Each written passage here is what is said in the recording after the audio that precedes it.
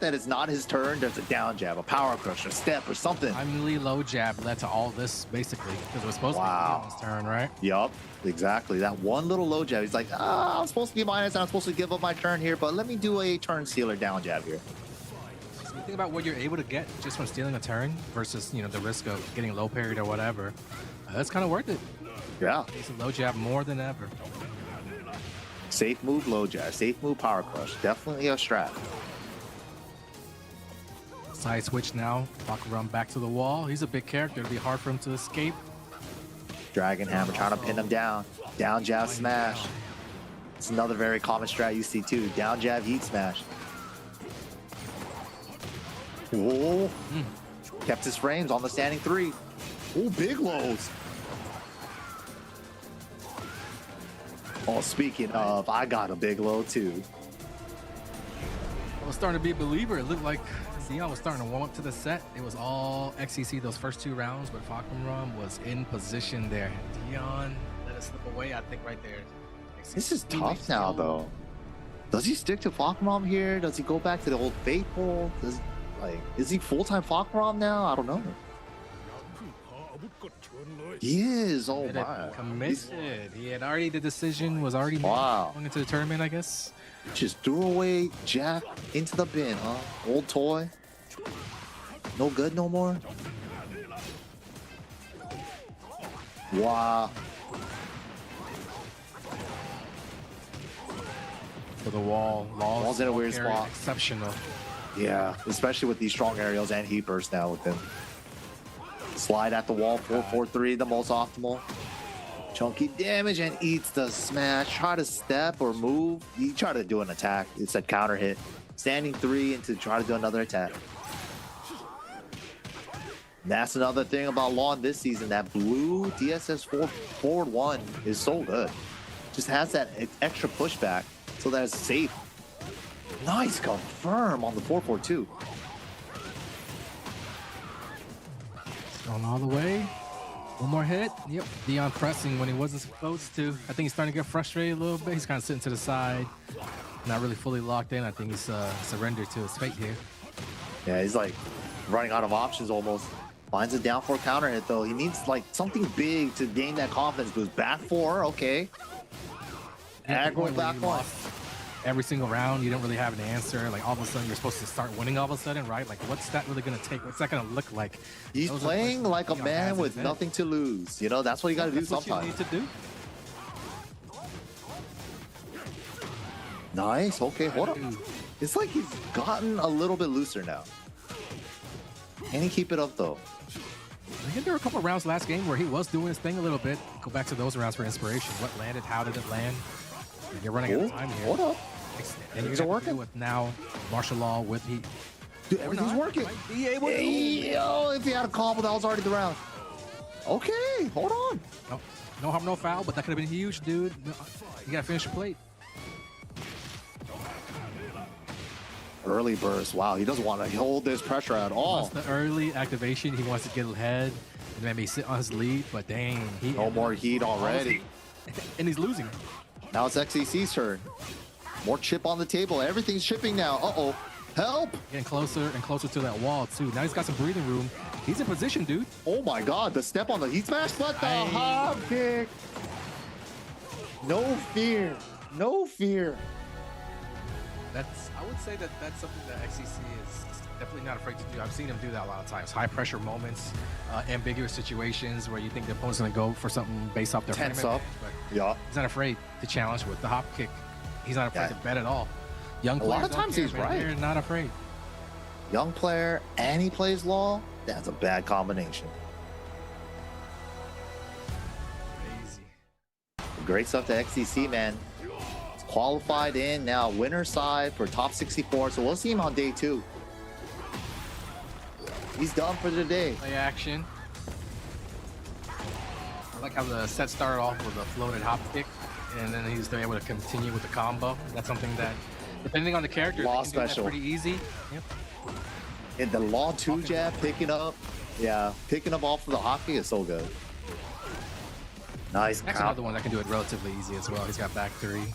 Back 3, down forward 1 sometimes too. Like floats you or whatever with like a mid kicker or whatever, for example. Kind of miss Jack's old down forward 4. Like for those low floats too. Yeah. Down. That Miss that actually one. was his only 12 frame mid or whatever, so he doesn't have that now. And Bear still got it. situations- Bear still got it. Miss it. Unique to Yeah. Bears. Damn. Unfortunate. But yeah, good stuff to XCC, man. Staying on the winner side. Coming up next, we got another big one, but I'll hold off on the name on this one until hopefully we get the player cam on stream. But all these last 3 matches so far have been winners, qualifiers for top 64. So these guys are all done for today. This is a Group A pool action here. So we're finishing up Group A's. We're going to be starting off Group B just shortly after this next set. So a lot more Tekken action here. We're going all the way down to Group D's, man. 16 pools in total, 448 players. Hella games. Yeah, I know you're gonna be missing the action tomorrow, but that's really when all the tears are gonna come out and all the hopes and dreams are gonna be shattered tomorrow. Like all the hype pop-offs. Can't wait to see it. But you know, we can't have tomorrow without today. We gotta find out who the 64 players are gonna be. We were close to getting a couple of upsets earlier. We almost just had one with Gen KSA. Nice Gen action, but just a couple of clutch moments could have gone the other way for him. But otherwise, that was a good Super match. close. Super close. See a lot of international players throughout the rest of the day. We've already seen our fair share here in Wave A. But as Mike said, 448 players. So that's like roughly what, 110 players each wave that we got to go through. We are reaching the tail end of Wave A. So definitely check the brackets on StartGG if you want to check out everything. Follow along, and man. show every single match. Yeah, follow along. Of course, this is just to find out who makes it into the main tournament. 32 players, $1 million invitational. 28 players have already qualified. This is the last chance for everybody else, basically. Oof. 4 spots up for grabs. Who's it gonna be? But coming up next, we got Focus coming out of Korea, KRX Academy. So he hasn't graduated yet into KRX. So he's trying to make it in. Yeah, he's like right there. You know, we saw Crescent who just graduated recently, so he's trying to get there. He's right there too. But going up against Ryzen, man, this is another winners qualifiers for top 64. Trying to get his badge, graduate the academy. I'm looking through the brackets right now. We just saw XEC versus Dion Gray. On the other side of that same pool, we have Take over Tibetano 2-1. Take over Tibetano, wow. Top 64, winner side. What a down back 3 though from Focus, calling out the electric perfectly. Oh, he could have let that rip. Oh, gets back to. Oh, another interesting thing about this match is that Focus versus Hazen is a loser side match. Oh, remember S3D, QQ, Sadiq? Yep. With the Shaheen? Yeah. Yeah, his Shaheen was clean. He beat Focus? Clean, right? Wow. Took it over Focus 2-1. Yeah, I knew he was nice, man. Those backdashes were something else. The movement, the options. Nice punish there. Hold on, Ryzen. Facing elimination. Wow, Galgonji is here too from Korea. Old school player too from Tekken 7 Days. Focus looking good right now though in this losers bracket match. Loser goes home. Winner qualifies in the top 64.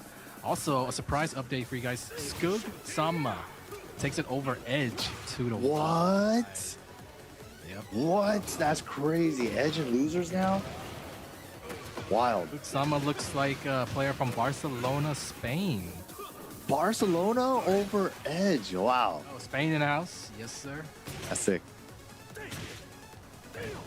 Meanwhile, Focus working on the first game. Almost there. Almost home free.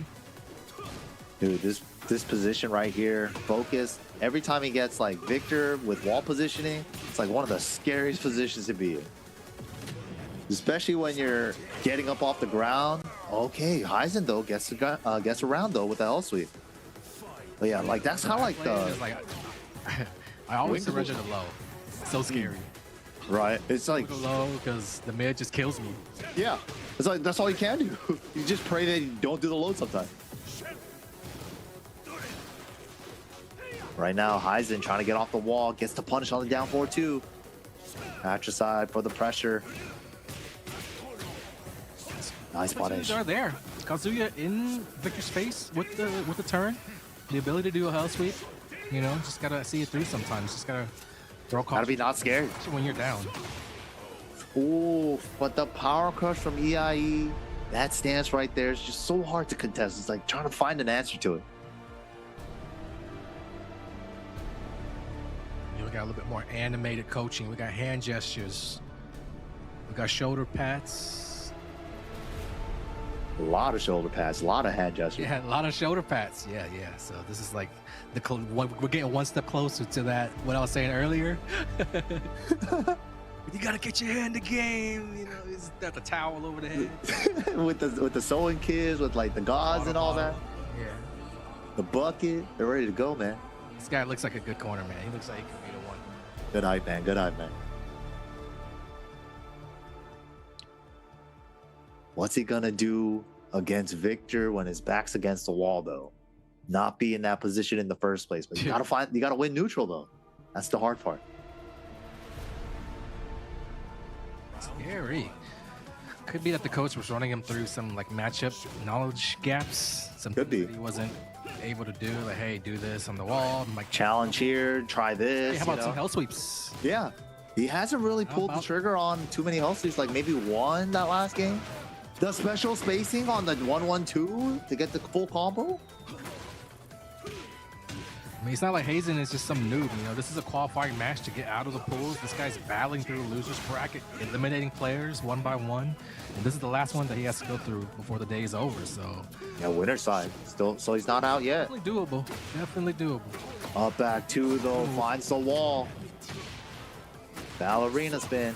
Goes for the flip over out. What are we doing with this? Up back two again. Finally, big block and punish on the full cross low. Last game, he didn't punish that very hard. This time, making him pay. Gets the lead, but can he hold on to it for 5 more seconds? There it is. Definitely just one of those moves that with Kazuya in heat state, you know they're going to do it. So It's like free. winding down, there wasn't much that Focus could really do, yeah. Ooh, there's some brave hell sweeps. Too fast and rough as well. It's so good. Good armor usage. All right. It's good. Different challenges and an electric. Some Wall was kind of low. He still gets the whole thing. Nice. Okay, 2 strong rounds to Heisen. That's what you want. I like it as well. Straight into the low. We were talking about the hell sweep, but right there, not afraid to go straight into the low to finish the round. Hazen's starting to get a little bit more confident. Yeah. Wow, but runs into an up forward 1 there with the balcony break. Gonna be a wall to wall. Yeah. Important thing is, if he is to lose this round, the question is how he's going to respond mentally. You got to stay in the game, or you're going to start to like give up on yourself a little bit. You start to kind of get nervous, right? You were in great position. You just got to throw this round out the window. Sometimes it happens, yeah. Back to the way you're playing, yeah. They're running low though. And the whole EIE stands for the floor break. Floorberg makes that move just that much better. Worth it. Flip over round. What are we doing for Oki? Full charged up back 2. Hold this pressure. Kind of hit him from the side step 1, but runs into a non-charged up back 2. It's the MVP. Twice now, non-charged up back 2. Interacting with the wall, getting a splat, getting a wall explosion. So good. Again, focus. Was that 2 perfects? Or Just throw it away, man. Just throw it away. Throw. Yes, hell Exactly. sweep. Throw it away and hell Again. sweep. Mind wipe. This is what Hell I should have done sweep. a long time ago. Yeah, screw all fundies. Mix, mix, mix, mix. Now we're playing because. Uh-oh. All right. Oh, gets the perfumer parry. Doesn't get a splat. But the low smash. And yeah, with the full combo, this should be it. As long as he doesn't drop. No way he Awareness drops this. or focus, Yep. knowing that the wall blast was right there, going for the heat smash, knowing that it is most likely the best way to guarantee it. And, you know, he's breathing a sigh of relief. Yeah, big sigh of relief. Super happy because it is losers bracket, but better to make it through than to be the other one, you know, right? The eliminated guy. Oh, you can see Kari and Lohai back there. He looked over at them and he was just like, "Oh, I made it." He's like, "I made it, guys. I'm graduating soon, I swear." Right, I'm trying to graduate. I'm trying to make it to the second grade. I'm trying to be like you guys, Trying to make it out man. of kindergarten. He's right there, man. Out of pre-K. Good stuff to focus, though. Qualified from loser side. Stressed out, man. But yeah, finally getting that little sigh of relief at the end. Made it to day 2. Can relax for what the the day. academy kids need. They need Yep. experience. They need, just some XP goes a long way. You play it ranked all day, like you know how to play ranked. Offline's a different beast. Yeah, something else, man. Sure. I think that was one of the things that we used to say about like international players back in the day too. Their like first like couple international events, they're probably not going to do well at because they're not used to playing on the big stage or playing, with a big crowd behind them, like rooting for their boy and stuff. So it's like first couple events, take some adjustments, get used to the offline tournament experience on a big event like Evo's, Combo Breaker, stuff like that. EWC, LCQs. There are factors within the game and outside of the game that exist. So when you're talking about outside of the game, it'll be things like crowd noise. If you're international, you might not be used to hostile crowds. You might not be used to playing on stage, playing on stream, big light in your face. You might not even be back in the day. There were guys that only played in the arcade, so they were used to sitting at a certain height with the arcade coming out a certain way plane. Yep. So you might not even be able to play on a stick on your lap, right? So there are a lot of factors like that that could affect your ability to play comfortably. And then within the game, playing on different systems, playing different versions of the game, different setups, all that stuff. Yeah, all that stuff comes into play. But yeah, that's what makes it so hard for next to your opponent is a thing as well. Yeah, head-to-head, shoulder side-by-side setup, all definitely a factor for sure. Like how the food sits with you because you might not be able to get your favorite meal whenever you travel to, not sleeping in your own bed. The sleep. Yeah. Right, the sleep, playing at 100%. a certain time, having to come back and jet lag. Yep. Yeah. All definitely. Now everybody has the stick covers. Don't look at my hand. That's the new thing. That's a new age thing. It's like, I don't want you to look at my hands. Yeah, it's the peripheral vision. People do be looking at hands for inputs and stuff, but man. And sometimes it's not even intentional. Sometimes if you're sitting next to the guy and you hear his stick, you can't not hear his stick, right? And you can't not let it affect what you do, right? So it's just what it is sometimes. It definitely do be happening, but man, Tekken action has been great. Wave A has been underway. We're gonna be starting up Wave B coming up soon. We got players like Numon Choji, Akashi Snake, Jod, Bompo, a lot of killers coming up for the next group as well. Don't go anywhere, man. EWC LCQ will be back right after this.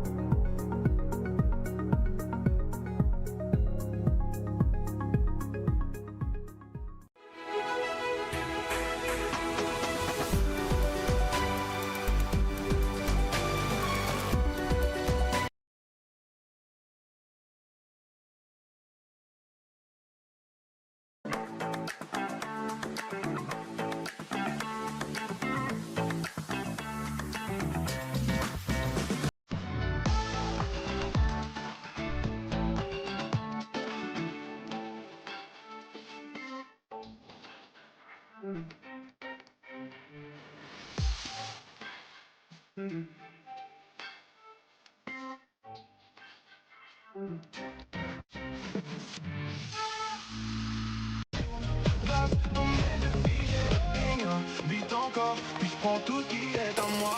Trop vite, trop fort.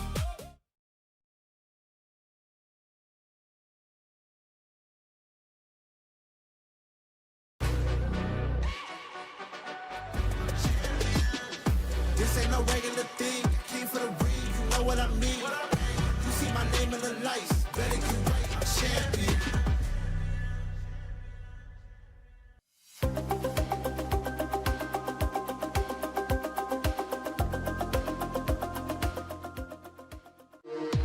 We were there. For every click, every clutch, every respawn. We were there for the years of grind. And we're here. Now. The proud founding partner of EWC. Powering the biggest event in gaming. Shoulder to shoulder with the world's best. Making history. Greatness deserves a stage. Lenovo Legion. Reach your impossible.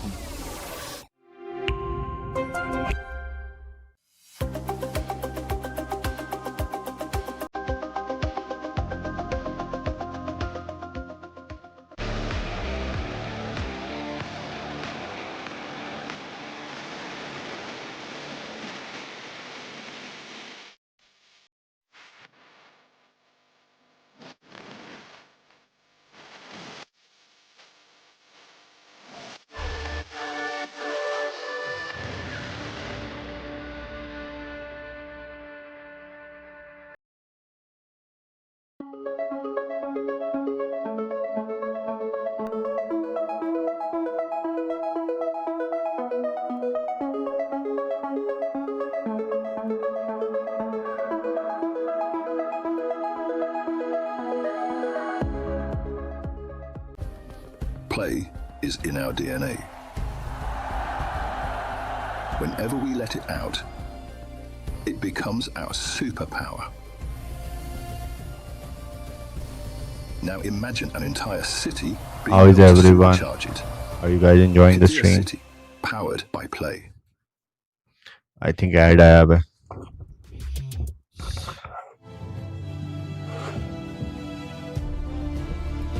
गर्मी हो रही है यार. No हवा का कोई scene नहीं है.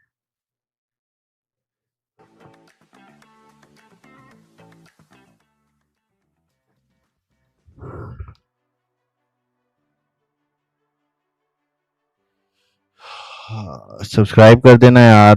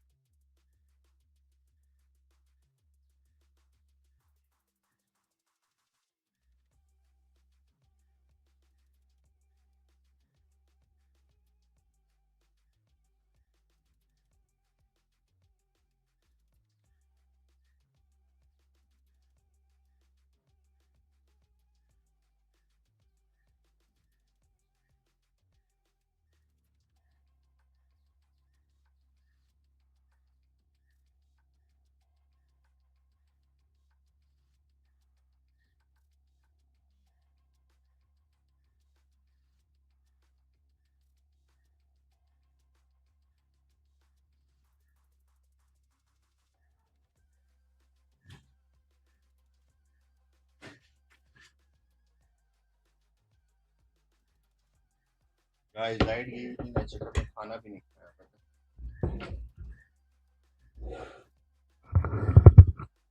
सो मैं और खाना शुक्र है अच्छा है.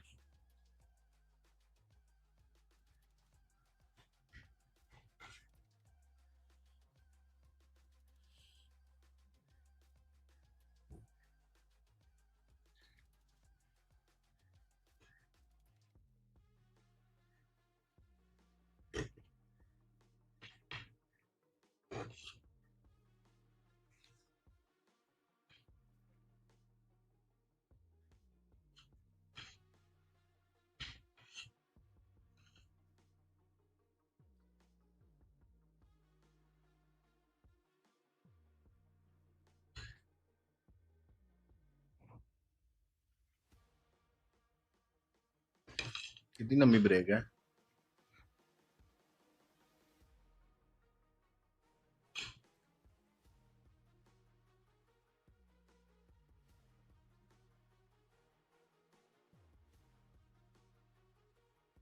पानी दे जो.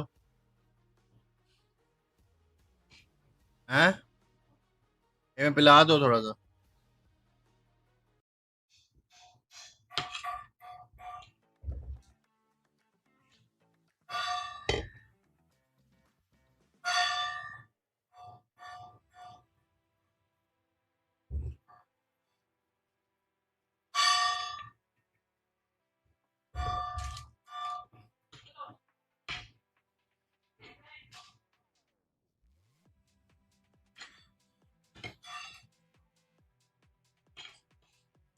जब खाना खाओ ना वो खाना खाते हुए गर्मी लगती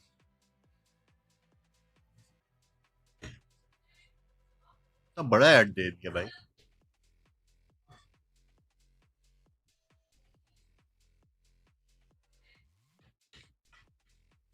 fucking insane man.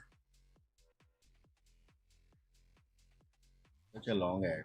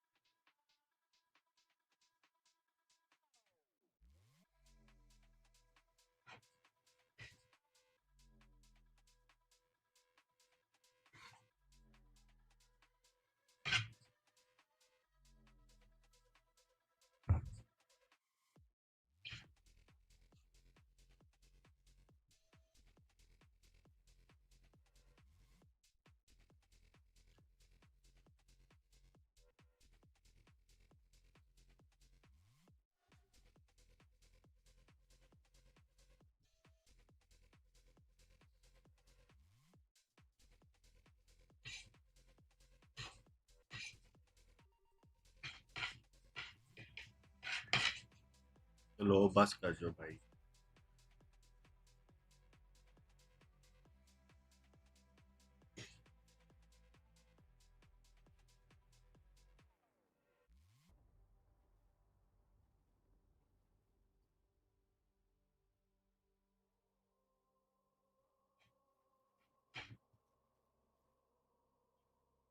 रुपया चला गया टॉप 64 में.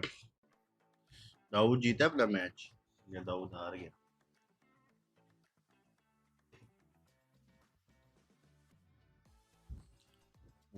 ब्रैकेट देखते हैं.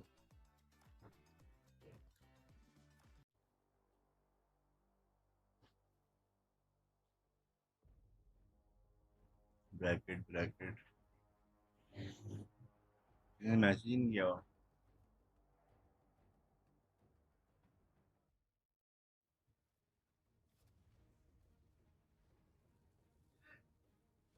हाँ सॉरी.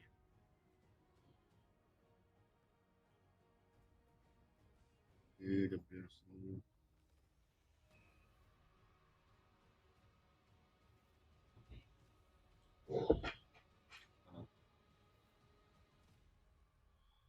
पांच Pakistani. EWC LCQ continues here. We're starting off Wave B groups. And I'm MYK. Joining me for this group is going to be TK Breezy. How's it going, my man?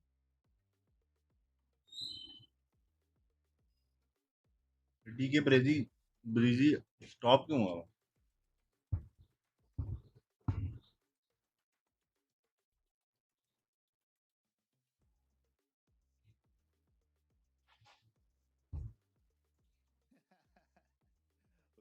He's stuck in the interwebs. Oh no, help me.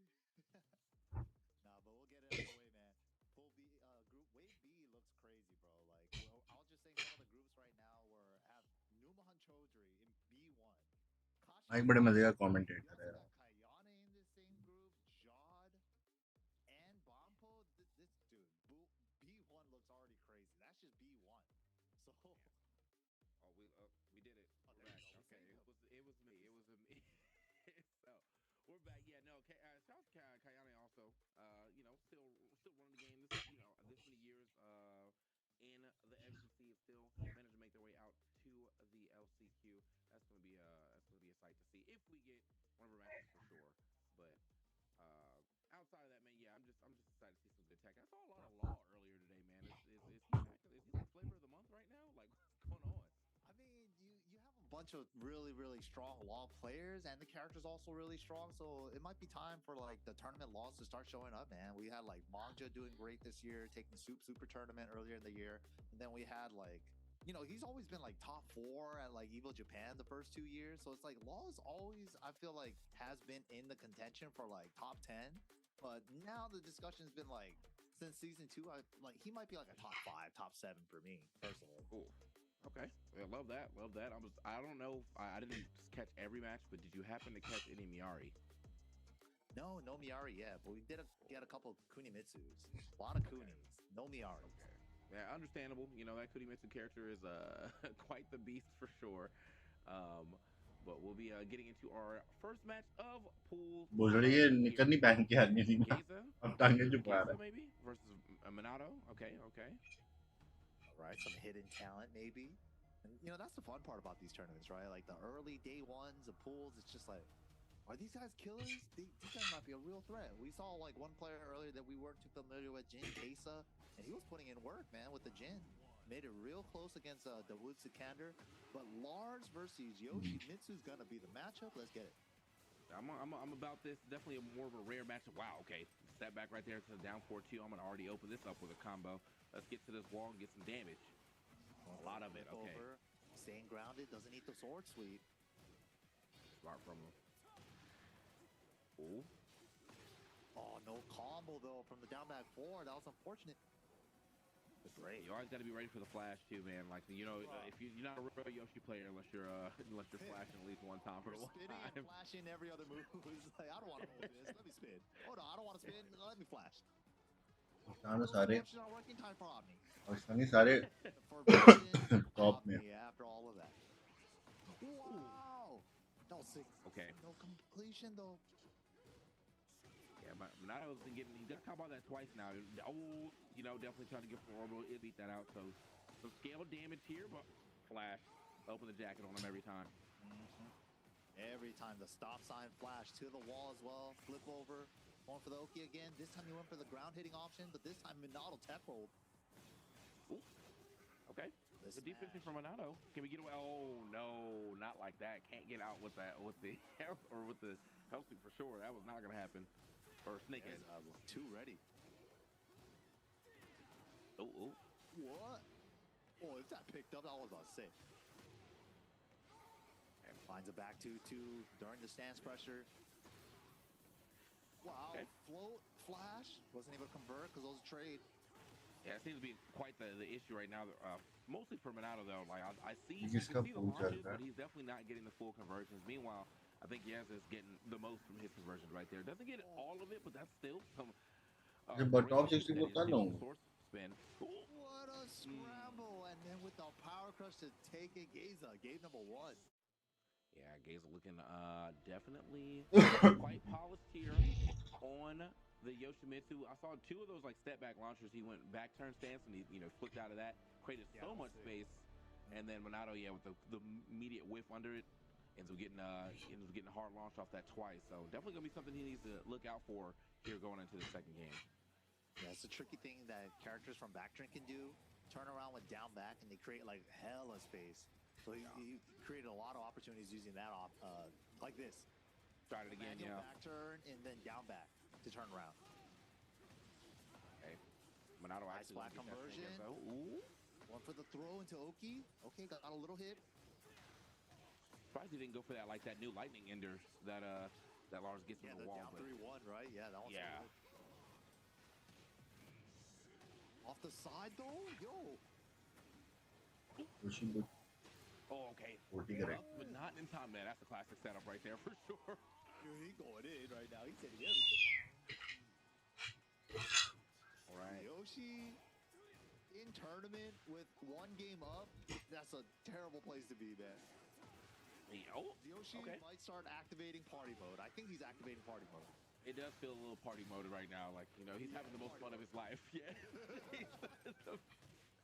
It's every party involved, man. He's having he's got a birthday party, he's having a New Year's party, all in the same game. Like, Christmas it's party, all crazy. everything.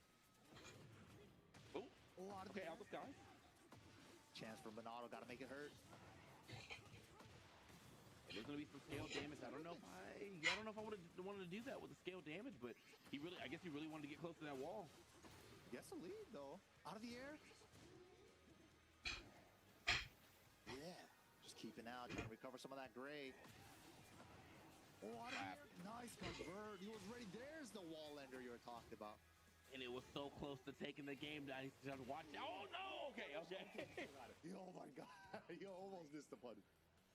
Dude, that really. तो dual matches हैं यार आज के. Hard of a punish you can get. काम By the way, he still got to punish while backdashing into the dash. कल के उस परसों के दो. Pakistani Oh man. Okay, the large D clef right there. Hold on, Minato going in with the offense now. I think we're 2 jabs. Activated. Can we use it? The spin. Spin a win. What? Oh, he was stuck in stance back turn. Yeah, good step right there. Also from Geza, not getting far enough away from the second hit. Okay, another low. Wait a minute. Jumps over the mid. Well, he's dancing. Okay, yeah, you're a bold man. You're a bold man for that, bro. Like, finish that no heat. Like, I think I'm gonna end the game right here. Like, bro, no, man. One too many down back fours though from Minato. Just launch for his troubles to the wall. Flip over route. No, I didn't get the flip, but wait, chance. Okay, you gets him over to the wall right there. A flash. Just getting him out of the dynamic entry 3 pressure. Okay, Oh, I just weigh in. Okay, a little jockeying right there into the heat smash. Love it. Another.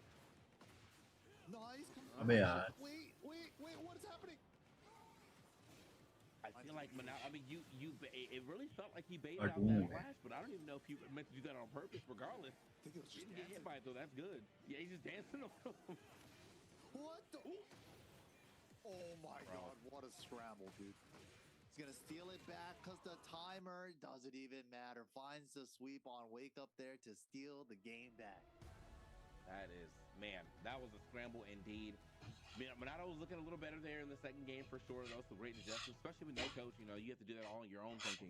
And it did look like he was doing a better job of dealing with that first. Like he was getting launched quite a bit off the manual back turn. And then he didn't get flashed nearly as much. He still got flashed a couple times, but it wasn't like every flash hit. Right. Why There नहीं were play a करता? lot of like airborne flashes, so he couldn't really convert either, so it wasn't too bad. Definitely made the second game a lot closer. His first game though was definitely all him. Yeza with the combos, with the Oki, and the unblockable tech traps. Yeah, bro was playing some Yoshi. This is a practice Yoshi player for sure, man. I'm sure if you look at his stats, it's gonna be like 93% of his play time is on Yoshi or something. He was definitely grooving for a bit in game number 2. Then right here, yeah, like these little instances, the flash trade just like wasn't working out in anybody's favor. This heat dash combo at the end. It's unfortunate for Monado a little bit at the end there in game number 2. Really close though. But then he sneaks in that sweep off of the tech roll. It was a little scramble. Snuck in that sweep at the end to take out the whole game. Good stuff to gaze at. Yeah, good stuff to him indeed. I wanted to see who was all in here for these B pools right now, since we're in the B side of things. I saw, so off names alone, I feel like I see Aljin, you know, that's definitely a name that I know a little bit about, and Doza as well too. Who's the king of who? The king of H I saw, but I feel like that's somebody I also know as well. I just couldn't get the whole name. Oh, there it is. Oh, that's actually his name, just the king of H, okay? King of H. I thought it was going to be the king of something, bro. All right, the king of the H. King of a hill, I guess. Is he? Maybe that's what the H. But they say H all different in EU, don't they? The H. Oh, the H, king of H. Yeah, king of the H. Okay. All right, looks like we'll be getting moved into our next game, regardless, though. Mixed box style versus leverless, hitbox style. All right. Herbal and Brex. Yeah, I heard you guys talking about some, who's playing on their levelist now too, and like, I'm a bad player in this game, luckily, so you know, the traveling is much easier for me to go play some Tekken 8. But when it came to like 2Ds and stuff, I definitely started learning how to play leverless. And the traveling with the leverless, regardless how big the leverless is still so much easier than traveling. Bro, right? Like, look how thin that leverless is, man. That's easy to travel with. But yeah, this is pool B1, bro. This is like kind of like the death pool right now. We got so many killers in this one. Brex versus Herbal, Fang versus Ling Xiaoyu's the matchup. And I do love me some Ling Xiaoyu. Well, I do love me some Fang, really, because I feel like Season 1 Fang was talked about a lot, but I didn't really see a lot of Fangs being played. And I still think this character is a little rare for how good I think he is. I do like seeing a good Fang pop off. The Fang is sick. Especially with like the Season 2 changes that he got, with like the new wall combo, this stuff. Yeah, the back 4, 3+4 during heat. Such a nice little combo extender for him. The shoulder heat dash, still an old faithful. Yeah, respect the shoulder, man, especially when the heat is involved. You know, my man's definitely going to heat dash. Without it, very punishable. With heat, ends up making it one of the best little, like, engager initiator moves in the game. Yeah, it's so good. Had the back Kemple, didn't do an option, though. Ooh.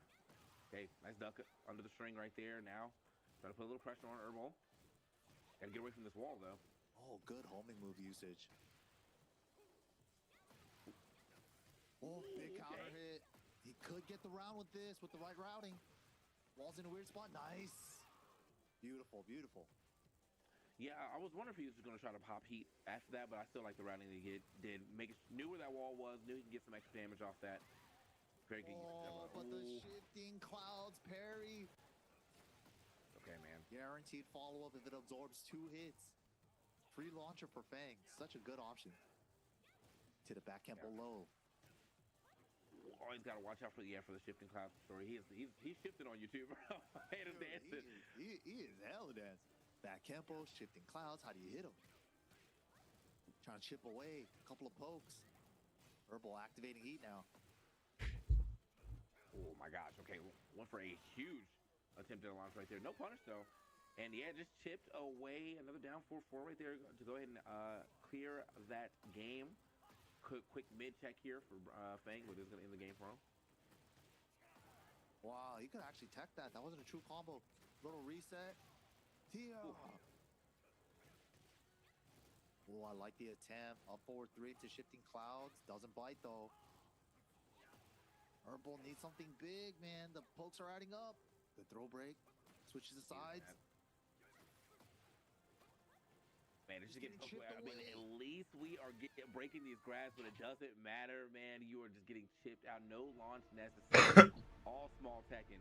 And I'm going to go ahead and get that W regardless. Uh-oh. We got a coach? Got a little coach coming up.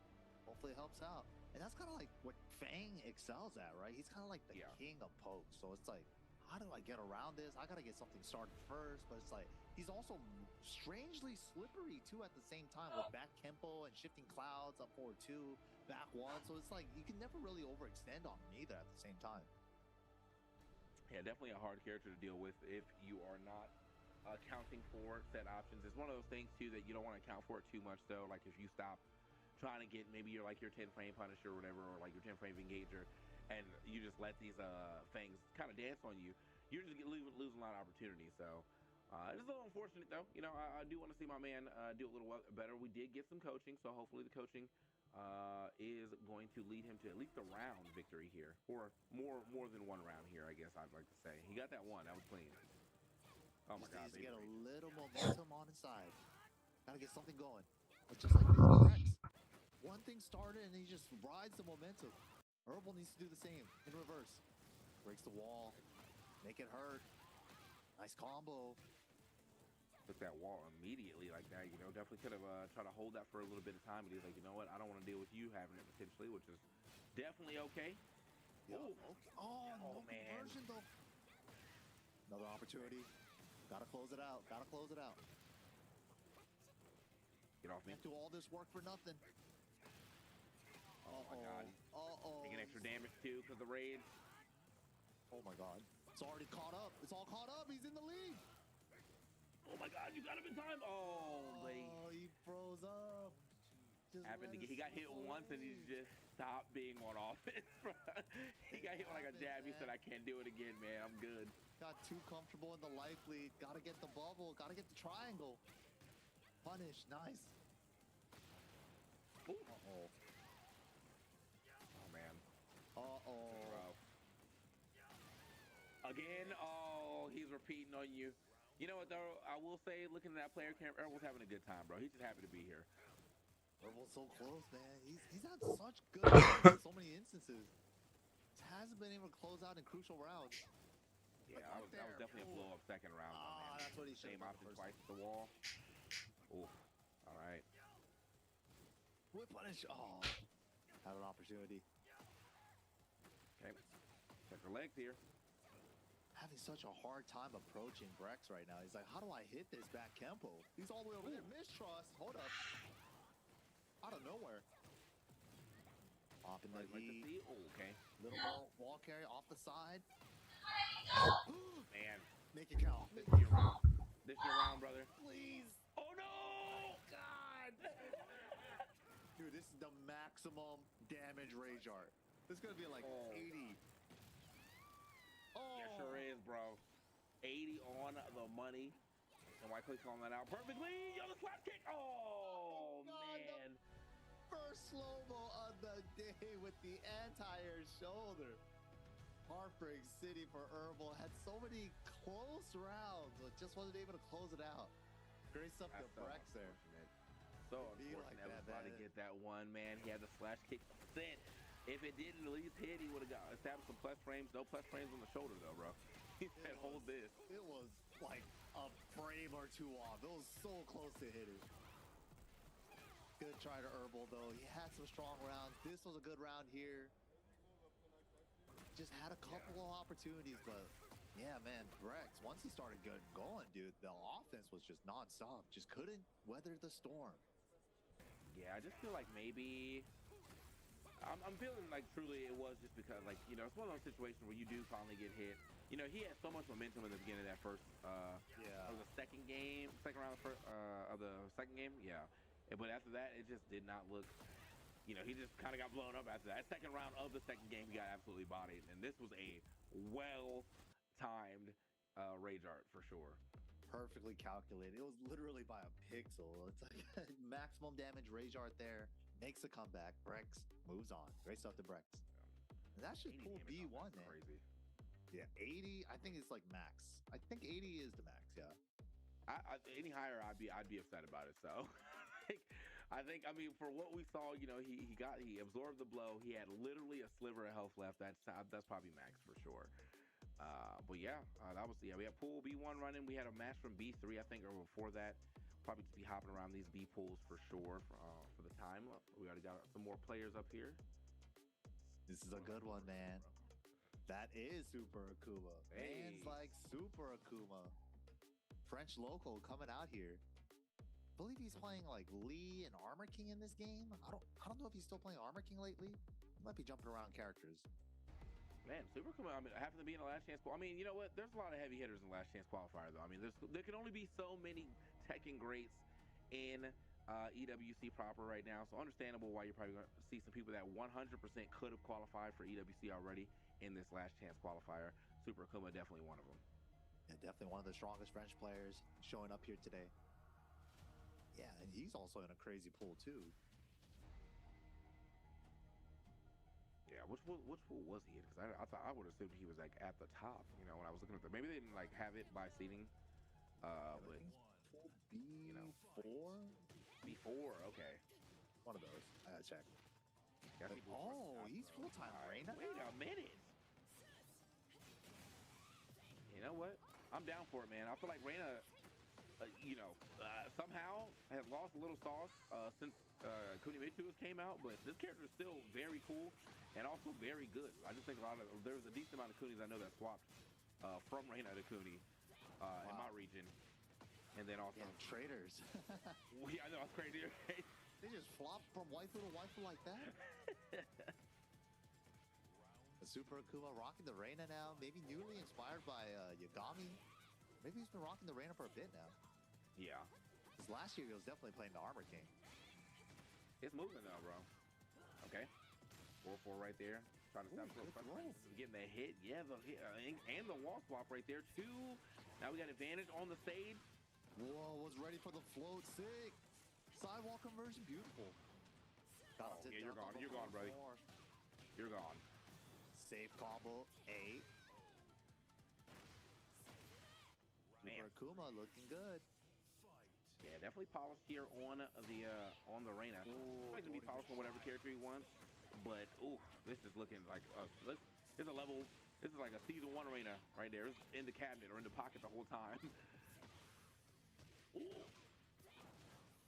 That was gonna be a punish. And it ended up being counter. Did the follow up, the guard break set up, the rolling on him, and the frame traps. Everything frame tight. Super Akuma.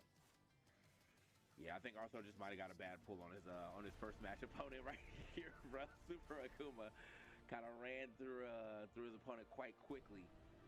See if we can get a little breakthrough here for Arthur. Get him a chance at least to get a round or two, put himself on the board. So this is pool B2. Fake Potter's also in this pool on the lower side. And Super Akuma's on the upper side of this one. And if he wins this set and then the next set, he has the potential to meet up against Tetsu if he also wins the next 2 sets. Damn.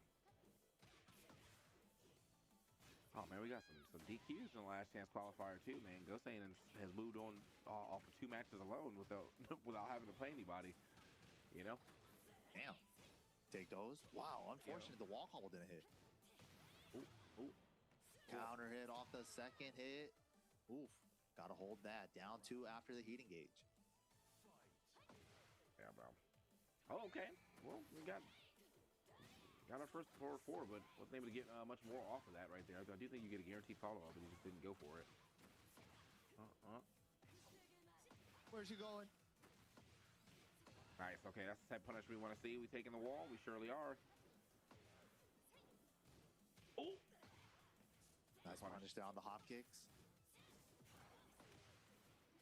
Nice armor. Okay, gotta pop. Oh, high crushes with the down 3+4. Yeah, I Arena use that for the high crush like that. I'll see.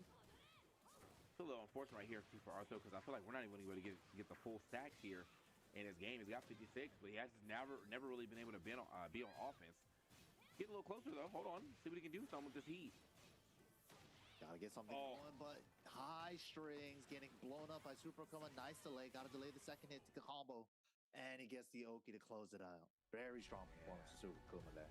Very dominant. Yeah, you can't just throw a high string out like that, especially on a well-seasoned, opponent like that. He probably saw that from a mile away, knew exactly what punish he was going to get right there. So, Super Akuma gonna keep it moving here in his pool. Look at the replay. He's in B2. Yeah, let me look at the B2 real quick. Who else he got to go up against? Try to get a little further. If his next opponent, Momo Dog, wins, he might be having to face it up against Momo Dog or Umbra is the next potential matchup for him. Yeah, I see at the top though, he'll probably have to go. I mean, just off guessing alone, it looks like if he does win that, his opponent probably will be Tetsu here for the winners semifinals to try to qualify for top 64. Definitely possible. That's a classic EU matchup right there. Tetsu, Yeah. Super Akuma, France versus Germany. Should be a fun one, but both of them still got to get there. Still got more opponents to get through. It's no easy feat to get there. Nobody's free. Yeah, no easy feat for pretty much anyone here. It's the last chance qualifier for a reason. It is everybody who was trying to get into the proper bracket here, which means there's just a lot of heavy hitters and a lot of killers here in this bracket. I mean, I definitely saw some names that I was expecting. I think I definitely saw. Oh man, names are escaping me right now. The Oscar player, American Oscar player. Pretty sure. Junior. Yeah. Of course. You gotta make your way. You gotta be trying to get the big bucks right here. So understandably so, why so many people have flown over to EWC to get into this last chance qualifier. And even if you don't make it here, I mean, probably still an amazing experience, but the experience would be a lot better if you got that W. So especially if you can make it in, yo. It's like only 4 spots left, man. These guys are really trying their hardest to make it in, man. It's not easy. Super not easy. B pools right now underway. A lot of crazy action. We just saw a bunch of heavy hitters. We're getting more right now. We got another one coming up. This is awesome, coming from the UK. All right, one of the old school players. Bro's got the box blocker too, man. Don't look at my inputs. Don't look at my hands. Those. You gotta pay premium to see my fingers. I don't show these fingers for free. Rahil right here. I like it, man. That's a nice level he got right there. Got the that's the Qualifier Sapphire. Yeah, I got one of those too. Those are great. Is that stock? Does it come like that, or is that his custom stick art? Stock. Oh wow, that is fire. Stock. Yeah. All right. Here we go. Awesome. Here. With the Zafina? What? Rahil with the Azucena. All right. Interesting character matchup. Already using some of those, literally all 3 new moves right there. Using. Hopefully you've done your homework on season 3, because let me show you real quick.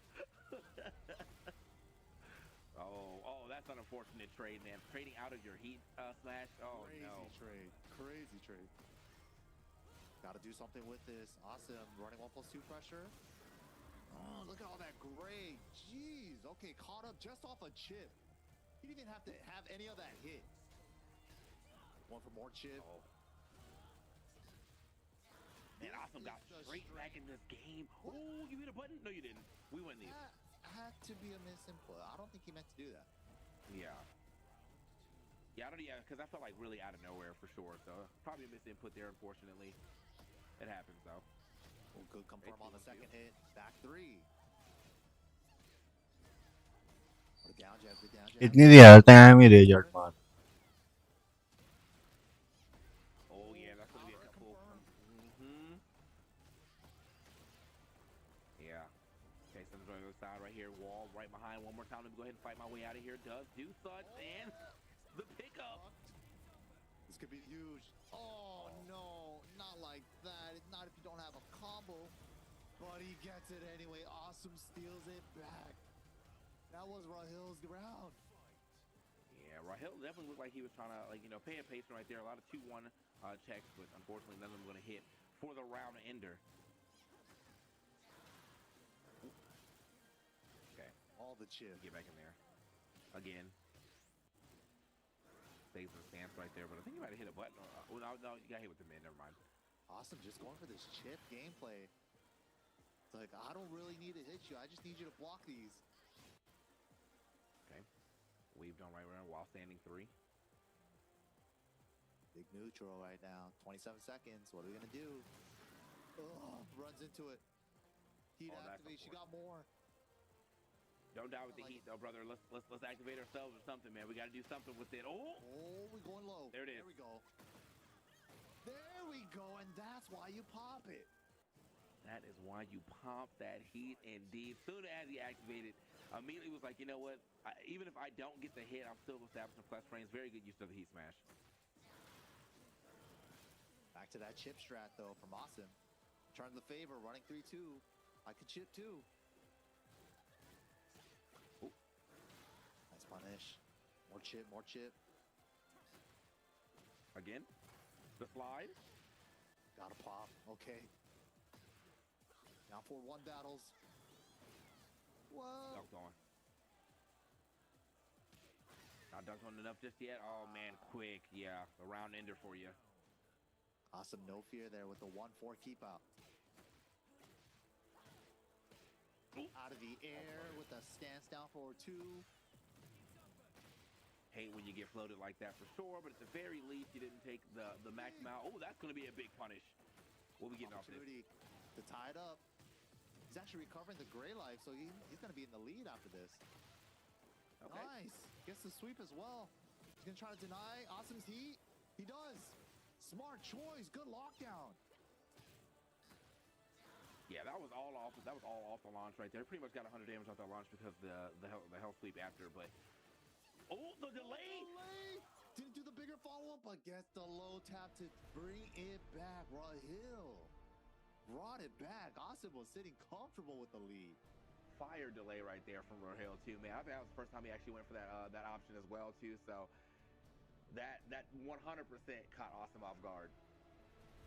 Awesome tried out the Zafina. I thought he was playing Dragunov in this game. At least in season 1 he was. Does he still have a Dragunov? He might have another character to switch to. No, so he's gonna keep the Zafina. Okay. All right. I did like this trip strategy. That seems like the strat. Yeah. Pop heat, use the stance down forward ones, add a lot of gray light to Rahil's life bar, and then tag him lower mid and then close out the round. Like, boom. Man, hot round start right here from Awesome though. Taking really like 1 hit so far. Now this is the trade, and I'm picking that up too. Oh, that's so unfortunate. Uh-oh. Tournament safe route. I love to see it. Goes for the flip over spike. Uh-oh. Why did he get smashed? Oh, did he get out? Oh my God. Turned around with a button. Caught him. Yeah, I thought he was just turning around ducking for a second, but no, must have been hitting the button for sure. Counter hit is going to hit, and boom. Let me go ahead and take that. The Rage Art will win Awesome that round. But can he keep this pressure up, though? That's the real question. Rahil has been looking good. Oh, try to go for the 1+2. Yeah, we saw the same situation last game. He was up 2 rounds last game. Never over till it's over. Gets the engage. Going for the chip. Chip. This is Zafina's strength. Nice tempering. Oh my gosh, man. Yeah, Rahil has not been able to get back on offense yet until he was looking for the big one right there. 1+2 counter hit. The molly. Oh my gosh. Okay, hold on. You trying to mash on wake up? Uh-oh. It's all tied up. Get off me. He tried to do that the first time. Got greedy for it the second time. Oh, he's 100% been doing a good job of swapping. Oh, that's it. I don't know if he lived. It's enough to blow through the armor. Yeah, there's just a sliver of health right there. No Heroic here going to take care of you that one time around. It wasn't a bad option had he had just a little more health. But yeah. Just a sliver. Hitting the hard combo too. Step the wrong way for the ender though. You gotta go left, not right. Like it was on One Piece side. Your muscle memory, bro. Like, can't help himself. Step up. Yeah. Oh, movement looking good. Big neutral right now. 33 seconds. Activate with burst. Wow. Tags him with the smash. Clips and trying to step. Counter activate. Doesn't get a chance to use it. Boom. It's interesting to see how like Rahil decides to use his heat because like you know there I think obviously it has really good like options in heat, but he's walking like willing to just straight go in a heat smash. He does not need it. He'll pop heat, run straight up heat smash. He's like I don't need any of the heat boosted moves here. Yeah. I just want those plus frames. Why not? Why not? Her heat smash is actually one of the faster ones in the game too. For a mid one. Yeah. That's a 15 frame mid one. Bro's getting kind of blown up though, man. Let's see if we can at least pop heat. You don't want to die with it, man. That's the worst thing in the game. Ooh. Okay. Guys, With the low. 4 Indians and 6 Pakistani players. Ties it up. One apiece. That was an important round. I think 3-4 Japanese and 5-6 Koreans. A stressful one, man. I mean, had to get a rage art involved in there. Got a little more. That's how it goes. Now we're doing 2v1 now. क्या बता रहा है उसको फिर भी समझ नहीं आएगी. I'm just gonna assume he's saying, "Yo, pop heat, bro." Pop that heat. Pop that. Don't die with the heat, man. Yeah, you can see Kayana in the background as well. She is in this group of pools too. Wave B. Damn. Okay, my man got a dissertation. You know what? That's a real coach right there for sure. Right. You know, it wasn't one of those like, "Hey man, you just gotta." Hey man, you got a low more. Hey man, you got check him with a couple more down 4-2s. He That was gave him a full game plan. Give him what to do. He was like, "This is what your diet's gonna be. You're gonna go to sleep by 10 p.m. tonight." He told him what to do. Soup. He's like, in fact, hand me the controller, man. Let me show you how to do this. Supply. All right, see if that helps out, man. You know, I have a lot of information. Walls are not going to be a factor as much this stage.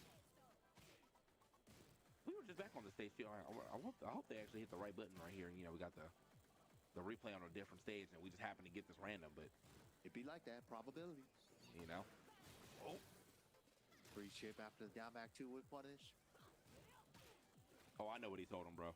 Never mind. Nah, he took it back. I was like, he told bro, "Hey, get your side back, man. You're a one-player player." What?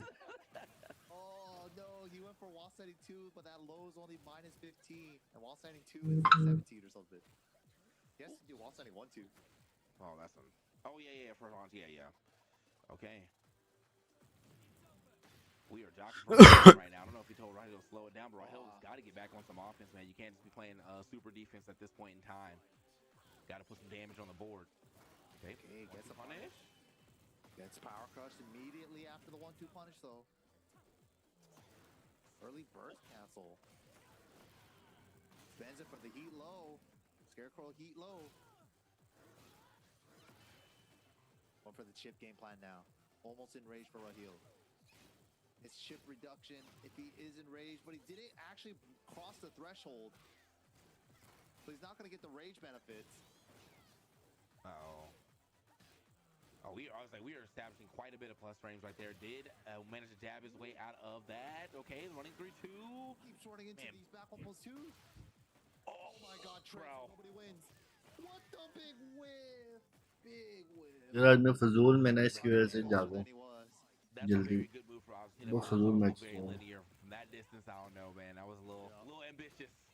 Was ready with the power crush punish though. Optimal punish with the launch. Hitting the hard combo 2. One for the spike for Oki. Liberator 2, engage. Nice. Auto. Now we're using that heat. Nice.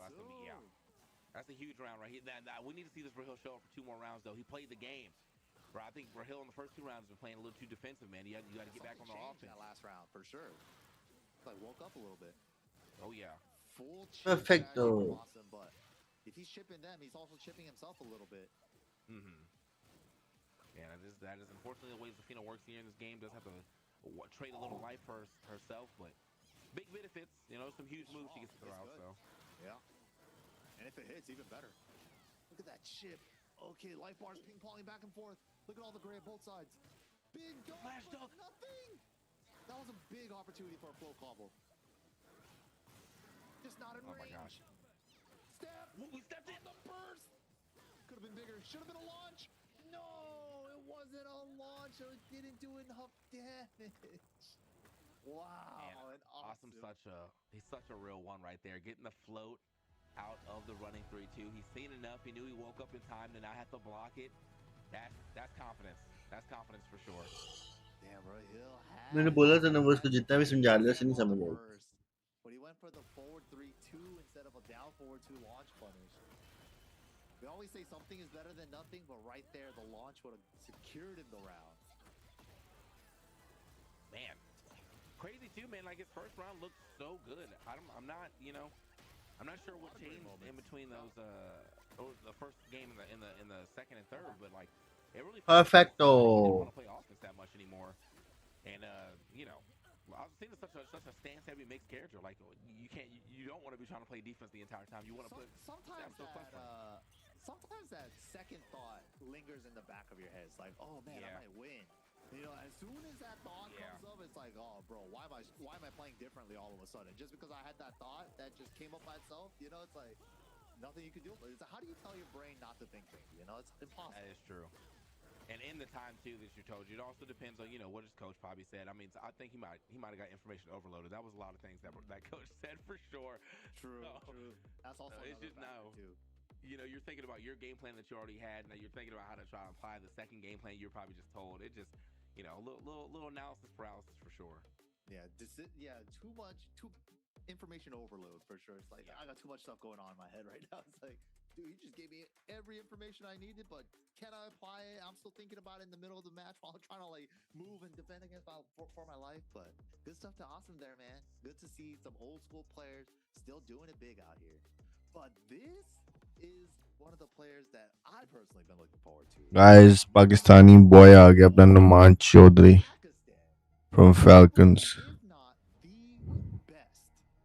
Numan ने track suit पहना हुआ है Falcons वालों की तरफ से. The CH don't stand for counter hit, bro. That's not. Look at that golden liver. I would imagine because you're playing FIFA. But we've been saying that CH stands for counter hit. So we're gonna see what he can do here against Levi's counter me or Levesky probably on the Lars, our second Lars of the day. Let's see what happens. First Steve of the day too. Nash, what are we doing with this? Lionheart mix. Goes for the guard break. Actually hits off the side. Big big punish. The Lars, there's got to be like a ticker in both of their, in like all Lars' heads. They got to send at least one. Yeah, I gotta send it, bro. It's been a while. It's been about like 3 moves that I haven't down back for. It's time to send it. Oh my gosh.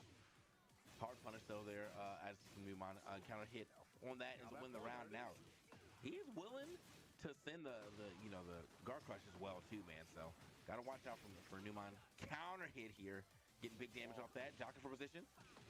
There it is, living up to his name. Newman just full gas right now, no brakes. Whoa. The classic, man, the back one. Masaji at the wall. Into the dirty smash. Run the day ones. Dirty smash again. Into the power. Okay, it's like, don't do it again, bro. Run the same off and just had to see if his opponent could do. You know, honestly, though, I love when I see a player do that, though, when they run the same thing until the opponent has shown they can actually deal with it. The no mix-up, bro. Mm-hmm. One of the oldest strategies in fighting games. Man, Newman handle business, bro. Jesus Christ. Dude, just a walk in the park for Newman. It's just like, oh, yeah, just another game. You did say it's from Pakistan though, and like I don't care what, I don't care if you're 0-2 or in Pakistan. I got faith in you once it comes to the world stage, bro. I got so much faith in you at the world stage for sure. Tour against like a sea of beasts with like Ativ, Arslan, Nuban, Farzid, all these guys. Yeah, it's not the tech roll right to avoid the burst. Otherwise, the burst hits there. Still not enough to save him though. Look at this smothering at the wall. While standing 2 under the 1-2-1. Needs more though, man. Way more. Ooh, send the G clef. Man, y'all they getting so bold with it lately, man. Like G clef, no. I'm used to seeing that, you know, especially when you have heat activated. So even if it doesn't hit, you can just heat out at it. But like, just in neutral, not with any heat, like, that's a little bold. Not trying to hit confirm it either off the first 2 hits. He said, "I just believe, man. I don't play hit confirms. I just have belief." Bro. Hit confirm? What's that? I hard confirm that. So like, dude, just believe in my heart, yo. Numon though, just not letting anything. Shoryuken. Yeah. Different orbital. Check this out. Boom. I step right, Doug. Definitely expect to see a ground explosion here from Numon. If we get a oh, we're doing it again. He believed, and it hit. That was a counter hit. Got all of it. Again. He believes. You gotta believe. Yeah, show me something, bro. Got the wall ender. Oh, the chip activated, man. I'm a Lars player. What I gotta do? I haven't used this move in like 5 moves. Gotta do it. He's like sweating profusely over there, like trying his best not to do it. Button, but I gotta hit the button. Can't do the button, but I gotta do the button. मारने पे है ये फौरन मंगवाया है 6-0 वो गोरा कह रहा है पैच ही मेरे साथ क्या हुआ है वो परेशान हो गया बेचारा नुमान ने इतना मारा है ना उसको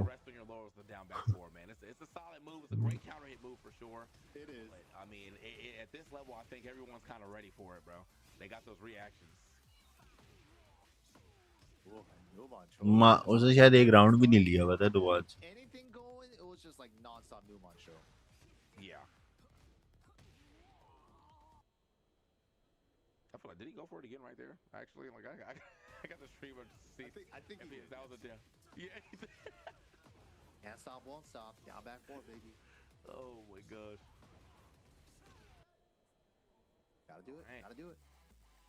I mean, if he swung into it with like a 1-2 and he got a counter hit, you know, reward's huge. So temptation's always high.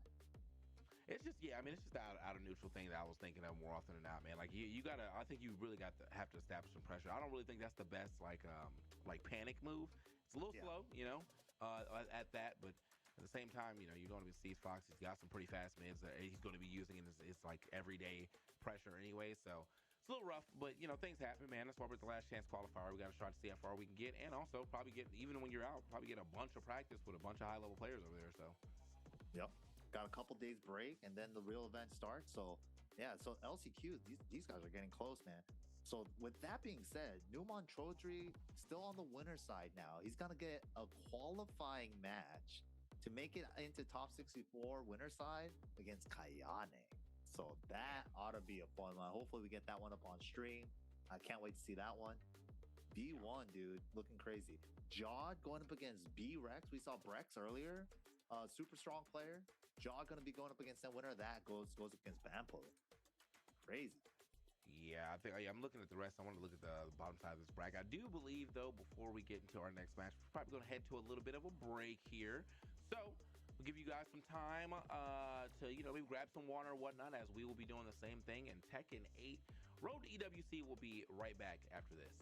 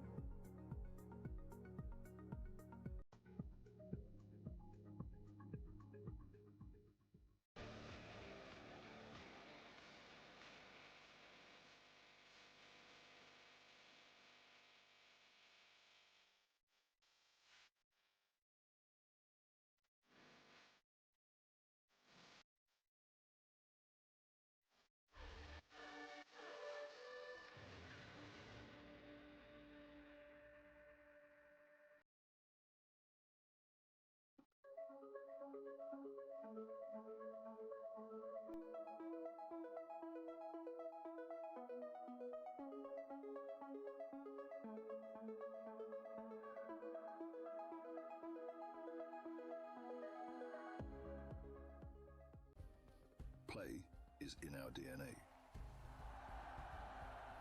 Whenever we let it out, it becomes our superpower. Now imagine an entire city being built to supercharge it. Kadir City, powered by Play.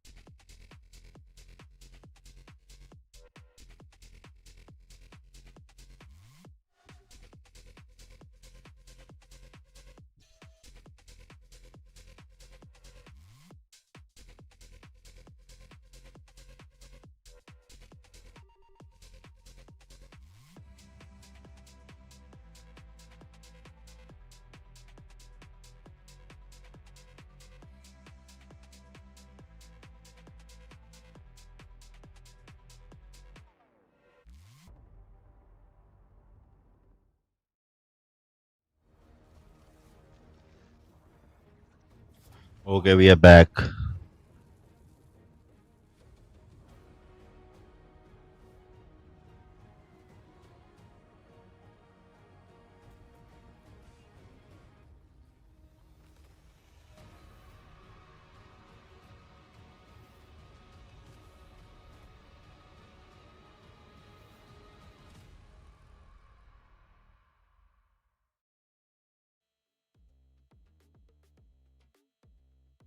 What's going on, y'all? We are back in it once again, and it is time for some Tekken 8 Road to EWC. This is the last chance qualifier. I'm TK Breezy. Join my man MYK back at it. We're still in Pools B, and I think we're getting very, very much closer to the finals to get some top 64 qualifiers here. As you said earlier, Newman, Counter Hit, and Kayane are gonna play up against each other, and then John and Vampo were on the winner side of the last pool we were watching. But there's a lot more pools to be watching, getting in on, and we'll be watching some more of those matches real soon. Yeah, we're going to be getting some winners side qualifiers for top 64 in just a bit. But man, this Group B has been crazy, dude. And we're going to have C, and then we got D to round it off, and then we got top 64 tomorrow, and then top 8 for day number 3. So yeah, just another little breakdown here. Once again, we got LCQ. We are currently watching phase 1. We got 448 players here today, split into 16 different pools, 27 players per pool. And then yeah, four players make it out. 2 in winner side, 2 in loser sides to all make it into that top 64 double elimination bracket, best of 3. And then tomorrow we're gonna have that top 64. And then on Sunday, the final day, it's gonna be the top 8 action, best of 5 double elim. Good time. Oof. Top 8, yeah, best of 5 double elim in situations here. So if you're making that top 8, I mean, you know, just getting into that top 4 is gonna get you to that main event, and that's what I'm sure you still wanna get that that first place, or say you were the number 1, but you know, at least getting into that top 4 means you are qualified to get into the main day of Tekken 8 for EWC, which is gonna be absolutely insane. Even after you're finished watching the Last Chance Qualifier, you definitely got to watch the main EWC for sure. Definitely. Yeah, we got like some big names coming up in the next group too. Like we got like Kudons in Group C as well. Another update too, just to let you guys know, Super Akuma actually lost to Momo Dog in B2. So Super Akuma not going to be going up against Tetsu. It's going to be Tetsu versus Momo Dog in that group on winner's side to make it out. Damn, Abdo versus Fake Potter on the other side of that group. Crazy.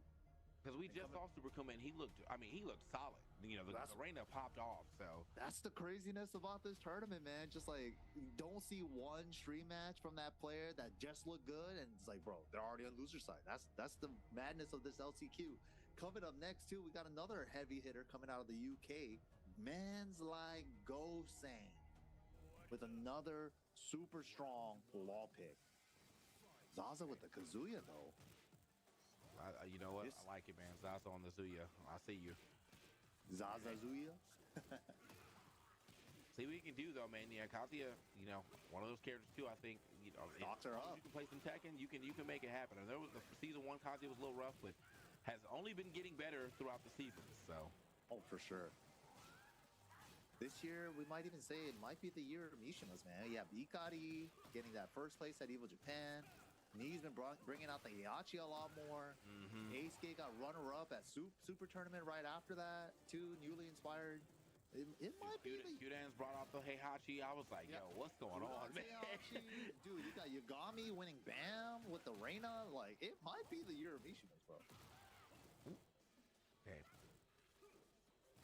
You know, just letting Law duck in your face, bro. You gotta be wary. You know, that slide can come at any point in time, or that Wall Rising 2. I like these mid checks from Zaza, threatening the misstep / crouch dash, and then the Go-Sang was like, you know what? If you're not doing anything with it, I'll do the Swan 72. First route with the 4-3. Oh, clean hundo. Good God. Martial Law finds a jab. Okay. Throws the parry attempt. Nice. Or the DSS. DSS heat parry. Oh, man. Okay, but the back 4. Good stuff. Go-Sang 2 rounds. Zaza had a little moment there, but just wasn't able to get the round with it. He's getting tagged right now with these jabs. Okay, good walk. Back is 2, going to guarantee that whole combo there. A good back turn combo there. Manuel DSS4, so cheeky, but finds a stray windy. Hold up. Goes to the floor. Still got tornado on the table. To the wall. Okay, huge damage off that, man. I mean, there was a little scaled after. Obviously, the ground break was 75 is still respectable. Should be able to get around here. We still got heat. Oh, didn't step far enough, fast enough. Okay. Gets to use the heat first and the hell sweep and gets the wall splat. That's the perfect spot you want to get the hell sweep at. I like that too. I think that was the first hell sweep we saw as well. So now starting to bring some extra layers to the offense, especially if the wall slides are hitting though. Uh-oh. Ghosting said this is the slide round. All slides, all the time. I could take some risks. Gets a steel pedal, though. Hold up. Oh, no, we're gonna stay up here. Okay. Has wall positioning now, but finds a back one. Hold up. Trying to walk, yeah, and getting caught by the little delay there from Ghosting. Oh, get off me. Still though, Ghosting. 1, 2, 3 right after, and then yeah, man. Law and his million jab strings, bro. He has like 50 million jab strings that they're all guaranteed on countering. They're so good. 1, 2, 3, 1, 2, 2, 2, 1, 1, 1. Like he got them all, bro. Bro, yeah, no, that was just on. I mean, he really got hit with all of them as well too. You see the 1, 2, 3 came out earlier, and then he's like, all right, that didn't hit. Let me try the 1, 2, 3, 2 right after. I got this. Dude, Law is impossible to like try to mash on. He has like the best mashing moves. Zaza had some moments though, but it's so hard to like maintain that momentum against a good Law. Trying though, fishing for that counter hit. Down 4-2. Damn, down 4-1's also hitting in there as well. Zaza. Oh, yeah. Clip, stepping the wrong way. Uh-oh. Trying to step on. Nunchucks are out. Walk for his life chance. Keeps the combo modest. Okay, good damage. 90 off that, yeah. Bases the whole string anyway. We're going to pop the heat as well, or heat dash out of that, make it safe. Oh, he tried to step left. That's the right answer, but still got clipped. Brave hell sweep. Mid or low? Mid. Good stuff from Zaza. Very brave forward 4 there. Especially with the keep out jabs that Ghosting's been representing. Yeah, I mean, he got the sweep. The first one definitely established plus frames. It was so far away, he had to like run back up anyway. Ghosting did not throw out that, you know, that keep you in check jab, so got away with it. Oh, flex on. Get off me.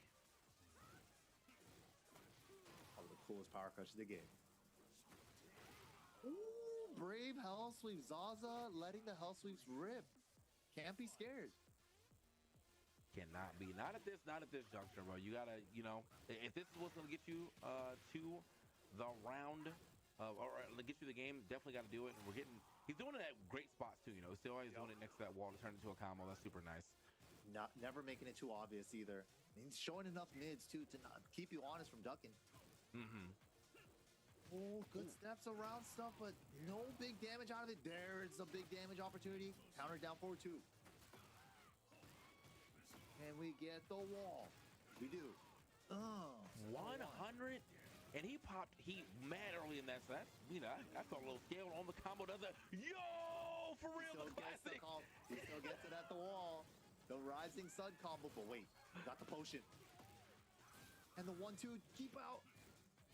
Man, look at all this health he just got back. Oh my gosh. Oh, after all that. What is going on? Okay. Why wasn't he ready with the tech, bro? He could have lived. He could have lived. He believed the game was over, man. I think if I got launched by that, I probably would have thought the same thing, but it's never over till it's over, until the screen says KO. That is true. Wow, the keep on jab timing. Now the Magic 4. They told me those don't exist. What was that? Oh my god. Oh my god. Gotta get away from this wall. Does it? Right. No fear. You're only +5. You don't get a free mix-up. Boom. Brave challenge. Smart challenge, though, from Gosane. Yeah, I'm seeing. So I thought he's been getting a decent amount of steps. I was like, I'd like to see some step electrics or something like that, but like, just hasn't really been able to go for that too often. But I have seen him. He's been walking for sure. Ghosting though, those little ducks under like the windy right there, kind of getting Zaza scared to throw out windies or electrics like that. Mm-hmm. Oh, had the step. Nice. Okay, got something. Yeah, I just want to see some type of punish off that. Oh, speaking of. Big launch punish on the wall standing too. Gotta make it hurt. Okay, nice sidewalk combo. Hell, There it is. What the? Why did the How did that go miss? like that? That was crazy. Ain't never seen that miss like that. And look, even he was like, "Yo, y'all see that? Crazy. What in the world? Oh my gosh. This stuff to Zaza though. Brave Hell Sweeps pay it off. Okay. Now we are into our game 3 here. All the marbles. A lot of people. I mean, this looks like a very hype match based off the crowd I'm seeing develop behind him. They're crowding around for sure. Bro, touching the chair, bro. It's crazy. Hossein already got the first launch into the wall positioning. Another counter at jab string. Pick up the slide. Off the side though, can't hit the burst. A little far. What, he swung into down forward 1? What? Sidewall saving so many lives. Oh yeah, big dragon hammer on that one. So even if he didn't finish right there, you already know the game's probably gonna be over soon. As long as he hit a jab, he said, "Let me show you a combo off of it, though." Yeah, you didn't get to see a combo, buddy. Hold on, let me show you the combo. Eye splat. Oh my. 101 off of the round start dragon hammer, man. Let's go next, bro. Just go. Right? I'll see you next round. Oh man. Oh my gosh. Oh, too low Yeah. for the combo, but it's fine. Go Sane, set point now. Man, bro, we missed half the first game, and then he said, "Well, you're not gonna miss half the second game. It's just gonna go that fast." Like, Bro, he's speed running it. Round star launch. He's getting to practice combos and stuff, stage specific combos. Oh, just threatening the slide. okay, good punish right here. Yeah, I bet you Zaza's probably a little scared right now with the way that first round went, but still potentially could get back into this game. Oh, nice. This is what he needed. This is exactly what he needed. Doesn't do an ender. You didn't know what to do without the heapers?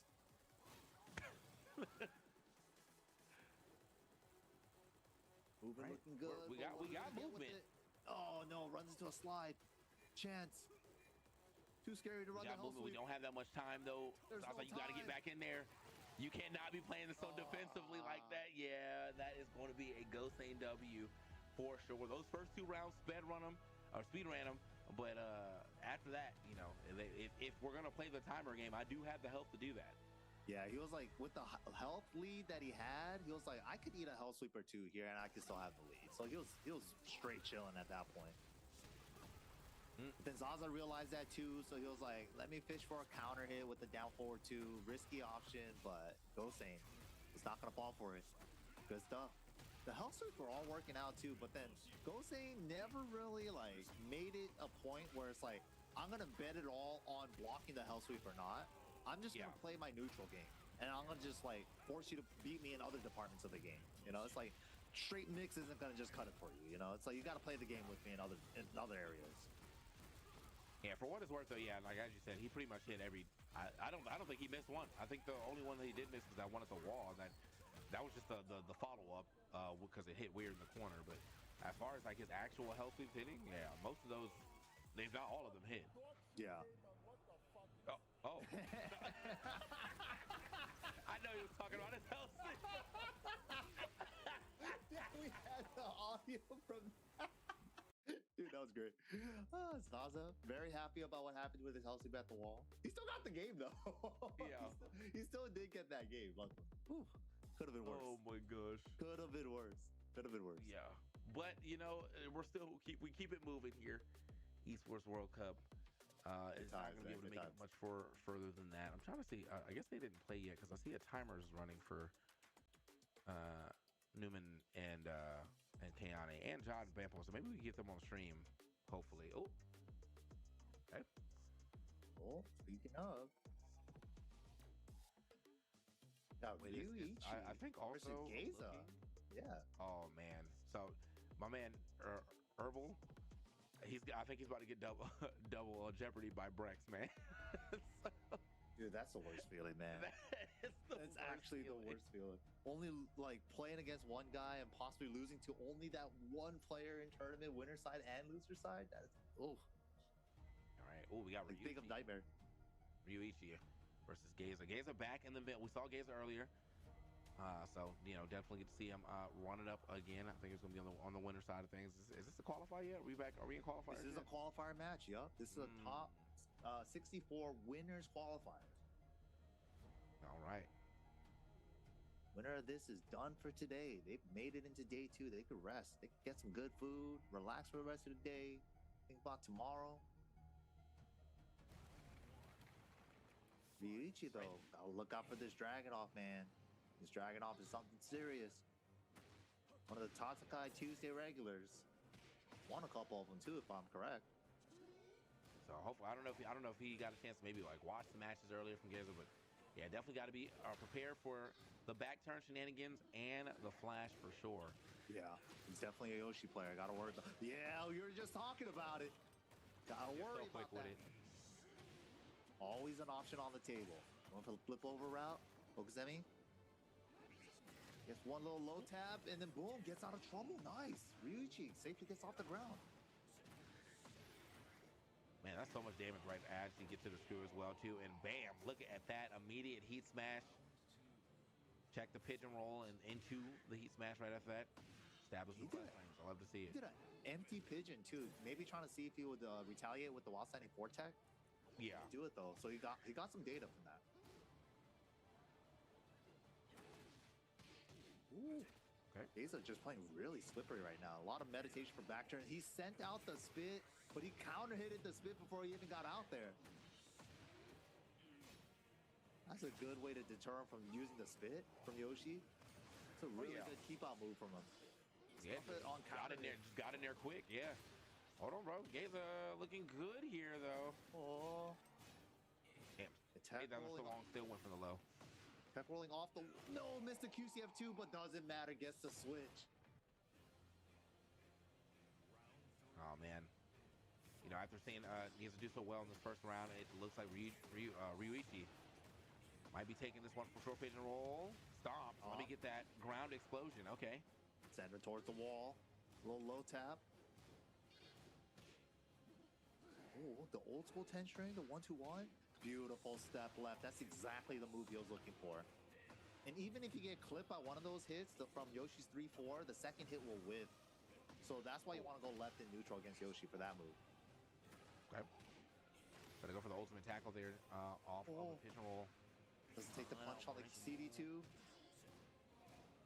Nice block. No punish. Oh, Geza had the block. Yeah, he had the block. He's just a little too late on the punish there, unfortunately. And yeah, they're just going to let Ryuichi get away with that and get the game. Got a little coaching here for Geza. Ryuichi has 2 extra buttons on his controller, too. I wonder what those do. That's 4.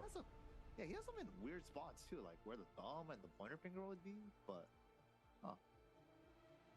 That's the Yoshi's... I don't know. It could be, honestly. Like, probably, you know, just keep it all close like that so you don't have to reach out for anything. Yeah, because for Street Fighter, I feel like they always put it on like DI or parry, but I'm always wondering what do Tekken players put those buttons for? It's got to be the E. All right. Roll on. Damn. Oh that's a bait, bro. Baited. Wanted that one. Running 2 and just throw away his plus frames because he's expecting flash and he got exactly what he wanted. Okay, I'm back. So maybe we can get something this time around. We're getting a lot of health back here for Geza. Spin on him. A lot of recovery. Hey. Wall carry as well. Tag him low. Double it up. And the smash mix. Out of the air. He's going to eat full damage because he's landing. Oh my god. And he's still going to be able to... I'm gonna guess like spend 70. Smash? You could spend like smash after too. 72, just under. 72. Denies the heat. Down 2 counter. Wow. I like how Ryuichi does the running 2, but never like takes the plus frames directly. You know, it's like fighting against Yoshi. Too dangerous. Sidestep down 4-2 is going to hit right there. Gets that mean launch. Oh, no! I heard the sound of the spin, but I guess he didn't spin fast enough. And the back conversion here. The first jab is +8, so and he gets a little reset. Sick.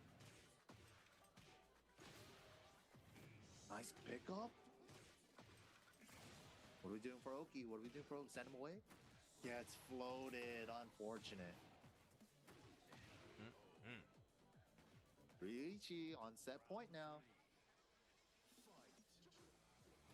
Winner side qualifiers for top 64 day 2.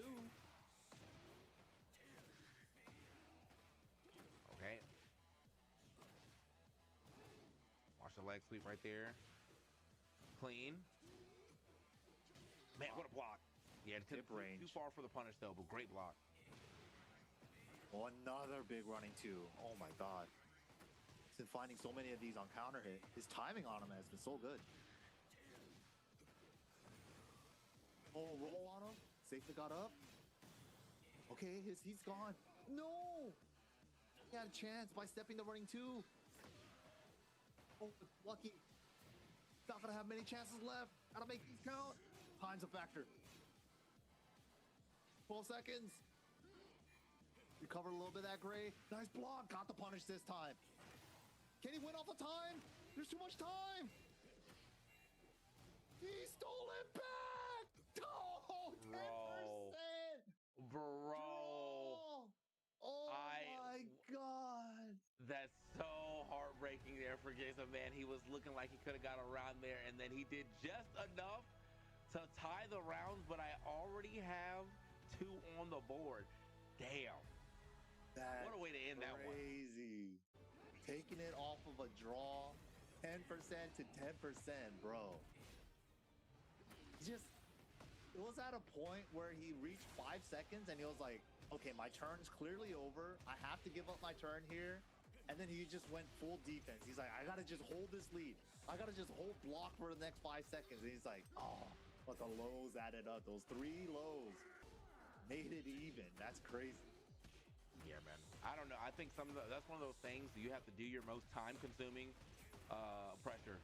Like that's usually how I like to try to say, yeah, you know, you usually have to do your most time-consuming pressure right there, and hopefully it has some chip involved in there as well too. But like, just sitting back and hoping for the best, yeah, that just wasn't gonna work. Dang, 10% to 10%. Oh, Heartbreak City. And since he was already 2 rounds up in Tekken, you know, the draw, everybody gets a round. So 3-1 in that last round there. Good stuff to Ryuichi. We'll see him in day 2. Good stuff. Good stuff. Yeah, so I mean, you know, that doesn't mean that Gibbs can't get out. Just has to do it from the lower side of things now. But Ryuichi is going to be our first qualifier here from the B side of things, and these pools will be keep it moving. Probably see a lot more qualifiers here at the end of these pools right now. I think that's what we're going to be looking for right now. I see Tetsuo and Momodog might already be playing here. I see some time here, and Nabdel and Fake Pot are also playing on the top side of their things. Man, okay, here we go. We're getting the John match. We got John, French local, going up against Bompo from Korea, one of the up-and-coming Korean players. New gen Korea versus old school French player. Shout out to John, man, holding down on that Nina for quite some time. Is he still on Nina now, or did he swap it out? I'd be very surprised if John switched from Nina. He loves his character, and he wants to make a statement with the character. It's like, you don't need to do the butterfly loose, but it's like, I'll still do them from time to time. You know, it's like, I gotta show the flash.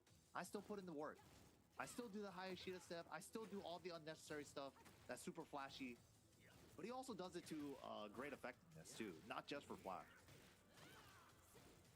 But he definitely likes to try to like push the envelope on this character, like optimization. I always got love for this character. This is my longest, actually just like till the end of the game, my Tekken 7 main, man. I love her, so definitely understandably so. But right now, having a hard time against the young god himself, Bampo. You said, you know, new up-and-coming player, but definitely showing you he can run it with the best of them. Mm-hmm.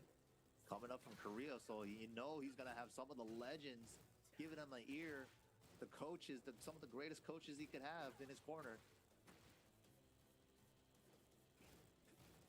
Both these right now, too, man. Like once they can establish some pressure, it definitely gets mad scary. But I think, oh, Jog, okay, strong round so far.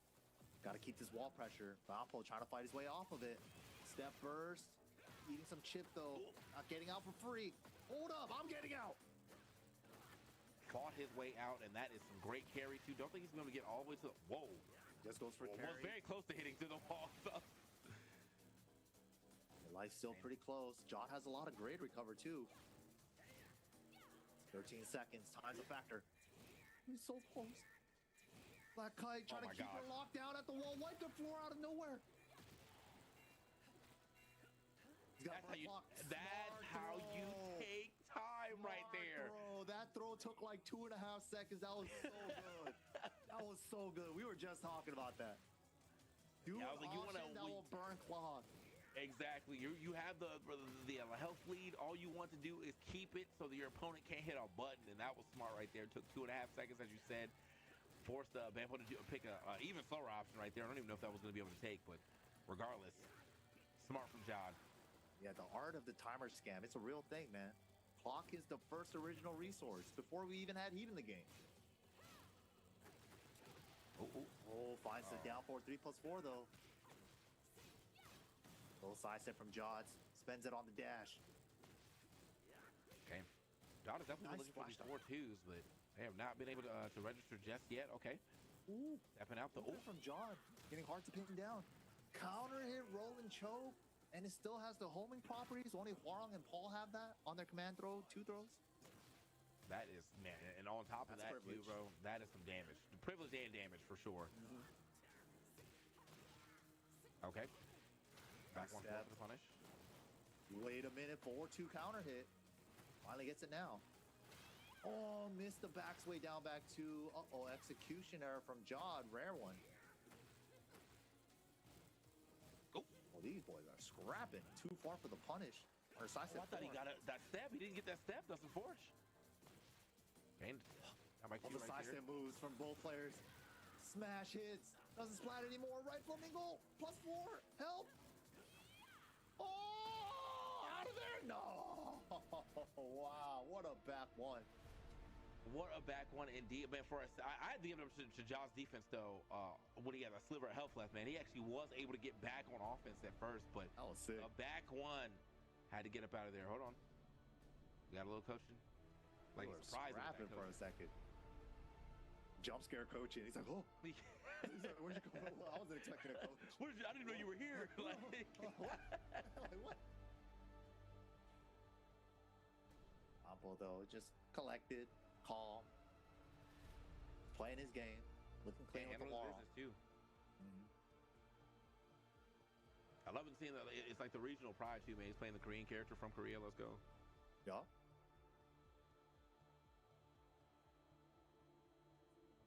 What can Jod do here?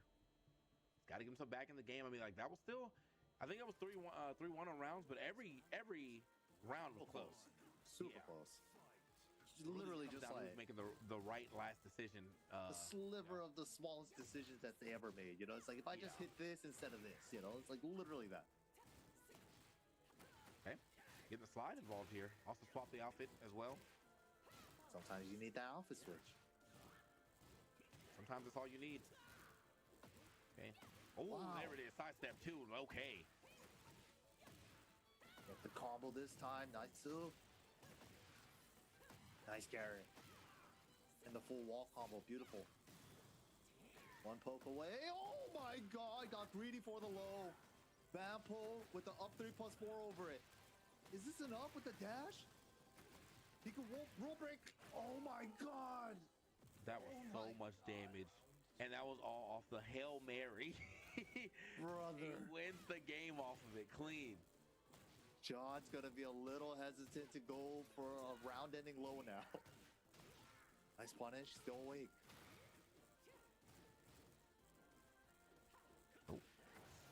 Oh. Not sure about that right there since the down for 1-2, but... That was unfortunate. Just caught the side. He was a little further away than he thought. Backlash to beat the heat burst. Uh-oh. And he gets a sidewall pickup off of it?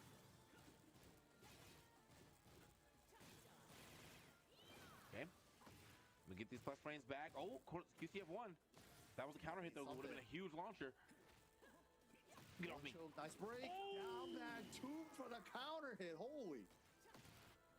Man, what good uses of that too, man. That is a relatively slower move, but it does have some high push properties. So yeah, was able to he get in got there. the homing property off of it to work out. Good stuff.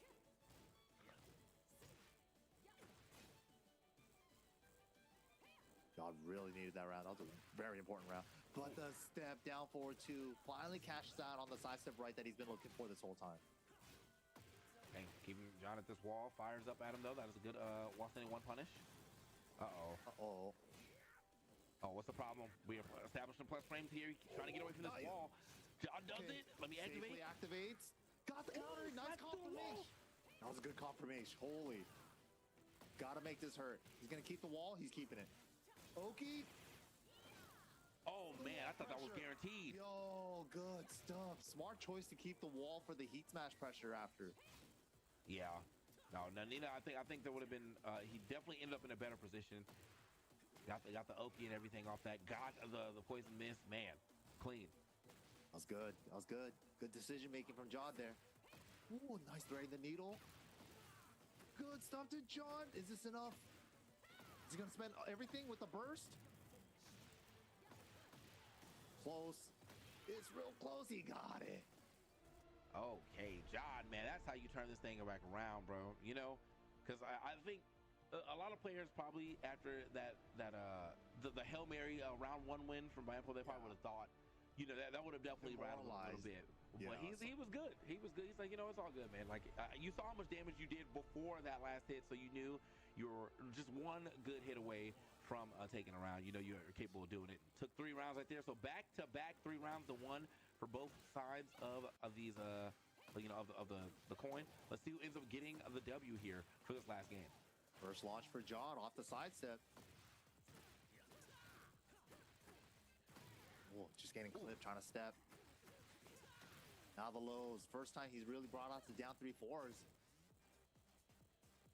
Man, John, yeah, he's really trying to get this 4-2 involved right now, but it has just not been able to. I don't think it's hit. It's been ducked a lot as well, too, but no real punishes off from Bampo. Bampo is going to get that first round, though. Ooh, dash up, down 4-2. It's like a timing call out right there. Get some chip. He's just trying to get a lead. Yeah, side step down 4-2 again. The side step right. Yeah. It's been working out for him quite well, man. I think we're probably going to see John start dropping a lot more of these home tracking moves. Oh, trade off the burst with the low. Yo, opportunity. Big opportunity. Yo, holy. Oh, I was for sure he's going to hit that wall, but yeah, luckily just kind of slid to the side of it, so. Yeah, the angle didn't work out. If that did splat, though, that was the big opportunity John was looking for. John is moving, but hasn't been able. Oh, man, now you're gone. Oh, yeah. The roll and choke, the 2-throw. John gonna have to lock in, man. Yeah, 3 rounds straight. Very good for Bampo. Oh, doesn't even get the full punish right there. Does this time punish there involved. Too far for the punish. Ooh. Nice punishes. John's still awake. Oppo really fishing for the Just Ring Skies now. He's like, I did enough down 3-4s. Oh, okay. Now back 3. Battle of inches right now. Every poke matters. Time becoming a factor. Nice block. He didn't finish the high. He was expecting it. He was expecting the high. 15 seconds. Side step 1 pressure. Now the low cancels the burst. Caught him. Make him hold this 3 seconds. Ooh. He burned like 5 seconds for that sequence. Raw plasma blade. There was no time. Why not?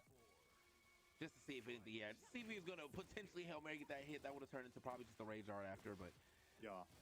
But yeah, I mean, John able to get back into the game. Was looking a little bad for a second. Ooh, okay.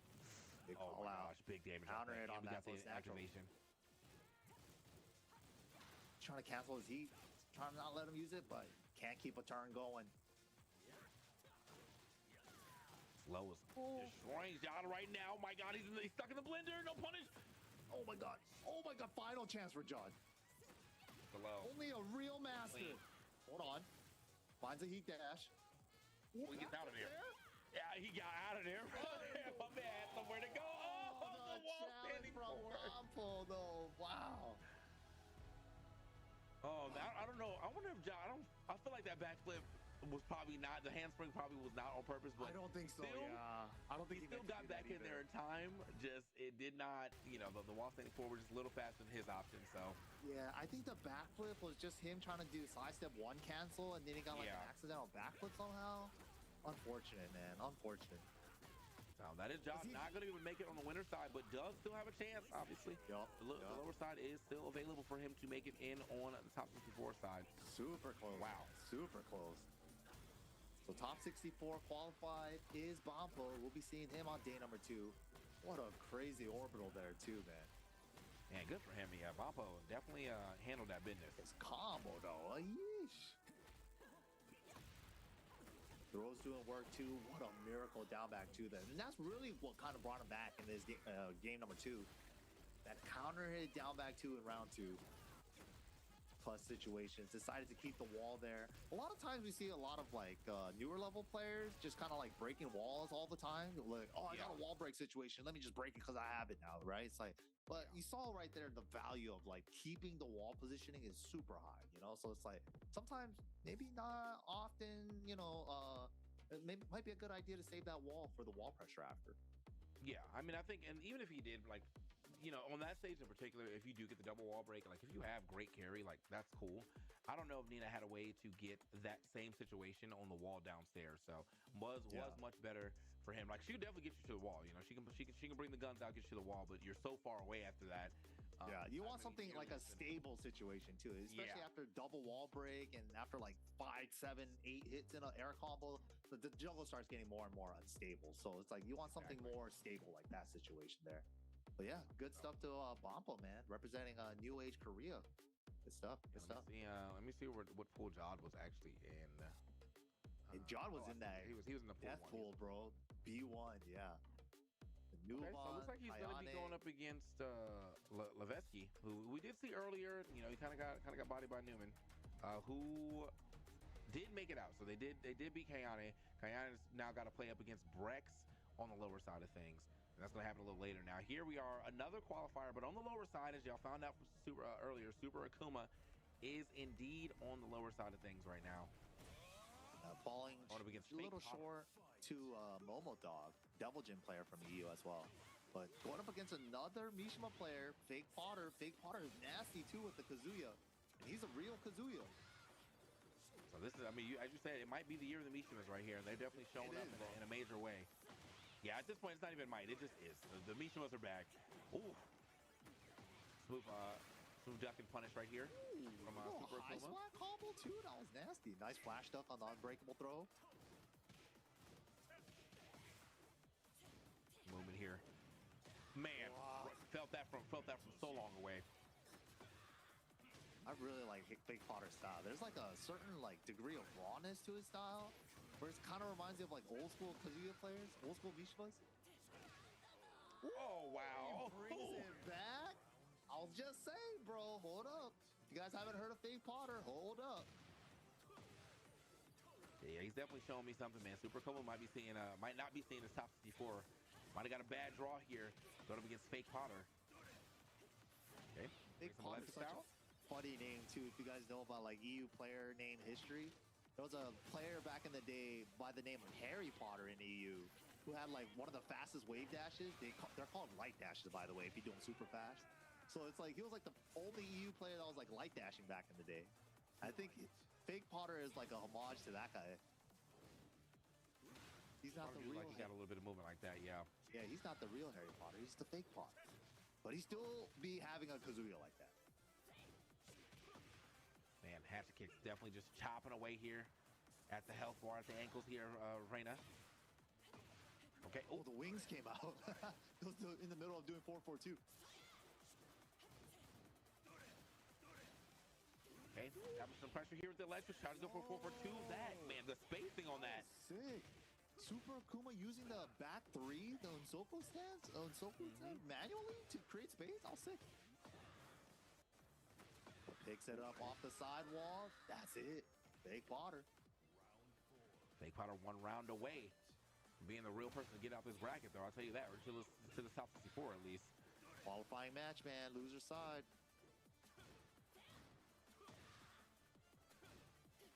Ooh, just dash down back two because they're on the breakable floor.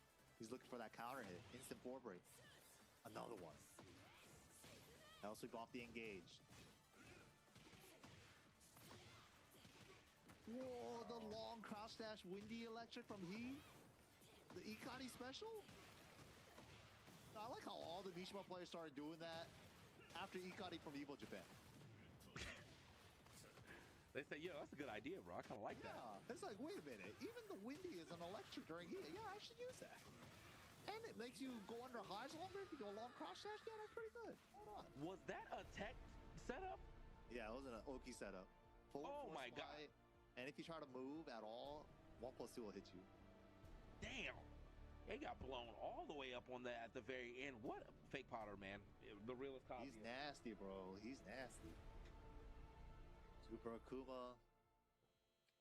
Is he sticking with the Reina? Is he full-time Reina now? Does he still got the armor kit? Nah, he's full-time Reina. Okay. I'm sure it's probably somewhere in the pocket, but he's probably like, it's fine, bro. He's locking in for the This start. is what I got to get done right now. Off the side? Ooh, so I came to the dance right now. I mean, it hasn't been bad either. I mean, like, you have rounds like this, you know, the Super Akuma can definitely do it. It's just hella strong. They've been going back and forth with it with the way these rounds look. Wow, step right dog. Made the 4-4-2 whips. Would have covered electric as well. He's looking for more than one option there. That was sick.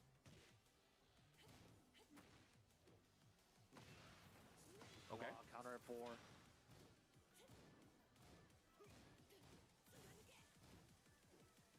Yeah, doing Soko 2. New moves. Sit down again. Oh, yeah, get off me. That's the break the headbutt right there at the wall, too. That would have definitely wall splatted. Oh, big risk. Luckily, he didn't get splatted. Okay. Just doing it. I'm popping out. And a down forward, too. They gave her everything. They said, you're going to play Tekken 8 for sure. All right.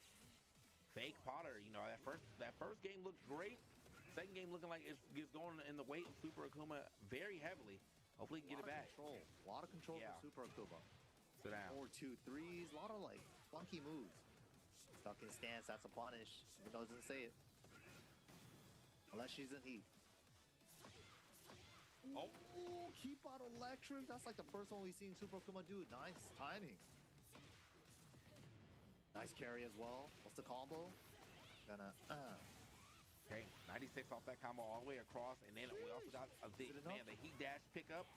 Is it going to be enough for here at the wall one more time? Oh yeah, it sure is. Beautiful, perfect combo too. What a carry, and what a turnaround here for Super Akuma as well too. Yeah, I mean like that was a much more impressive game for him in comparison to that more stressed out after winning. After the W, yeah. Like, bro, man, it's good to see Super Akuma again, man. He's like, I gotta play like that again. Oh my god, like, bro, I gotta tap into that again. That takes a lot out of a man. Well, you gotta do it one more time, and he got the same stage too. What better way to do it? Just do it again.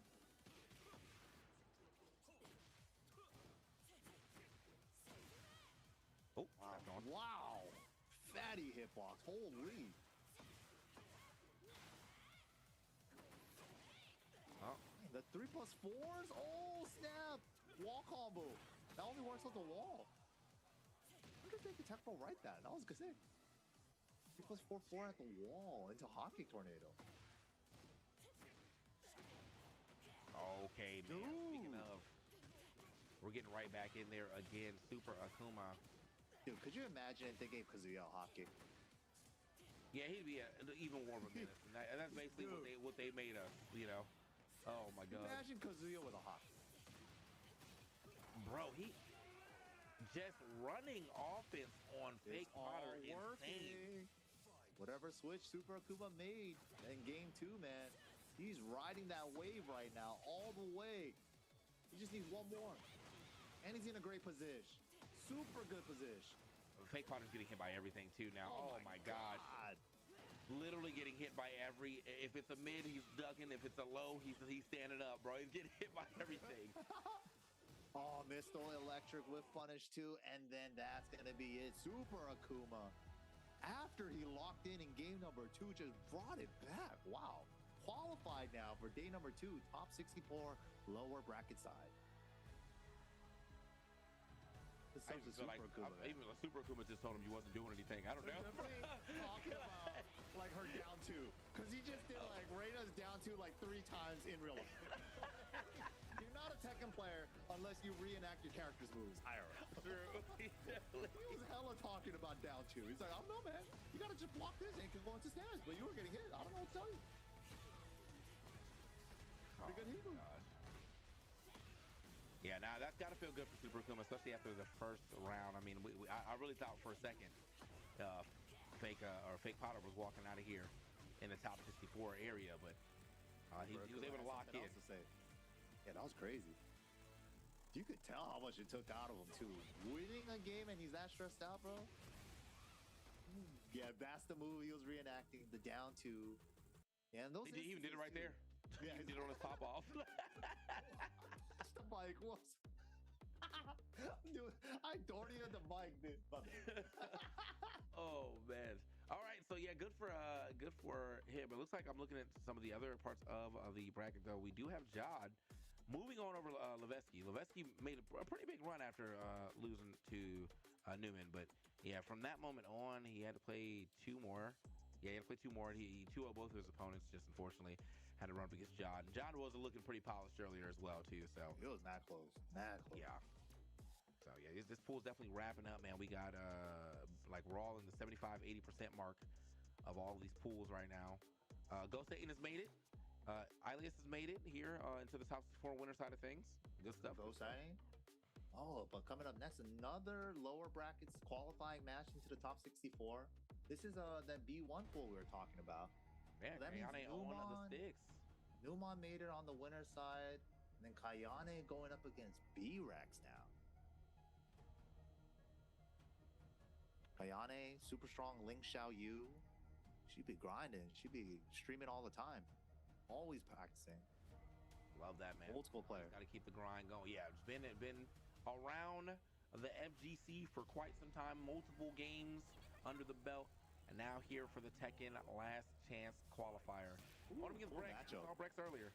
Let's see what happens here. Actually, I think this is the matchup that Brex won earlier too. So that's going to be a different flavor of how you. Definitely. While standing 2 for Keepa finds a counter hit. Are we activating burst? No, we're just going for damage. Send him away towards the wall. Doubles up on the low.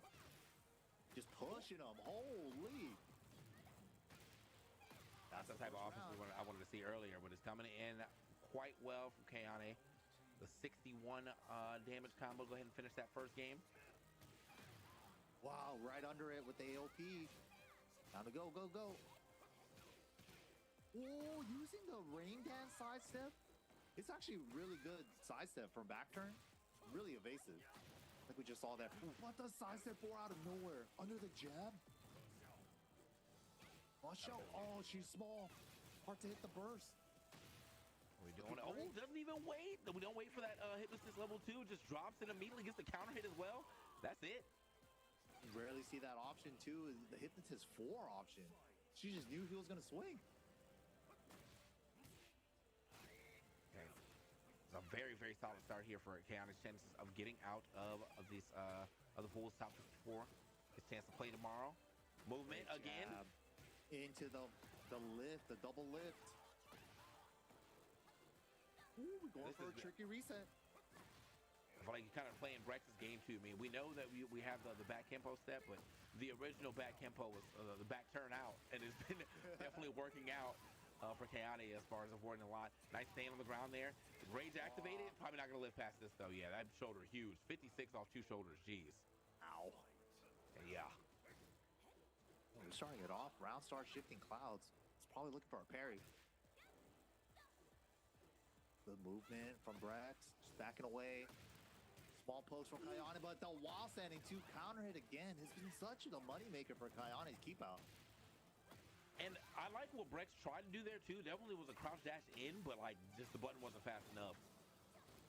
That's why Wall 92 is so good for Xiao Yu, so fast. Oh, okay, jab check. Jab check. And the link from the back turn 3. Kayane takes the first game. All control. Solid gaming done from Kayane for sure. And that was, yeah, that jab check was super clean to go ahead and establish the pressure back on her side, turn that back around into the double back jabs. GG's. And Brex had a really hard time getting an offense started, and it's also really hard to get like a lot of like offense going over and over again against Xiao Yu because she's so evasive. AOP, rain dance, sidestep, all these options. Really slippery character. Yes, this heat extension though. Hold up, and the guard break for Oki. AOP under the throw. Kayane back on the offense though. All right, yeah, it's gonna go ahead and heat the spin. Oh, good step. Okay. Step launch right there. Questionable wall combo. Gets another one immediately. Can't drop this. Boom. Right. Okay, yeah. Oh, man. That was, yeah. Where you walking? Absolutely nowhere. Get so much off of that.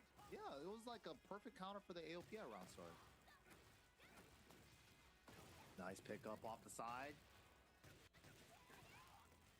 Wow, funky walls. What the?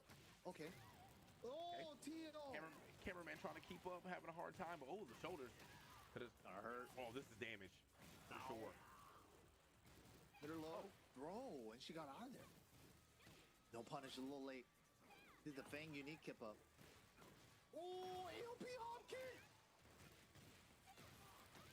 Yeah, we don't have any heat available either from either side. Oh, they both the same move. They went. Oh my God. That was crazy. Her low just barely whiffed because he was like off axis or something. Yeah. That was crazy. Okay, this is a great turnaround here from Brex right now, but finally, Kayane getting a chance to establish some more dominance here. Another good AOP. Ooh, nice, kick. guaranteed. Gets the link off the homing attack. Out of the air, can't convert. Good interrupt, back one. Oh, the hit throw. Oh, okay, Kayane back on the board. Hold up.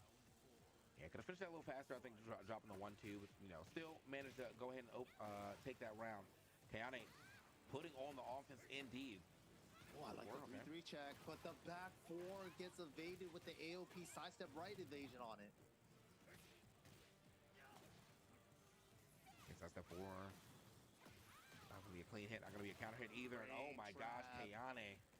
Yeah, Brex. A little pop off in the camera there. Like, he keeps trying to challenge after these heat dash, heat engage situations where it's like minus frames. Kayane just taking her frames there. Caught her ducking. Hold up.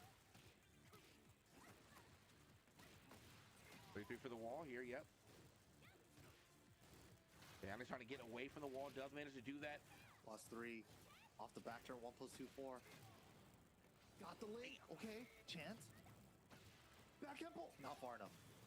Yeah, it definitely looked like he was far enough for a quick stack, but yeah, no. Can't reach out a little further. He spent it. Get off me. Nice throw break. Doesn't splat. What a back one. Nice throw breaks. Oh. Nice conversion. Wow. Stressful, Man. stressful. Indeed stressful, but gotta give it up to Brex right there to be able to close that back out. Kayane fought back heavily to get back into the that game, but damn, you see Kudon's in the back right there? I see him. Yep. Dude, he's just in practice mode, beating up that trash can Jack right now. And it's the Heihachi 2, man, the year of the Mishima. We back. Here we go. Into game 3. Who wins this? Who walks away? Top 64 gets a chance to play tomorrow. If you guys weren't, if you guys don't know, Kudon's is in the next wave of pools, Pool C, Wave C. Oh hell yeah! Wow, back once. Crazy situation. All right, go for the float. Let's recovering for the back one. Good homing move for the meaty. He's trying to step on wake up. Okay. Shoulder up. Oh, shifting cloud too? Wow. So when he recognizes that the shifting cloud didn't parry anything, I like that he goes for the shifting cloud too to kind of like add an insurance policy to it. Actually saved in that round. Some decent damage right there from Kayane on that combo. Wow, caught the back Kempo, picks it up. Nice. Not the easiest pickup. Yeah, sidewall doesn't allow her to actually get the slam down there of the heat. Oh, what? Let that back turn he smash. All right, all right. What do you, like he like hit a button in between. Okay. Yeah, all right. Oh. Ooh, good back dashes. Oh, that could have been bad. Almost was a mistrust. Oh, again, yeah. Too. It's been working too well right there for Kayane. Final mix-up from back turn, and it's the mid. Kayane set point now.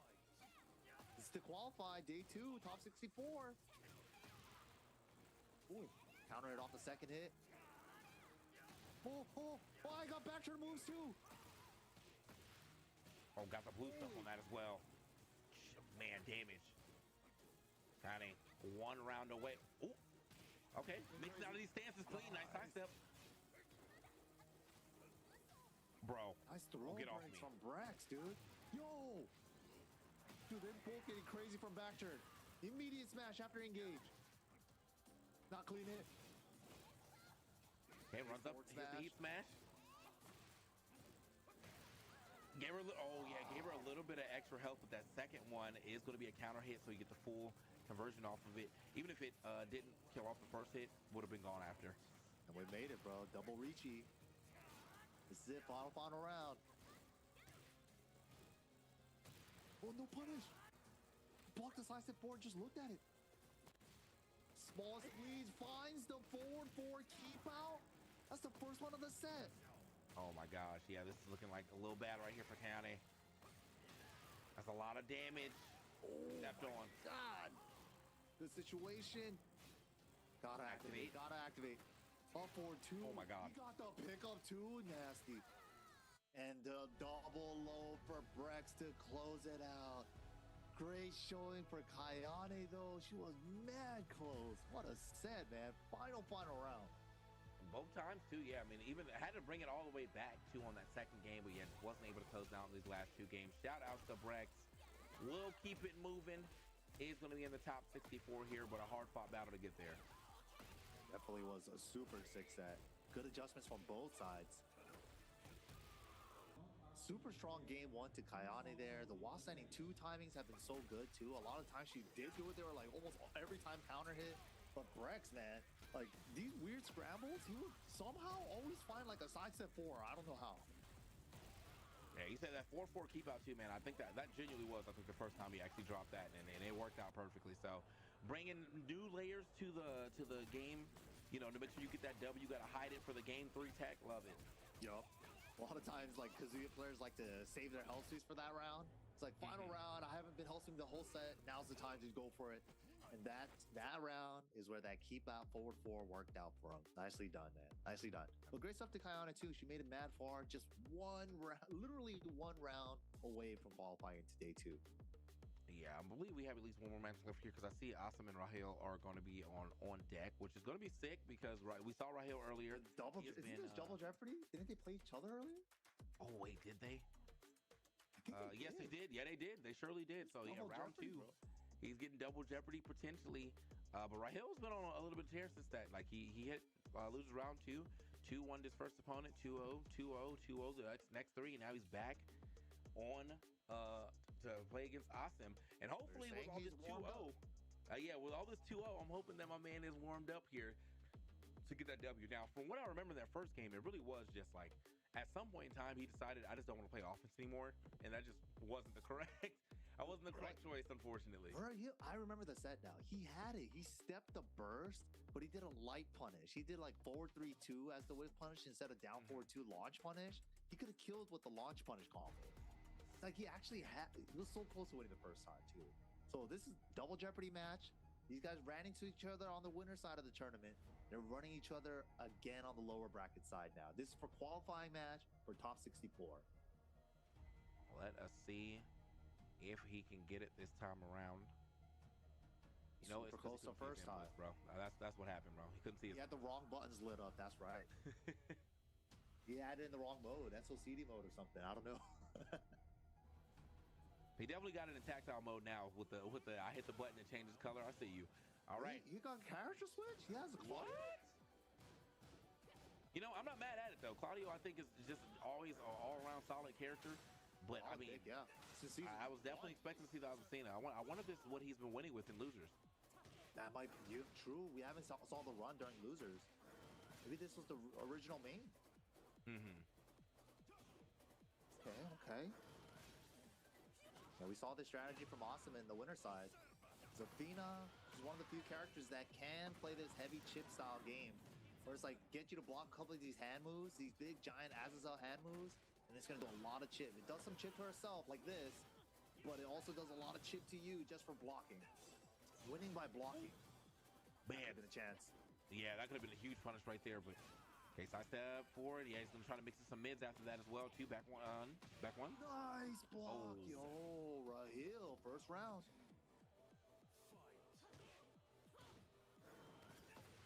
Yeah, see, the thing what I like about Claudio is that, like, you even as the player, like, from both sides, everybody knows what Claudio wants to do, what his moves look like, you know what I mean, and what he's going for, but it's still just so very effective. Like, these side step forward, like, you know these are coming out, right? But he's going to get that low. He has it, yep. You know like, he has it. These are too dangerous that you got to respect it, too. Yep. You don't want to duck into a side step up forward 2 or a side step back 1. No duck on the high there on the 4-2-3. Ooh. Oh my God. Okay, yeah. Nice. We were chipping away for a second. That's such a good move for Claudio. Down back 2-1. So cheap. Okay. The best down jab strings in the game. And that back one, man, one of the best keep out moves in the game right there. Tracking steps way far back after.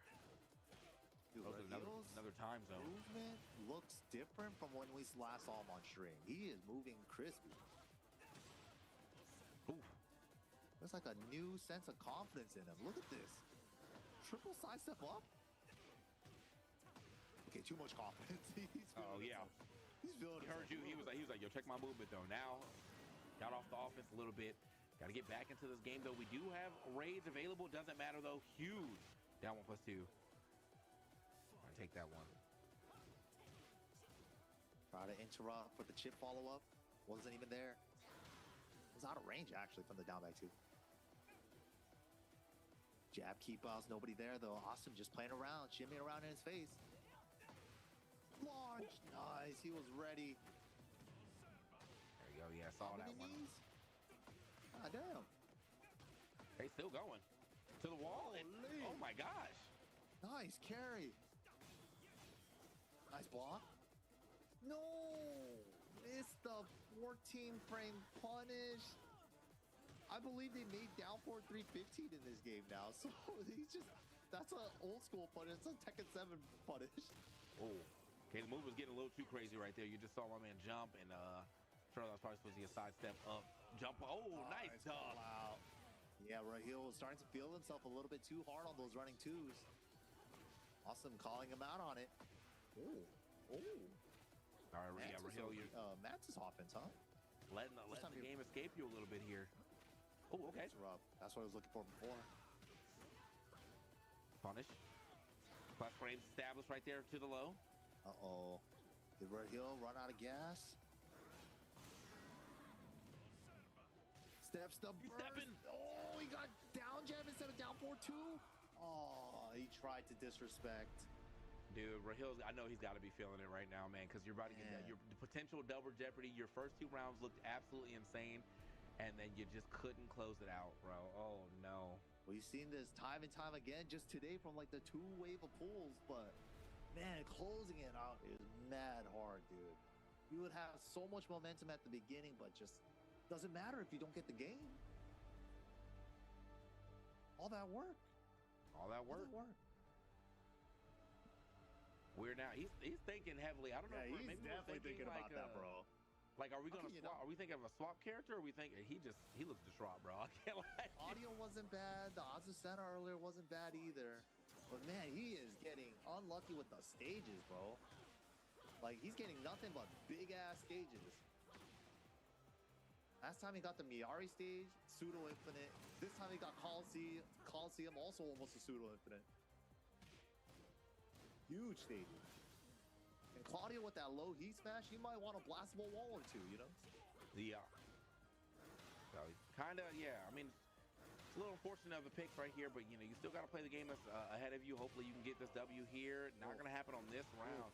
Rahil, man, I don't know if this was what he was using in losers, or if he just wanted to try it against Awesome. But I think the first game was so close that I probably would have still played. Hard to blame him. Yeah. It's hard to blame him. First 2 rounds were so strong for him. A little bit of deer in headlights right now. He's just looking at all these Athena stances. What is she doing? Hey man, I'm like that. I'm like that in rank 2, bro. Like I get a Zafina, I'm like, oh god. Like, bro, he hasn't got anything going. He hasn't even got to play in the last round and a half. Yeah, he's like he's too scared to try to hit any buttons now, man. Like we're not even going for the, like he was getting so many side step 4s earlier, and now we're starting to establish that back. But whoa. Bruh, he's just trying stuff off the field, just not working out right now. Final chance, Rahil. Double jeopardy. Shaking his head and everything right now. He's definitely not feeling what's going on in this match, but you have to turn the offense on, bro. Gotta just play it out, man. One hit at a time. What can you do? Okay. Okay. Long round so far. Yeah. Okay. That's how you do it. Okay, show you right there for the finisher. Yep. Okay, half charge right there. Caught the timing mix. Did he hit the 2 that time? That was it. He had the hit. Okay. Needed that round. Needed that. Indeed. Hopefully he can keep that. Yeah, that confidence that he needs off of that round, man. Like he actually played. There was offense given this time around. Just because she gets going doesn't mean you gotta stop playing. You know, it's like still play. Still gotta play. Oh. Yeah, he tried it again. Another back one out. That was definitely too slow to deal with. Oh, the late one. It was like the last. Swung into it. He gave it to him. That was a free launcher for him. Oh. Man. Yeah, that's it probably was some of the last frames of the parry as well too. But yeah, the claw was out for just a little too long. He put his hand in the cookie jar. I'm sure Rahil's feeling a way about that, man. Getting double jeopardy is never fun, especially at a last chance qualifier. But had to try his other character here, man. Had to try. Looking really good, man. Super strong start. 2 rounds, like right out of the gates, bro. Like it looked like he could have just kept riding the momentum, but Austin, man, tournament veteran, longtime player. He's been in this situation more than once. You know, it's like, oh, I've lost first 2 rounds of every tournament match for the last like 15 years, possibly. You know, you never know. He's experienced this before. Just because you have a strong start doesn't mean you're gonna have a strong finish. Yeah. I do wish I had got his character like choices from earlier to see if he decided to play a bunch of Claudio in lowers, and like this was just a warmed up Claudio, so he's like, I want to stay with it. But yeah, their first time they played, it did go 2-1, and the Azucena was not bad. It's just another situation where I feel like at some point, I guess he just kind of lost confidence in his own offense, so he was like playing a lot more defensive instead of establishing a lot of like the mixed pressure that Azucena has this time around. This with the Claudio, you know, a lot of the things that he was doing successful, he just after a while stopped doing himself. Like those side step 4s, so many of those were hitting, and then like by game 2, he just was like, I don't do that. Use that button at all. Like I don't use that button at all. So It's definitely started turning into that. You know, it felt like a range discrepancy for a little bit in that game 2. It's like Awesome started just spamming those big Azazel moves from like range 2, range 3. It's like kind of made him feel like he couldn't approach from that mid-range, range 2, range 3. But yeah, good stuff done to left. Awesome, gonna be making it to loser side, top 64, day 2, so he gets the rest up today. But man, Wave B of pools officially over now. We still got C and D coming up next, man. It's got Kudons and Genius, bunch of other killers coming up next, man. Don't go anywhere. EWC LCQ gonna be going on right after this short break.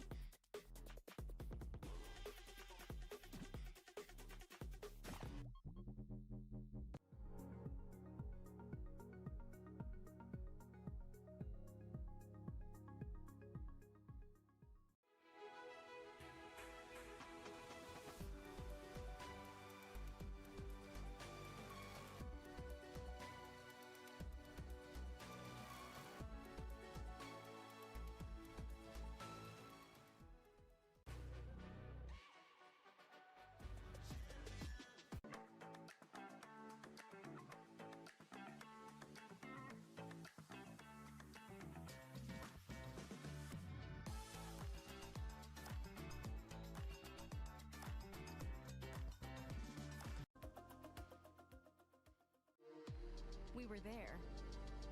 For every click, every clutch, every respawn. We were there for the years of grind. And we're here. Now. The proud founding partner of EWC. Powering the biggest event in gaming. Shoulder to shoulder with the world's best. Making history. Greatness deserves a stage. Lenovo Legion. Reach your impossible.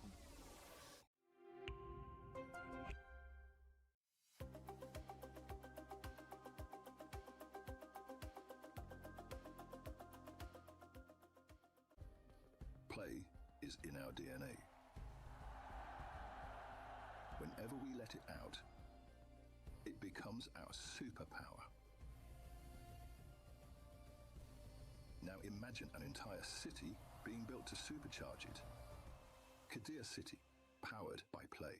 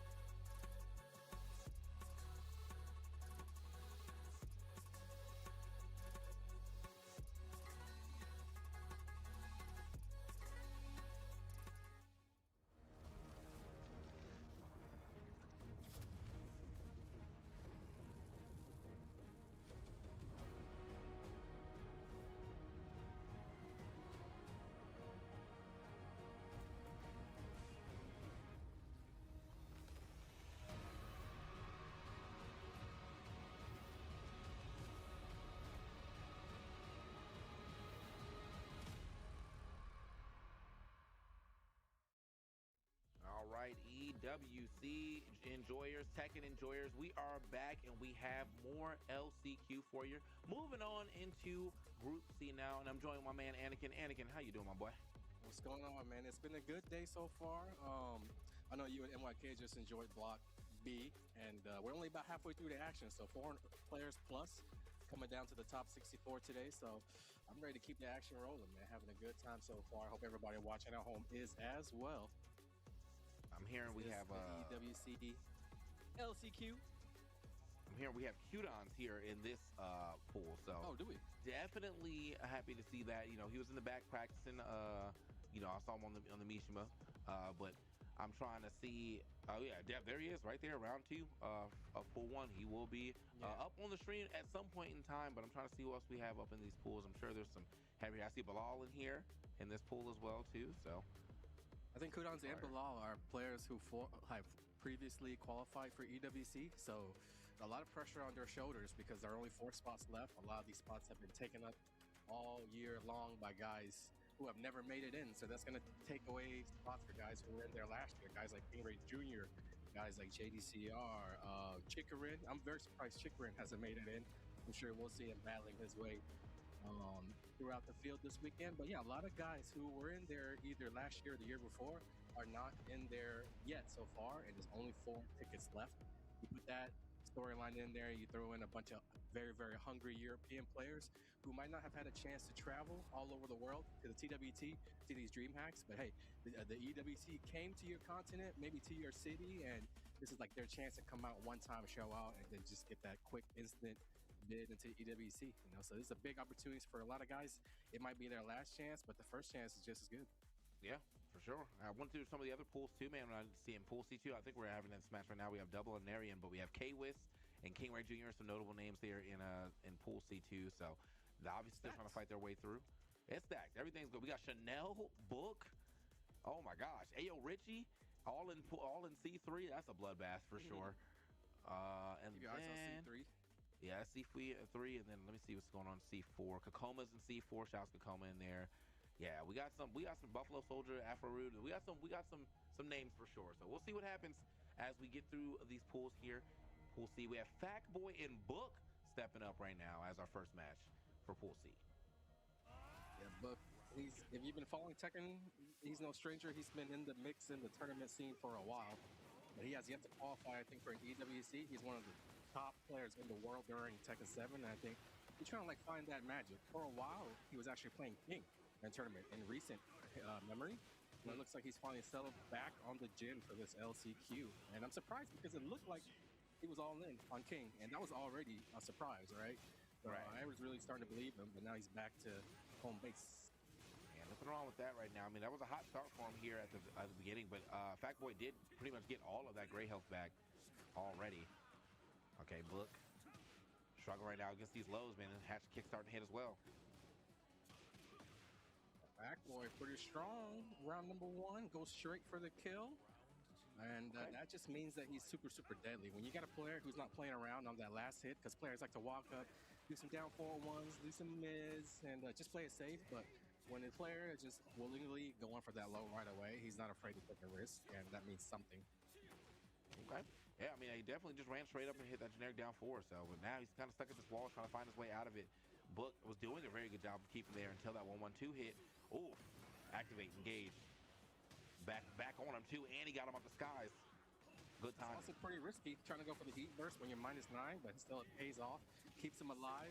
Oh man, it's the hop kick for his troubles though. I guess one of those things where when you're playing somebody who's known for being really, really solid, the moment they decide to switch it up and do something reckless, that's really when it throws you off. Book right now. Okay, that's gonna be the hell sweep on Melee off rip. Oh my gosh, caught my man looking low. That right there might have been a result of Fact Boy making Book feel like, you know, I'm not afraid to take those risks. So Book probably thought he was probably smelling blood on the knockdown, going for the hell sweep, block low. Fact Boy showing some execution, and he's got a huge life lead right here in round number 3. Okay, good crouch nice jab right sidewalk. there. Nice sidewalk. Oh, yeah, wow, he's too close to the wall, so couldn't even get the actual back sway to sway away. No air coverage. Nice. Pressure's on for Book right now because 2 rounds for Fat Boy means that he's got 2 chances to get 1 round. This round's looking good for Book. His back's to the wall, though. Oh, man. Caught a break. Fat Boy caught a break. And he's making it count right here. Second He's life, established just about. so many hell sweeps too, man. Book's been eating those up, and so the one time he didn't go for it, though, he does end up eating that Wall Rising too. So, oh, okay, 4-4-2. My turn. This all happened because he dropped the Heat Burst combo of Kazuya. This led to a full combo for Jin off the Demon Paw Heat dash cancel, and we're at the final round, 2 rounds apiece. Momentum Scrapping it up too. Is this their first round too? Because this is a crazy first round. If this is what we're getting. First game off the break. Oh my. Okay. It lined up. Book definitely sensed it. He knows that Fat Boy has been playing that mix-up hell sweep or mid, so something's gonna happen. And just knowing that is information in itself. Delayed back 2-1 just in case Fat Boy wanted to try to attack right there. Nice. The Jin back 2-1 is one of those moves that you're always gonna see experienced veterans try to close out rounds with. You get 2 chances, it's safe, long range, good coverage, checks all the boxes when you're looking for round enders. Okay. Well, we got the hung top formula on. I saw that man take a big sniffers over here, but yeah, I just saw Fat Boy. So this is pool C3, but it's Fat Boy did have to get a W to here to play Book, and it was a 2-0 earlier as well. But the way he's playing right now, man, definitely got to put some respect on his name. Taking it last round with Book right there. Did get perfect on that last round, but still, he's got a solid game plan. He does. He definitely showed off. He definitely gave off the vibes that he's a risky, will do it player, but now you got to pump the brakes a little bit when your opponent starts to catch on, and that's when you really become deadly. When you really harness the balance of offense and defense, you can still get the most out of your pressure spots, but then your opponent's not really going to be able to read your game plan as easily when you mix it in. This might be like the ultimate lock in here for Book, though, man. Book is looking quite deadly right now. Nothing really affected him just so much in that last round and the first round of this game. 2 perfects off rip. Okay, good block. While standing 4 punish, and another good block right there. He's getting every punish he wants. After that quick first round from Book, Fat Boy finally sense of urgency slows it down a little bit. He knows that it kind of really, this might be his last chance. If he loses this round, it's all but over. Okay, 1-2-2 there. Yeah, he's going for down back 4s instead of those hell sweeps. And that was a very nice awareness from Book. Carrying 2 times on the 2-hit string. Oh my god, big combo to come. Oh, okay. Somehow got out of that, but he does end up getting a wall swap right here. Push Book a little closer to the wall. Book getting way far out of that, though, with the heat dash. Very smart. And time was winding down. Fat Boy probably thought Book was going to play it safe, but Book showing, I'm also not afraid to take that first step and make it a risky one in order to finish off the round. So both these guys trying to send messages across. But there's 2 rounds and a game in the books for this man from Thailand. Yeah, beautiful patience right there from Book. Book just to eat all those 4-4s until he actually had an option he can punish. Okay. Side stepped with him, got the wall flat as well. There we go. Finally some damage being put on by Fat Boy. It looks like every time the ball's in Fat Boy's hands, he kind of knows what to do with it. It's just that it's not his turn, and the situations aren't as clear-cut. Him having to block is probably a spot where he's not super comfortable in, and that's going to do it for Book. 3 rounds straight after making some adjustments, realizing how aggressive his opponent is, and knowing if that's the case, just sit back on your defense. Eventually going to make mistakes, eventually going to get flustered. Maybe you can hold out, and that's exactly what happened. Yeah, I mean, that's, this is a very offensive game, but you still got to have some defense at some point in time. So, yeah, as you said earlier, I mean, when it came to the offense, I mean, his combos looked good. He was not afraid to pull the trigger, but after a while, I think it's the slowdown here from Book definitely messed up his own timing. I say he probably made him kind of uncomfortable in his own offense. Sometimes your first game plan isn't enough. You need a second game plan. They call that layer 2 and so on and so forth. Once your opponent adapts to your first game plan, what's the game plan that you have that beats that adaptation, that beats the counter to the counter to your game? So things 3 steps ahead, 4 steps ahead. In that sense, you're going to start to develop different ways to play. And once you become a veteran, you'll know which way to play. You'll be able to pick out which style, which move sets to lean on to counter the way that your opponent's playing. That's exactly what Book did. It was the right type of game plan to best give himself the best chance to succeed, basically. And nicely done. didn't really try to block every hell sweep, but he just basically mixed in some crouch blocks, and that was enough to stop that completely. Yeah, absolutely. So good stuff to book though. He'll be moving on. I think you know, there's definitely a lot of matches to be played before he gets to play his next one, but I'd imagine he's probably going to be in that winter semifinals. Most likely, if I'm looking at the bracket right here, most likely probably against Chanel. So that's going to be potentially the qualifier to get into the top 64 here of this particular pool C3. So, but we got a lot more matches before that. I'm just going off of what I know, what I think. For a lot of these competitive pro sponsored players, this first pool is all about making it through, but not only that, making it through a winner's bracket. That makes a big difference when you're trying to qualify as a top 4 finalist. So everybody here is really capable. Me and what Kay were talking earlier about how the difference between this tournament and something like Evo and Combo Breakers, that you got a lot of like hot monsters at those other tournaments, guys who might have entered for the other game, who might be more casual, and they're like, oh, I'm gonna drop into the Tekken tournament too. But everybody that's here at the EWC Last Chance Qualifier, they're here with purpose, with intent. They paid for their ticket to go to the event, the convention. So they're invested, they're committed, and a lot of these guys here think they have a chance to win. So the pool, as many interests as there are, it's also very deep competitively, right? So for the top players, just having to go through this first day unscathed and not lose a game, not lose a set, it's very, very challenging. It looks easier said than done when you're looking at the pools and you see names that you don't recognize. But all these guys easily are probably really high ranked, know how to, win a short set against anybody, know how to like beat dangers in tournaments. So we're seeing who can survive the landmines, the battlefield, and make it through into top 64 on the winner's side. We've already seen, I guess you could call them upsets so far, big name players who have already lost. I think Edge was one that we looked at in the brackets earlier. He's in the loser's bracket side, so making it out, I think there. So this is alone is just isn't enough. These guys want to be on winner's side. They want some momentum, I think, going into day 2. 100%. I mean, especially if you're doing it in a way where you're doing it like off all 2-0s, or maybe like a 2-1 only at the winter semifinals. I'm sure you probably feel like good about that. You got a solid track record all the way up to the point where we're gonna wait for day 2. You have good material and footage also to watch back if you want to like look at what your projected shows or who's going to be in your bracket path for top 64. So it's definitely there's definitely levels to this, man. And as you said earlier, with the fact that everybody who is here believe that they are going to make, they can't get to that top 4 spot. You probably got everybody here is probably ranked in some way, shape or form in their own respective regions and stuff. So yeah, the competition's got to be fierce. But if you are too, I mean, most of the competition, I know that's got to feel great.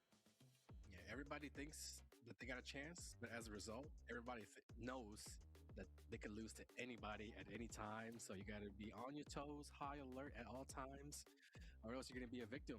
Breaking news, so-and-so has lost in the winner's bracket to super no-name guy, and you just like the story of the day. You don't want to be that guy, trust me. Oh, I mean, they started a little too early here, I think. But it is going to be King Ray Jr. versus Knives. Let's go. Oh, yeah. They might have started a little too early there. So let's go ahead and start this game real quick. But King Ray Jr., Oscar extraordinaire, going to show up. And then Knives, don't know too much about Knives myself, but I am definitely always open to seeing, to being taught of you as a player. Maybe a local player out of the French area, but King Ray Jr., if you follow Tekken 8 competitively since it came out, you've been seeing this guy's name pretty frequently. He is basically one of the breakout stars out of NA when Tekken 8 came out, but that's not to say he's a new Tekken player. This guy's been playing literally since he was born. His father's an OG Tekken player, so like father, like son. This guy's been literally raised to be the next big thing in Tekken, and he is. Prophecy fulfilled. Last year, I would say, again, was his breakout year. He qualified to EWC, to the TWT finals, won major tournaments overseas. So he's looking to kind of follow that up this year with EWC qualification and more, perhaps. So this is step 1. Day 1 here at the Last Chance Qualifier up against Knives. And again, he's a veteran. He's been playing for a very long time, a lot of experience on Oscar. That's pretty much been his character from the start. Yeah. I mean, I've definitely seen him play other characters like for fun, when it comes to like some of the TNSs and stuff. But like for the most part, if the job is getting done, it's going to be getting done on Oscar. And as you can see right now, job is definitely getting done pretty quickly right here. Already hot start for King Ray Jr. Finds the counter hit knee. That should potentially be the round here. Oh yeah, that's definitely the round. There we go. This kid knows how to optimize. He knows all the situations. He practices, grinds. It shows. He puts time and sweat into the game. And the people who have really proven to be able to do that so far in Tekken 8 are the ones who are shining. Get combo. He ain't dropping. He's not gonna be one of those guys that drops opportunities, combos. Yeah, expect him to know what to do when sidewalls are in play. Does it again. Man, yeah, right now, Knives is just not really getting a chance to play the game right now. He's getting absolutely rushed down. Yeah. Oof, and then when he finally gets a chance to play immediate, obvious string right there, goes for the 3+4 after down for 1, and that is duck, launch, punish, big damage off that. Look at this. Doing some. Is this all? He was still in the skies too, wasn't he? Wasn't that all scaled? That's crazy. Just wanted to show off a little bit. Mm-hmm. Yeah. Okay, here we go. What This can is we the get most that Knives has been doing. The drop's the biggest opportunity he's had this whole that hurts. game. Can't do that. You know, you finally got your wall standing 2 right there. You got to finish the combo. And that was your one chance. Oh, okay. Hold on. He smash from deep. King Ray Jr. was airborne, saved some health, but a rage art from Eddie could do the job. A launcher from Eddie could do the job. Maybe a throw from Eddie could also be enough to kill. 8 seconds left, plenty of time to find one hit, but he can't do it. King Ray Jr. Keep out option from a grounded position like that. Too good. That's that awareness from the young lad out of the USA. I was thinking it was just smart too for King Ray. Like you could see him kind of stagger his offense there at the end. Just he's probably looking for that rage art as well too. He didn't want to like give up too obvious of a move to get that immediately rage art. So I liked what he did there at the end of that round. Did allow Knives to keep it closer than he probably expected, but was still able to close it out with that while standing 4. More than likely, nerves was a factor during like that whole first half of the game. As we know, this guy probably knows how to do combos. We know he probably knows how to play. We gotta hit the you gotta hit the rematch button with the rematch different stage though, unfortunately. Okay. I was saying, like, that first half of that game, sometimes nerves just completely take over, and you're not really able to show what you're capable of, and that's kind of the thing. You have to control the nerves. You just got to be able to play as if you're just in your room, your home clothes, camera off, nothing, and you just got to be able to play at that relaxed, because it's not like all of a sudden you get on stage and the camera's on and the pressure's on. All of a sudden, you're going to be able to find a new way to play out of nowhere. Yeah. You're going to be able to step it up and go Super Saiyan 5, on that day and everything. You're better off just playing what you know, play the way that you played time in and time out over the course of whatever. It's the worst thing ever if you play thousands or hundreds of games in Tekken 8, and you get on stage and you get into a tournament and then you think that you have to like do something different. You actually don't. It's the namesake too, I think. Like you're going to be against the big name, so not only is the big lights, but it's the big name, and you have expectations of how good they are as well too. But you still got to just play the game that's in front of you, regardless. Play the character if you know the matchup. Play the character or the matchup as best to your knowledge, regardless of who's piloting it. So here we go, though. Hot start yet again from King Ray Jr. Ooh. Oh yeah. Not going to finish the round just immediately after that, but still, there has just been no chance for Knives to establish some offense here. With King Ray Jr. and other guys who know the Oki and their situations, if it's not enough to kill, they're always going to put themselves in the best position in order to kill afterwards, right? They're always thinking 2 steps ahead, and they'll know when their combo ain't enough. They'll know what to do in that event. Ooh. Okay. Got a stack right here. Oh, good punish right there from King Ray.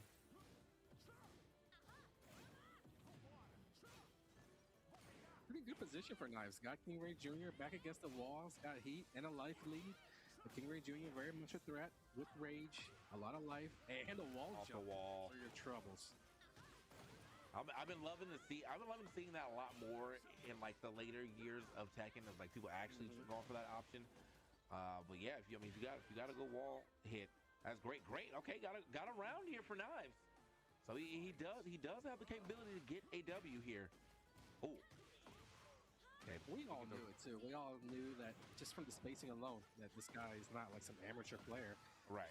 When it comes to the basics, like doing combos and not throwing out strings that are duckable, like he just forgot. Yes. Had to test his opponent. I mean, it's better you do it in the first round, not like when you're like last round, or your first game, not in your like last round of the tournament. Fortunately, though, he might not be able to get another round here. King Ray Okay, like that. Yeah, go. Just wait it out. Gets the punish as well. Too big launch though. What a call out. Knew that, you know, time was running out for Knives. Knew that he might start getting desperate. That's exactly what you do. You start making those call outs on your opponent's decisions.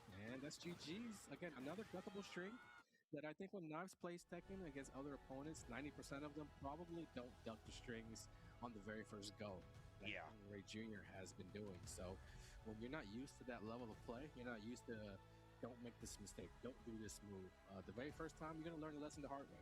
Unfortunately for Knives, that's what happened. Yeah. No, I think, I mean, understandably, like why he's trying to like establish the pressure he's trying to establish. But yeah, I think King Ray has obviously seen a lot of these moves quite too many times. So in his reactions on making sure he gets over under that, you know, there's been multiple times I think that Knives got launched for, you know, hitting like a mid-high string. So it happens, you know.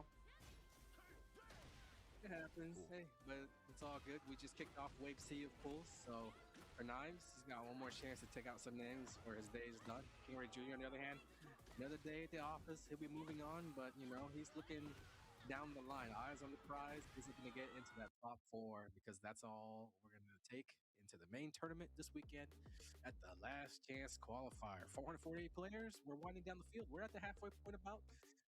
Wave A, Wave C, sorry, Wave A, Wave B in the books. We're here at Wave C. I'm again joined by TK Breezy. So, oh man, a lot of big names up ahead. We were talking about it earlier, including King Ray Jr., the one big top NA player that is at this event. We got a lot of Japanese players and a lot of Korean players and a lot of Pakistan players and a lot of European players in the mix though. So there really is no telling who's going to take these 4 tickets because we got a lot of guys who are worthy.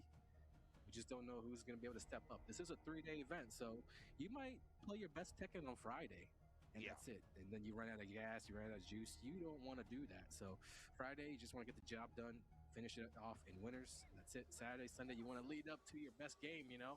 It is a 3-day event, so sometimes people aren't able to carry over that play day to day. Yeah. I didn't know that that King Ray was the only American here for the last. I think so.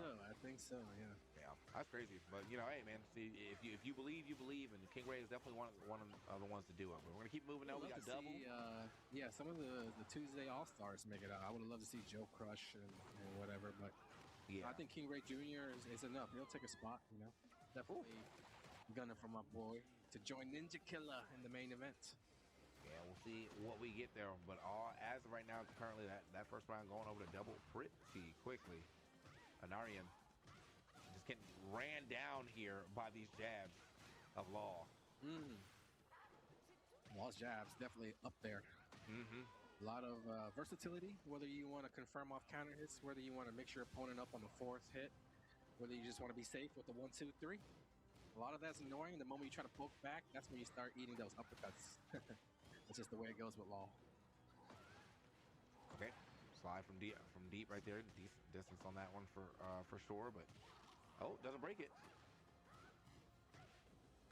First big chance for Anarian to actually get some. Back grab this time. We're getting scooped up right now. Oh, no wall hit though. Luckily for him, so. Oh wow! Cancel on the heat burst. Anarian. I don't know if that was intentional. Anyone's game right here. Oof, low. Finish it off. Double 3 rounds straight. Yeah, double definitely handling that business. I mean, that was another one of those players I kind of mentioned out just by name. I expect him to kind of do well here in the bracket, but that was his first time. Did he say? I don't know if he was telling bro he want coaching or he was telling back. Yeah. All right. It's a big tournament. A lot of guys, you know, tensions are high. You know, nerves running high. This is their last chance. I was telling Mike, like, these guys, this is the tournament they care about more than anything, I think, for a lot of guys at this tournament this year. Yeah. There was a tournament that they were able to do good at. This is the one. So it means a lot to a lot of these players, as it should. There's $1 million on the line, man. For many of these guys, it might be just step 1. Yeah, I mean, again, you know, as you said, last chance qualifier, you're just at the gate. You feel like you definitely can take those people that are already in the tournament. Understandably so, why this would be the most important tournament of your, you know, year, your life, whatever you want to say. Yeah, some of these guys were 1 round, 1 game, 1 set away from already qualified. So It's tough. It's a lot of heartbreak that we are going to be having front row seats for tomorrow and Sunday. I'm excited. Oh yeah. Okay. Oh yeah. Watch the legs right there. Gets scooped up one more time. Anarian he's been getting a lot off of these grabs for sure, but that's pretty much all he's really been getting for damage is throws. So I have to pick that back up. We haven't got to see any of the Lily shenanigans, no feisty rabbits, no nothing like that. But he's been getting locked down the entire game, so it's really no chance for him to actually get that established. Double. That was 5-6 seconds of lockdown, followed by the very first attempt to throw out a quick attack. Gets launched, whip punished into the wall. And GG's. Okay. Okay, good step right here. Get off me this time. We're gonna start breaking this. Even on counter hit, by the way, we still broke those. It's a flood. That was probably a hop kick. Yep. Double. Closing in on the 3 straight to take the set. Anarion trying to put up a fight. Has yet to activate heat. Might not even get a chance. Oh, counter hit. Dismissed opportunity. That could have been heat engaged for sure. Would have done wonders for healing, but instead is an untimely activation on the heat burst. He tried to cancel it, which he did earlier. That's not the play. Double answers with the heat smash. One of the faster ones in the game, so that's going to be good. Yeah. Smash always going to be the heat burst. GG's. I think, man, it's crazy too to see, like, you can definitely see like the levels of the players that we have here. Like, you have the more notable players that you definitely kind of expect to get in the top 64 pretty quickly. But a lot of what you're seeing a lot too is some of these panic strings that people are throwing out is getting that's like a major opening for like the top of these players. Like everybody sees that string that they know they can duck and get a clean punish on. You saw that in the game with King Ray. You saw it again applied here with Double. He got another string that he ducked for a hard punish as well too. Yeah, for the player using the strings, they might be looking at it as like a get off me move or something just to throw out when they need time and space. But for these pro players, it's opportunities that they need to seize, and if they miss out on the opportunity to duck or to get a punish off, like that actually becomes their bad.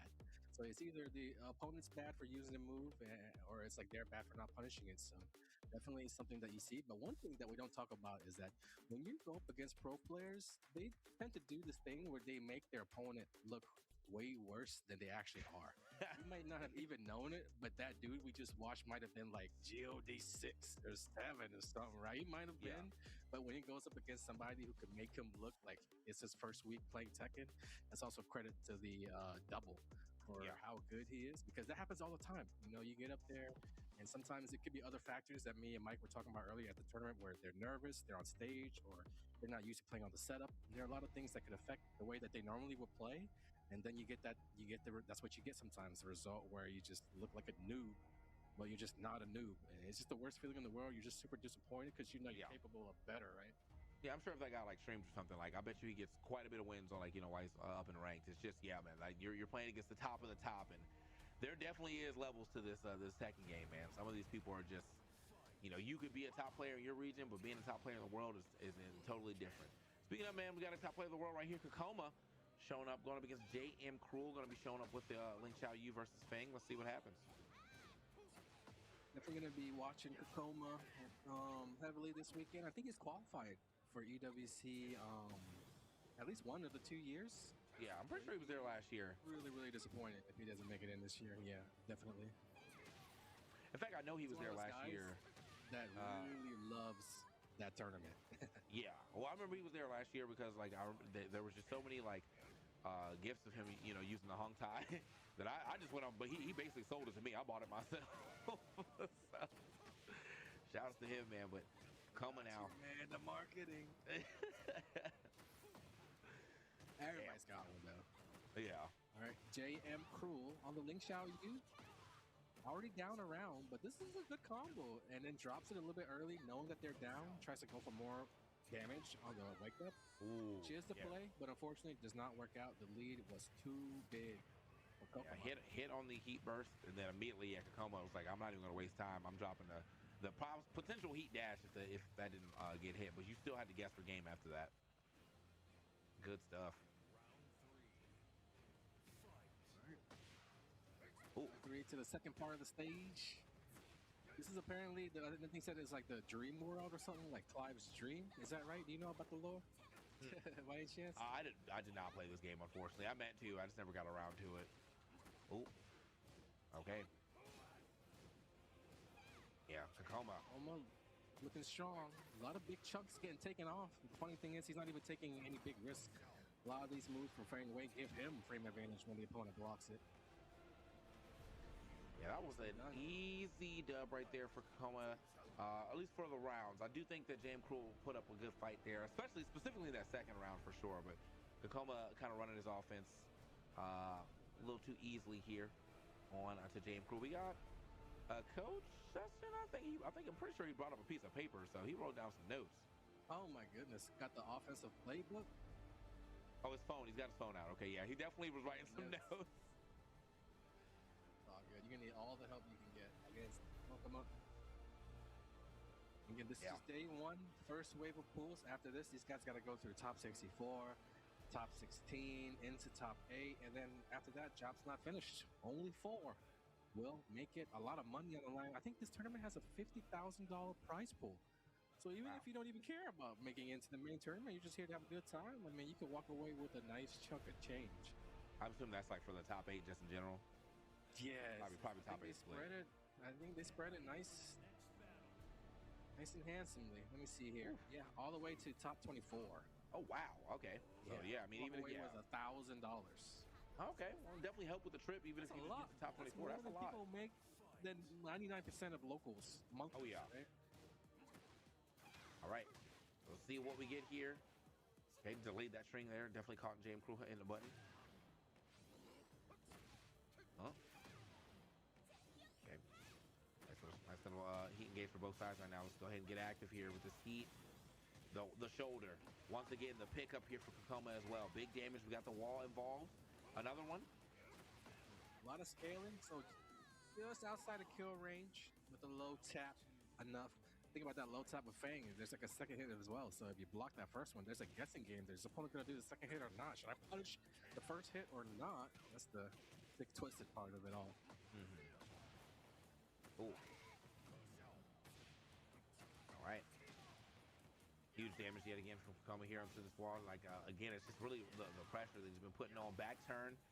Get some extra damage right there, too. But he has just not allowed Jam Crew to actually get away from this wall. Finally does. Side step 4.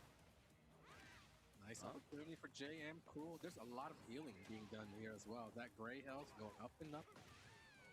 Tacoma, dang, just a few more hits was enough to end the round just like that. Fang hits like a truck, man. Super strong character.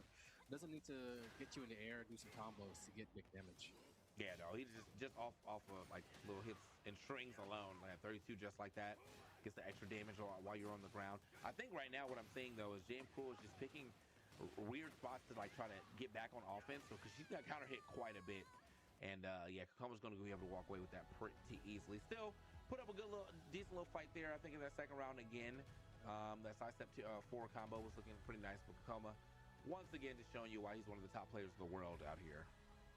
Nice try with JM Crew. Anytime that you're able to get your opponent in the air for a combo, it's a good round for you, and you're in position, because one combo could lead, you know, what that leads to is Oki. And that Oki, if you play it right, could lead to another combo, and then after that, you're probably 1 or 2 hits away from winning the round. So if you land a combo on your opponent, you know, such as Tacoma, then you're already on the right path. You're on the road to success. Just keep it up. Might see you in the Esports World Cup one day, JM Crew. Hey, it's always possible, you know. Yeah. Obviously, we're what we've been saying about everybody. I think anybody here definitely knows how to play some Tekken, so I can definitely see some shades of greatness from her. Just, you know, you are getting some hard fought opponents for sure in this bracket. You know, seeing that everybody is trying to get into that final 4 spot, or now I guess even just getting top 24 would feel great. But I think you obviously want to get further than that if you make it to top 24. All right. Funny thing is, it's like nowadays it's a lot easier to get really good really quickly at Tekken. Tekken was always known for like a really hard to learn because the information wasn't around. And thanks to Tekken 7, the community is like 10 times bigger now. So that means everybody's helping everybody. There's a lot more YouTube content, a lot more tutorials, a lot more streaming out there. So with all the Tekken happening all over the world, it's just a lot easier to get into the game and learn and ask questions and improve.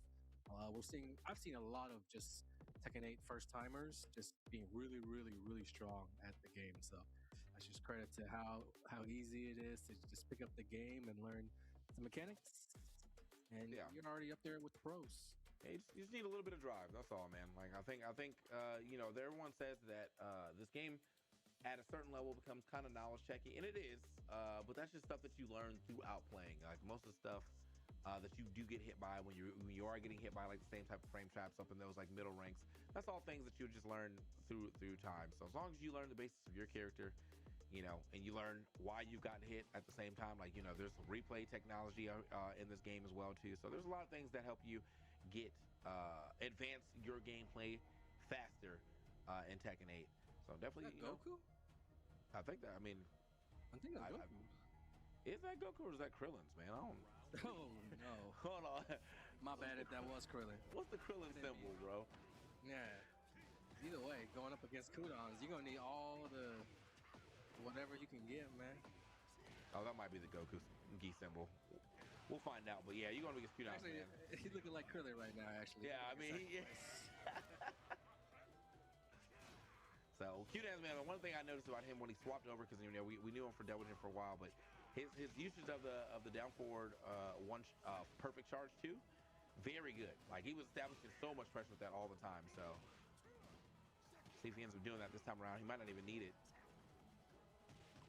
Well, who Kudons is maining is always a good indicator of how good Devil is in the game. Yeah.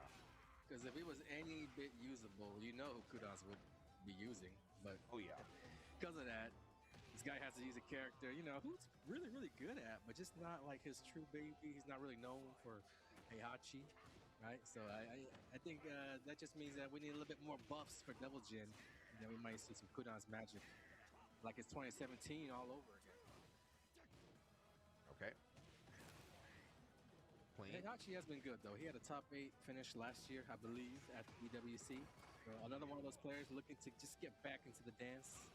Yeah. Now, Heihachi, I mean, he almost inspired me to play this character. I mean, I like your start that great. That's the only reason I don't try. But low-key, I haven't really seen him throw out too many either. He just knows how to establish his pressure well with the other plus frames that Heihachi has, and most of it usually on the 4-4, off the heels of right here, the back or the down 4-1. Charge 2 gets himself a huge hit here. Goes straight into the rage art as well. I think that should be enough. It's either going to be enough or it's going to be like a pixel afterwards. Man, Heihachi is just ridiculous, man. Imagine having a round where you're just super, super invincible, ultra warrior mode. So I think that's just the appeal with Kudon's picking Heihachi. It's like you need to give him a reason to pick something over that. And I think that's just, he loves that too much in order to pass it up. Yeah, starting that shrink from a mile away though. Q-Dons already knew you was gonna probably finish that that shrink, so he just waited for the last hit, got the easy jab punish there.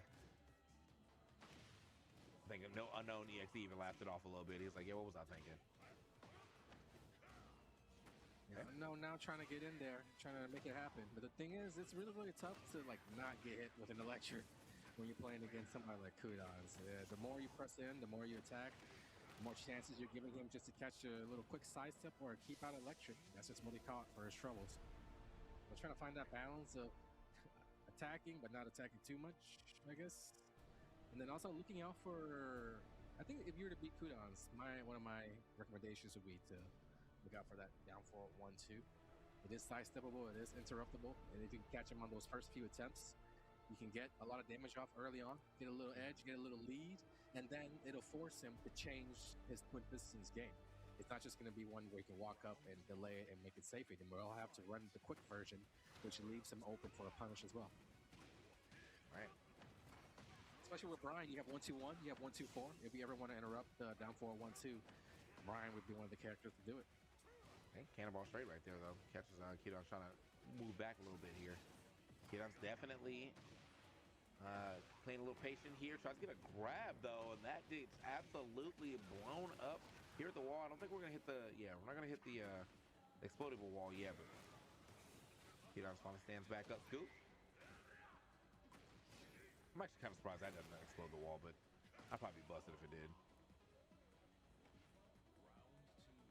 All right. Q-Don's quick with it right there. He gets that 4-4 for the finish. Trying to keep it moving here into this second round. 1-1-2 gonna hit. Nice. Oh my gosh. Okay, even out of stance. Still found that low parry. Big damage. Okay. Gonna get my heat action instead. Yeah. And gets the wall as well too. Expose the wall, tries to get a little Oki set up there with the orbital. Ooh. It was a nice clutch duck from Unknown as well. This is the best round that I've seen from him so far. But can he finish this plate? Heihachi very much a threat, especially with the side switch. That's automatic on the grab attempt. Oh man, healing up as well. Every hit, healing up. 13 seconds left. Does Kudos want to play it slow? He doesn't need to. Doesn't need to at all. That was a huge wall splat right there. Mad damage off of that. And yeah, 4 seconds left. Ain't no way you get back in this game. He's chilling. The oldest tricks in the book, the 1-2-1 to the rage yard. Kudons. That was a good time to slow it down. Definitely did not need to overcommit. He had built too big of a life lead to lose it in 5 seconds. If he were to just hold back, that's what he did. And again, Unknown also a good start, just like last round. But toward the midway point, it's like Kudon starts to activate, especially now he's got heat. He does not need to pop Warrior's Instinct. He can choose this round, next round, or the one after if it comes to it. Second time Unknown EXE has been able to duck and get that clean punish. That's a lot. Yeah, I think we're probably gonna save that Warrior's Instinct for the second round if needed. Ooh. Okay. Good punish. And again, Heihachi and Rage, one electric will wipe off all that health. Here it is. Oh, you called that so quickly. Oh, doesn't actually get the walk spot though. Doesn't need it. The Heihachi Storm. Oh my God. He didn't want to. Okay, that's good. Luckily for Unknown, you know, he missed an opportunity. Corsair go back 2, didn't press a 4. Right there, he could have gotten floated on the running kick, but he survives for now. Sit down. I wonder if this is the round that Kudons might want to pop Instincts. He's been saving it, man. I mean, he's definitely got it available, but he does not want to use it, so. Yeah, he's already played most of the round without it. He doesn't. Yeah, at this point, it doesn't matter. Still, a solid round right here for Q-Dons. Right at the door to finish this thing up. All he needs is a 1-1-2 into the last mix. That's probably what he's looking for. Maybe twin pistons, but he doesn't need too much. Cool. Okay, good block on the. Oh, yep, there's a 1-1-2. Now you just need that one mix you're talking about. Yeah, had to, and then maybe another 1-1-2 here. Last mix. He likes to go safe. He's opting to go safe toward the end of the round, and that's it. Closes it. Caught the counter hit right there. I wonder what he hit out the back sway, but yeah, definitely got counter hit on the down 4-1. Still, I mean, and price of showing there for Unknown EXE. Did get himself around. His boy was like, "Yeah, man, good job, bro." You know, that is Q-Dons. So you gonna have to come with 150% of your playability, but either way, still saw a solid round take there from Unknown EXE. Goku buff definitely worked. The funny thing is what I said about like trying to beat him or whatever. That's only how far I've gotten. I've gotten to the part where I interrupt his down 4 1-2s, and then he starts messing me up. I haven't really managed to beat this boss yet. You know what I mean? So that's all I've been able to take this. So hopefully somebody else finds the answer, solves the puzzle on how to beat Kudons this weekend. Yeah, we didn't see like too many interruptions. We didn't really see that move at all. I guess Kudons didn't need it, but he moves on. We'll see him probably again when it comes down to the time to qualify out of Wave C. Yep. Yeah, I mean, I'm looking right now. That was his quarterfinal. So he's one away from qualifying as well already. I think we actually will be getting one of our first qualifiers already because I see Bilal is already in the winner semifinals. He has his chance to qualify as well too. Actually, the matches coming off of the break are all bangers, actually. These are going to be some of the best matches that I've seen on deck today. I'm not going to spoil it, but yeah. But for now, I'll leave it right there. When we come back on the other side of this break, the action is only getting started, guys. Don't go anywhere. We'll be right back with more Tekken 8 action at the LCQ. Be right back.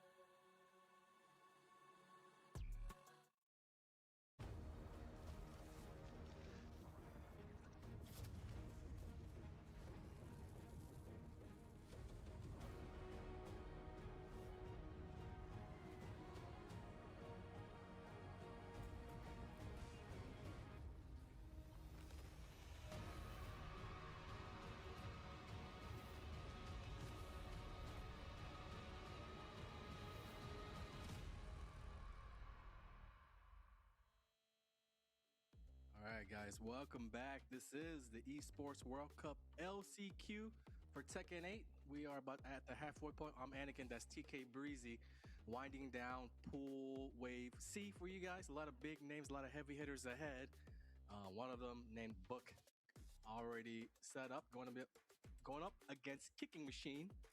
Should be a good matchup. Kicking Machine has been in the tournament scene for a while now. So the winner of this match is going to qualify into top 24 on the winner side. A lot on the line here. So it should be a good one. We saw Book going back to the Jin earlier. We were talking about how he had been playing King. A very, very surprising pick for the longtime Jin loyalist. And it looked like he had all been, really, really willing to make the switch, but he's back on Jin. The Jin showed up well too, in that first game that we saw. So now, it's like riding a bike out here. Yeah, he probably took him like a day and a half at most to get back to everything he wanted from that. So Parry's as sharp as ever. We'll see how this goes though, man. Kicking Machine, what character? Do you know what character he plays? I would guess. I want to say it's Hwarong. That's what. I think the name alone, I was thinking that too, but I was like, yeah, but I don't want to just. It's gonna be Steve. Steve Fox. Complete opposite. But nah. All right. Oh wait, the King is out. King. Hey, you want to know something funny? Is that like when I was younger, this is how long ago this has been a thing. Is that King apparently just dominates Hwarong. But I mean, this is 20 years ago stuff. Nowadays, the game's completely different. So I know for sure that it might still be kind of a thing, but I know Hwarong definitely has a chance. Yes. Well, it's looking. I think Book is still believing that that's what is going on right now. That was a very hot start. We finally starting to get some offense here from Kicking Machine. Does get some help back. Oh my God! Skyrocket. Come back to steal. Oh wait. Okay. Sometimes guys just got too much honor. They don't want to use that rage art to kill, but that's what leads to their demise a lot of times. Just got to go up and finish it off in the tournament. Anything goes. Okay, 4 neutral 2, the side step down 4-2, going to get that nice launch. Yeah. That's the thing with old school players. Players who have been playing a long time know how to utilize keep out uppercuts, especially when it comes to a move being safe and launches on hit. Really important to know how to use those types of attacks. That was a huge giant swing right here. I think we're close to the wall. Okay, now not at the wall though, just yet, but we are going to get a little closer this time around. Unfortunately though, not going to be the third nice biggest swing. stage in the game. Yeah, it's hard to get there. So, but like I was just, we are close to it though. Really, it comes into play right around now when the round's pretty much all said and done. Yeah. Coming down to like those last few mix-ups, and then the wall comes into play, right? You do that, or the round's got to be really, really turtled out in order to make it that far, that deep into the Coliseum. Okay, scooped up. Yeah, 76 damage off that. Tries to get the stomp as well. They actually trade. That trade still going in favor of Book though. The movement. Super back and forth game. It looks like Book's got the edge, but at any point in time, Kicking Machine can hit him with a big combo to even things up. Not gonna happen this round though. Nah. Takes it 2 rounds to 1 in game number 1. This is again a qualifying match to make it into Saturday on the winner side. Loser's gonna have to do a little bit more work coming from that lower end of the bracket. Gonna float? Not gonna float actually. Hopney finishes. Unfortunate for Kicking Machine. He's got a lot of great health to recover, but look, if I know how he plays, he's gonna try to turtle this out. Make sure that Hwarong, gets that heat out of there. Not a factor anymore for either player. Nice. Okay, that is how you do it. Turns that back all the way back around. I mean, a round was given to Kicking Machine, but yeah, Book able to end that on a perfect. That's gotta feel good. Now getting a little bit of coaching here for Kicking Machine. Round was taken, and it pretty much Kicking Machine was able to prove that if you overextend one bit, you might eat my keep out uppercut, you might eat my skyrocket, and if that comes to that, I'm not going to drop my combo. So 2 things, if Book figures that out, he'll be able to adapt his game plan a little bit, right? Okay, don't rush in, don't get caught overextending, don't get hit with a keep out uppercut. Once he was able to eliminate what worked for Kicking Machine, it was all King all day long. Yeah.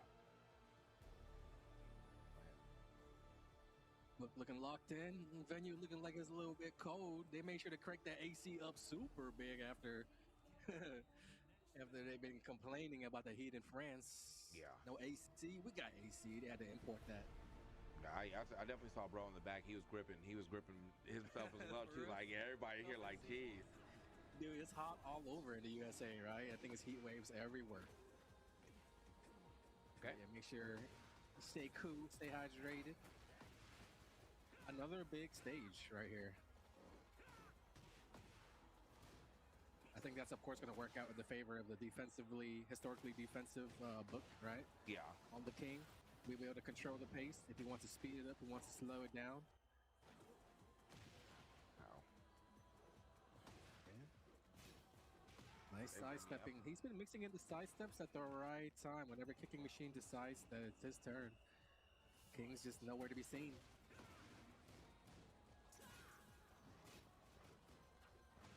Okay. They got the two big stages here too, so the wall just really not going to be a factor for this entire set, unless Kicking Machine's able to get a W here. Does break that. I've never seen anybody get to the wall on this stage. Yeah.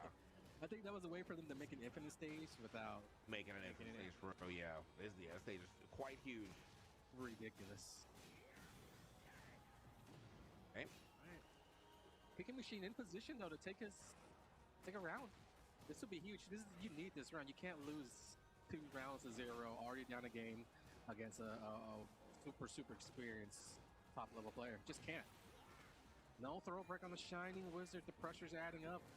8 seconds left. Harm can do this, but it is definitely possible. Yeah, you saw him definitely go for the orbital, but got sat down immediately with that down 2 or down 1. Look on set point. Catches the counter hit down 4-2. Very confirmable at all levels, whether you're a beginner or a pro. And you see him fishing for it. He wants more down 4-2s. Really not that risky to go for it. Especially once you start to pick up your opponent's attack timing, know when he likes to press that first button. You're just placing it just to see what can come of it. Yeah, the blue stuff on that giant swing though. Oh, actually was stepping, but he was able to get back and blocking fast enough. Good stuff. Kicking Machine had a big knockdown. He could have taken free damage. Instead, he had nothing. Left a bunch on the table. It might end up costing him multi-throw for King. Which route is he going to go? He might be able to take all the health. Oh, yeah, route. Escape. Some good throw breaks for sure. Situation. Oh my gosh, you're gone. Yeah, he was right at the door for getting around there, but the wake up, kip up into the immediate heat smash, goodbye. Yeah, it was because time was winding down that I think Kicking Machine felt pressured. He felt like he needed to do something, needed to make it happen. Sometimes 4 seconds feels a lot shorter than it actually is. You might feel like it's time to do something, but when you're that close in life, you don't need to take them down to 0. Yeah. You just need to have 1% more than them, right? Yeah. So 4 seconds was plenty of time. You didn't really need to load jab right there, but I understand. It's very common to press the button after you get hit with the kip up because it is a good spot to attack there. So I totally understand, but Book, a wise, experienced player, he knows that, so he didn't press a button himself. He backed up and punished with the heat smash. Yeah. Fire ender right there. Yeah, I mean, Kicking Machine feeling a little ways about it, but I definitely believe, from what we saw here, I can see my man getting into this top 64 on the lower side of things. Just wasn't going to do it past Book, though. My man Book going to hold it down. Our first qualifier, I think, at least on stream. It's going to be our first qualifier. Moving on. QD-Oled is also already qualified over Fireblade there. So shouts to QD-Oled as well for making that into top 64. I'm pretty sure he Fireblade is like a top Steve out of France, if I remember correctly, from the ICFC days. I might be wrong. Though. I think he plays Steve at the very least. But up next, these two guys, no stranger if you've watched a lot of competitive Tekken 8. That's Bilal on the left. On the right, coming from Japan, recently sponsored from Yamasa Haru. It's be Brian versus Jack 8. All right. Looks like double. Well, actually, I don't know, man, because Double's playing. His opponent is Genius right now. Genius is also 2-0'd right now, so they're playing. I'm pretty sure Double and Genius are playing to get into semifinals. We saw Double earlier. Hopefully, he is able to make it himself as well too. And then I think a little later after this, we'll have some King Ray Shaman match. So we got some hitters, man. We said we were gonna have some hitters. They are definitely showing up. Haru, Bilal, gonna run it. The Brian, the Jack 8. Let's get it.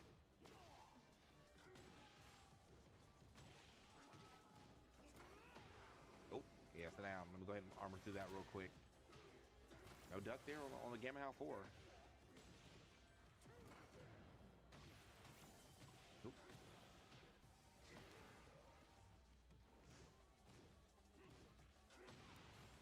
Oh my gosh. Oof. Counter hit, sledgehammer, free follow-up. They made that free follow-up way easier, especially with the new animation introduced in Season 3.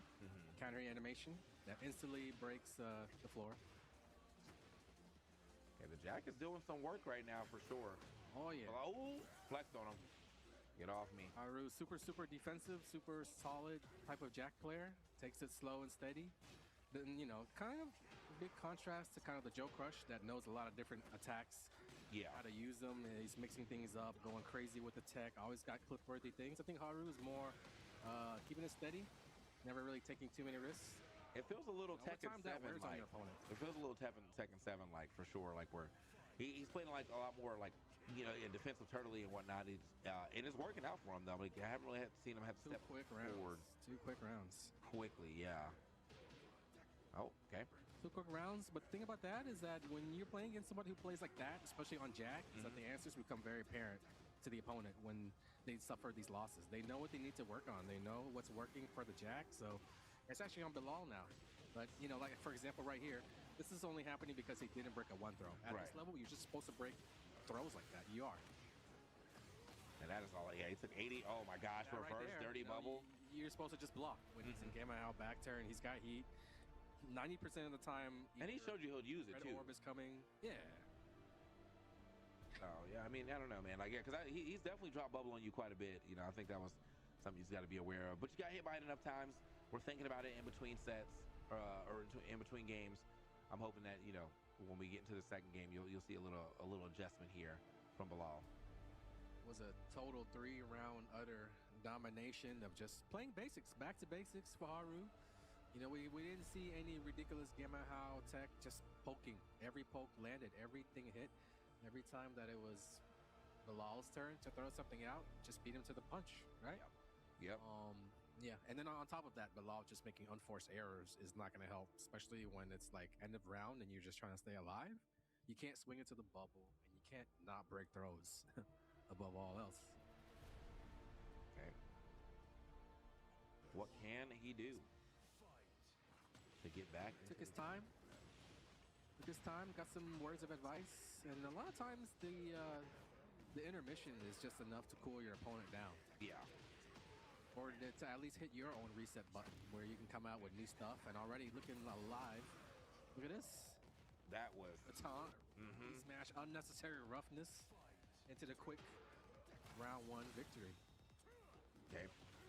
Already blocked the first. Ooh, that's going to be a huge punish though right there. Whipping right in front of his face. Yeah. Big punish. Big whip on the defensive player. He's going to punish that 10 out of 10 times. 100 damage. Half life exactly for your troubles. Oof. Chipping it out with the down back ones. Think about Jack. He's really good at that. With the life lead that Haru's got, he deems that he does not need to take any other approach other than this one. With the lows, he'll survive. Yeah, he's gonna hit that. Survive. That's probably max damage right here, actually. Yeah, just outside, just pretty much. Might as well. Yeah, he's gonna heal all that back too. So, and then he'll activate heat. There is potential for the comeback. Haru has to be careful, especially on the Requiem. There it is. That would have led to a combo if it landed. Yeah, I was like, the thing is though, if you want a chance to get back in this game, you definitely got to get back on offense. And you might be able to survive like one jab here. Danger. Oh, not that one though. Jeez. Law overcommitted. Felt like he might have had to after he went with the 3rd hit. Haru doing what he does, staying solid. Ooh. Okay. Punish. Oh, can't break that either. Boom. Okay. Luckily, not the last round. Otherwise, that would have been a full combo. Haru now opening up a lot more Gamma How. Just in these last few seconds, he's activated heat first. He's got the edge, the life lead, slight life lead. Bilal looking to activate heat. Either that or bait it. That's really good when you know your opponent's looking for an activation. 1-1 blocked into the heat smash. Oh, man. Definitely try. He's probably expecting another down back 1 right there. Or full crouch down back 1, but yeah, unfortunately getting hit with the as he tried to orbital out the skies. Last hit, no damage. A hot start for his first round, but yeah, he's let Haru reestablish his game. He let all that momentum go to waste. It was looking like he had made the turnaround just off the little break alone. Just thought he iced the kicker. But nope, just back to it. 2 ones, down 4 ones, and some lows here and there. This is huge. We'll break the floor. Big potential.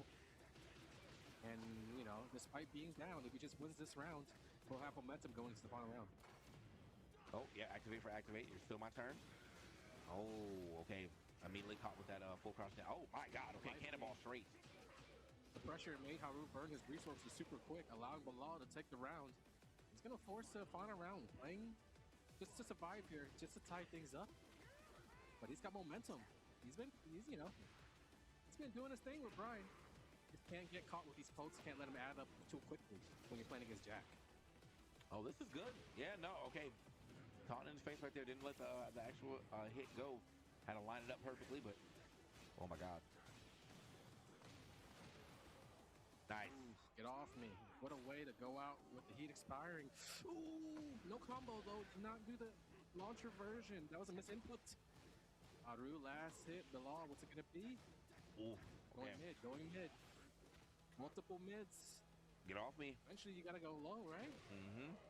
There it is. There's the comeback 3. The fist pump as well. He felt the pressure building up. The round was his. It was in the bag, right? But that Haru was not going down without a fight, and he wasn't. Oh yeah, not by any means right there. Good stuff. Good stuff to Bilal to get the turnaround twice, by the way, because you know he got that first round. Then those second 2 rounds just looked like he was getting kind of body, but he was able to at least fight it back. And his last 2 as well too, man. That would have been a heartbreaker to see that first round not actually go to full fruition. So now into our third game here.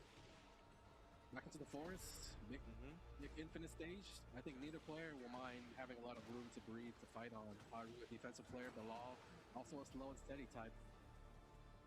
Bilal's playing. He's kind of playing quite perfectly at this like range 2-3 area where he's still getting like he's still threatening quite well with 3+4s and cannonball straights and whatnot. But it does. I'd be worried about playing at this range just because it seems like the range Haru wants the entire time. Into the heat smash. Oh my God, you're gone. Yeah. Yeah, the rage damage boost was enough to make it kill. Jeez. Punish choice as well. Opportunity.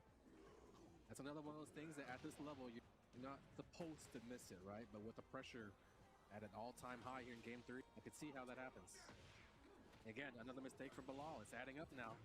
Big life lead for Haru. He might go up 2-0, dude.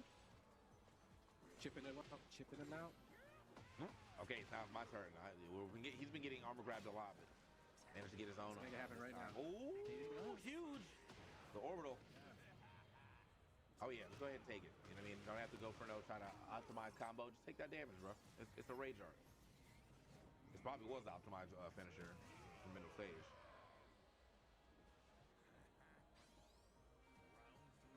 All right.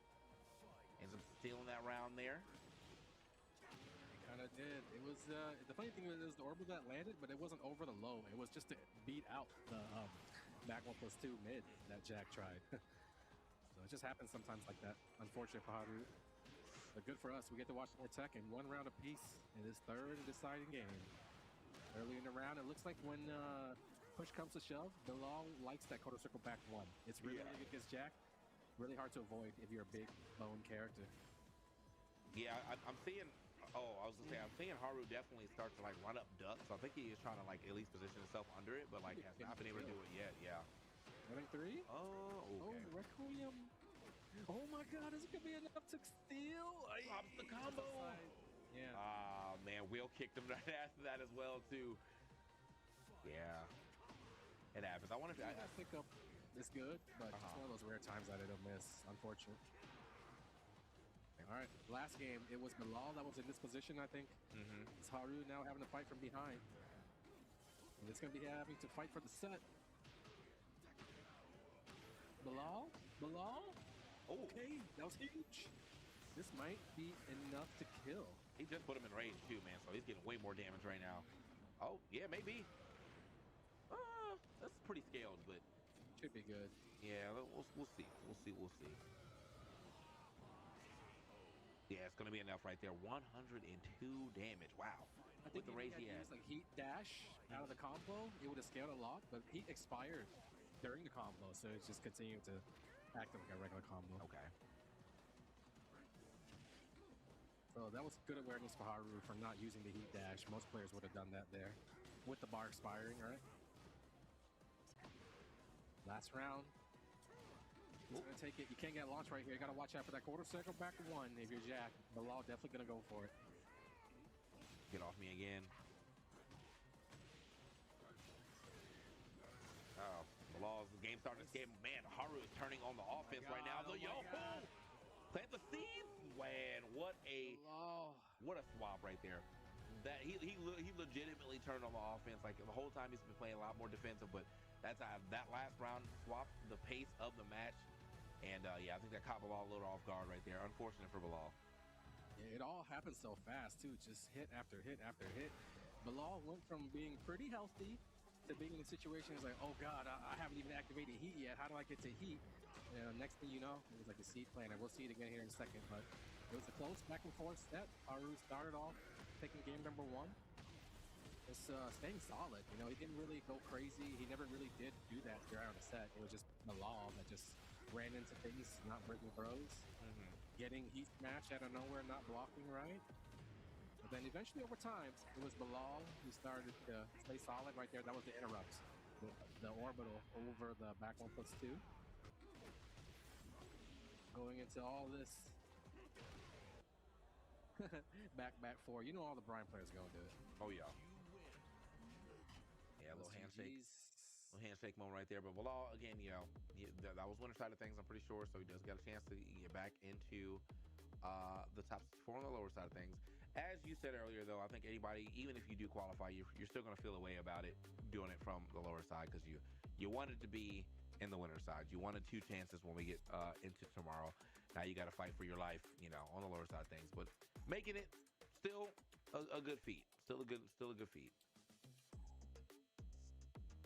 This is King Ray Jr. going up against Falcons Shaman. So a sponsored player from Falcons, one of the top organizations in the world. I think they're the 2-time winners of the little club championship that we got at EWC every year. So that means they are the best club in the world, right? They take the crown and everything like that. So that's the first thing I see because I don't really know who Shaman is. I'm not familiar with this player, but I am familiar with the outfit that he's wearing, that jersey, that team that he represents. Yep. But I'm also familiar with the guy sitting on the left. That's King Ray Jr., the one and only representative that we have here at the LCQ from NA. But that's because that's all we're going to need. And that's one of our best players, King Ray Jr. Yeah, a real one. Plenty of experience. You know, I watch him every Tuesday, just kicking fools' ass, beating everybody up. He qualified last year at Head Stomper, taking first place, beating Shadow. I remember that. And then he also qualified into TWT. He had a big year last year. He's looking to follow it up this year. He's looking to start that off by qualifying into the main event. He did a qualifying match again.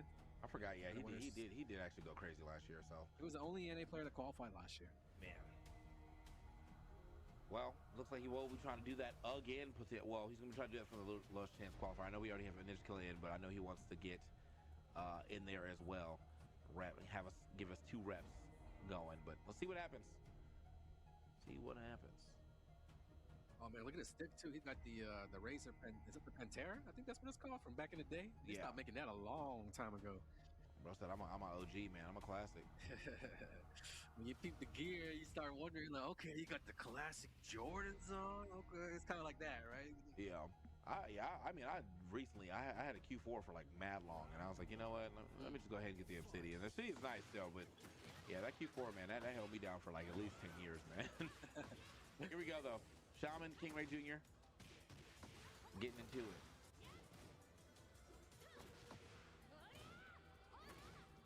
Ooh. Nice.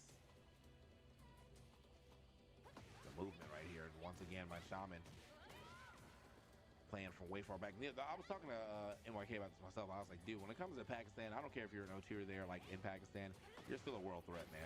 There's nothing but immense talent over there. So, you know, if you're at your local losing to Atip and Farzine or whatever, like, but You're still getting some rounds. Yeah, you're definitely world-class talent.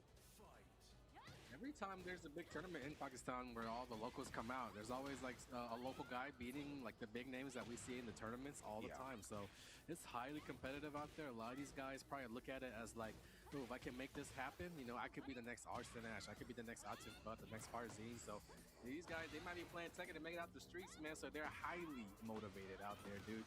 Out there for blood. So that's probably one of the things that helps breed such strong players, right? Oh, yeah. They care about it so much. Solid punish right there from King Ray Jr. on the wheel kick, though. Immediate 4-2. And that literally just kind of like won the game off that alone, man. Great punish. So now is, oh, speaking of great punishes, going to be Shaman's punish this time around. The step and launch. Gonna need a little bit more. That Kazama power still just at 65. Once it gets to 100, then we start seeing the powers of Jun Kazama. This is gonna help. Up to 81 now. You don't want to lose the whole game without even getting there, dude. Yeah. Sometimes if you're lucky, you can get there in 1 round or less. Yeah, King Ray Jr. definitely knows how to use that sidewall, though you did see him trying to hit the repeater combo, but I think that he was not as lined up as he needed to be to keep getting that sidewall splat. So regardless, when he got a little bit of momentum, ran that all the way to the bank, that first game going over to King Ray. Pretty clean, pretty solid stuff. Again, to reiterate, King Ray Jr. is somebody who practices quite a bit. He's got quite a bit of hours under his belt, and it shows in his play. Everything is going to go through, all the combos, all the punishes. Nothing ever drops with this kid. So he's super sharp at all times. It's one of the big characteristics, I would say, and like a scouting report. When I watch his stream, when he does these tournament runs, he's really good at making adaptations. If he ever does lose a game, he knows exactly where to take it in that next game, and it's like you're playing a completely different player who seemingly knows everything that you do and knows all your tendencies somehow, some way. That's King Ray Jr. All right, that's definitely what it feels like. Okay, so let's get off me quickly, though. Yeah, man, you cannot be throwing that out. This is the second time I've seen a Jun try to hit that 1-2-2. KO. Ooh, yeah, it's KO. Easy. That is the second time I've seen a Jun throw that out, and that just got hard punished for the game for sure. These players are on it, man. They know these strings. 4 rounds straight. King Ray Jr. Nice step here from Junior, and gets the wall flat as well too. Huge damage right here. Oh, the camera swap? Man, cameraman said I gotta get to the other side. My bad. We got Buffalo Soldier over Hafiz Adil to make it into winner side. You know, going on off stream. Hexmark, Ayo Richie playing right now. King Ray Jr. Shaman. This is for winner side. Okay, that's what I was checking to see. Yeah, no, he's been looking good. He's definitely popping off right now. Oh, easy launch for him right there. Kind of gave that one to him for free in a down 4-2 launch. Break that again. Junior's defense looking too good until that tries to walk away from the wall, gets clipped. Huge combo here for Shaman. Oh man, Radar Jr. That's one of his abilities. Definitely gonna be always looking to hit you with that Rage Art when he needs to make that comeback. He's really good at that, and especially when it comes with that Asuka's ability to like charge up the Rage Art and make it a little bit safer. He used to be able to make it safe, right? Yeah, you can make it safe, mixing that up and getting in your head. But now you could just make it less punishable. Yeah, and I mean, genuinely a lot of the time, well, they had to nerf the knockback as well too, because I feel like a lot of times, even if you were like -14 or whatever, like you just couldn't. You were too far away to actually get what you needed. So this time around, though, it was gonna be Junior getting the hit and getting them the W. Really handled business on that second game for sure. Like the first game was a lot more competitive. I think that second game was kind of a wash. It was never in doubt with him. He was pretty much never put to the test as far as like nerves or adversity. Good stuff to him. A clean day one. But again, we were talking about how this is a 3-day tournament. He moves on to day 2. And we'll see what happens to him tomorrow. He'll be looking at the brackets, going up against Double. So that's a good matchup. I know they're familiar with one another. I'm sure they've played in tournaments plenty of times before. Can't wait to see the top 64 matches tomorrow. But yeah, looks like we're rounding out Wave C of pools. That's another one in the books. We've got one more match, I think, before the break. So Up next, I think it's Fireblade versus Karios. Oh, okay. So we're gonna go back down to the lower side of things. Fireblade, yeah, was not able to qualify himself on the winner side, but he does have a chance to do it right here, right now, in front of your very eyes as we move over to the lower side of things. See what he can do. See what he can do. Shout outs to Junior though. You know, I said our sole American player in the in the last chance qualifier. Looking over here at the projected. Yo, that outfit though. Oh yeah, my man's looking kind of crazy, kind of crispy with it. Got the gin mark on him. I like that. All the fire as well. Yeah. You know, if he rolls up that sleeve on the left, you know what we're gonna see. For sure. Don't make us, don't show it to us, man. Don't do it to us. If he rolls up that sleeve, you know what we're gonna see. He might start glowing. All right, man. Yeah, these pools looking kind of insane as well too, man. I cannot wait until tomorrow's action. We get into the top 64. See who ends up qualifying into that top 8. Before that, though, we do have to get this last match and see who qualifies in the C block of things to make it out and into the top 64. Get a chance to play tomorrow. That snack box is so portable, but the thing is, I feel like it's so small that like it could fall in between your legs. Yeah. When you're playing, right? It's that small. Yeah, that feels like it's definitely more of a desk, like a desk stick for sure. So really interesting how, I mean, guys play on that one. All right, last chance for one of these players. One of them will be going home. This is to make it out of pools, but on the loser side, Karios, Fireblade, another June. Maybe looking to avenge the last one that we saw. Oh, I guess he was too far away right there to try to get that punish off the 4-4, but doesn't seem to need it. Okay. Oh, I think Savage Sword actually might have actually done it for him instead, but now, Karios back to the game, only just a small chance, so we're gonna go ahead and end that up real quick.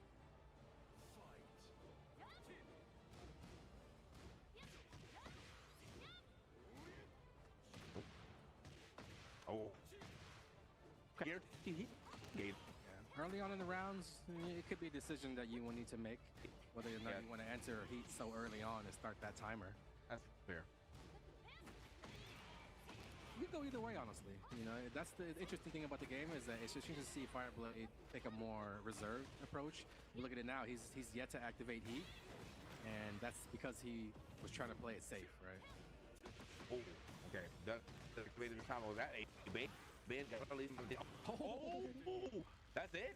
Oh yeah.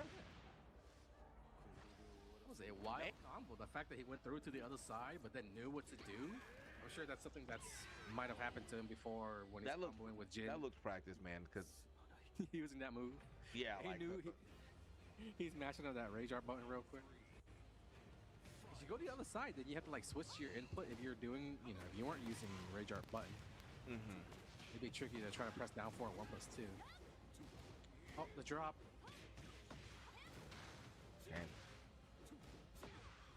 catch it right there, catches that leg down 4-4. Now, yeah, man, the pressure is on, man. Establishing flex frames, the hook fist. Gets the command. Oh, tries it again. Why not? That was, I mean, your opponent has about that much life anyways. Yeah. Definitely could have ended it all right there with a throw. Back to 1. The delay? That until it kills. Yeah. Oh, I like the delay though. Yeah. The thing is, like, back 2-1 is so good that your opponent can even know that you're going to do it to finish them off, but there's nothing you can do about it. They can still do it. It's still safe. And on top of that, if they delay it, right, it just makes you just have to wait for it every single time.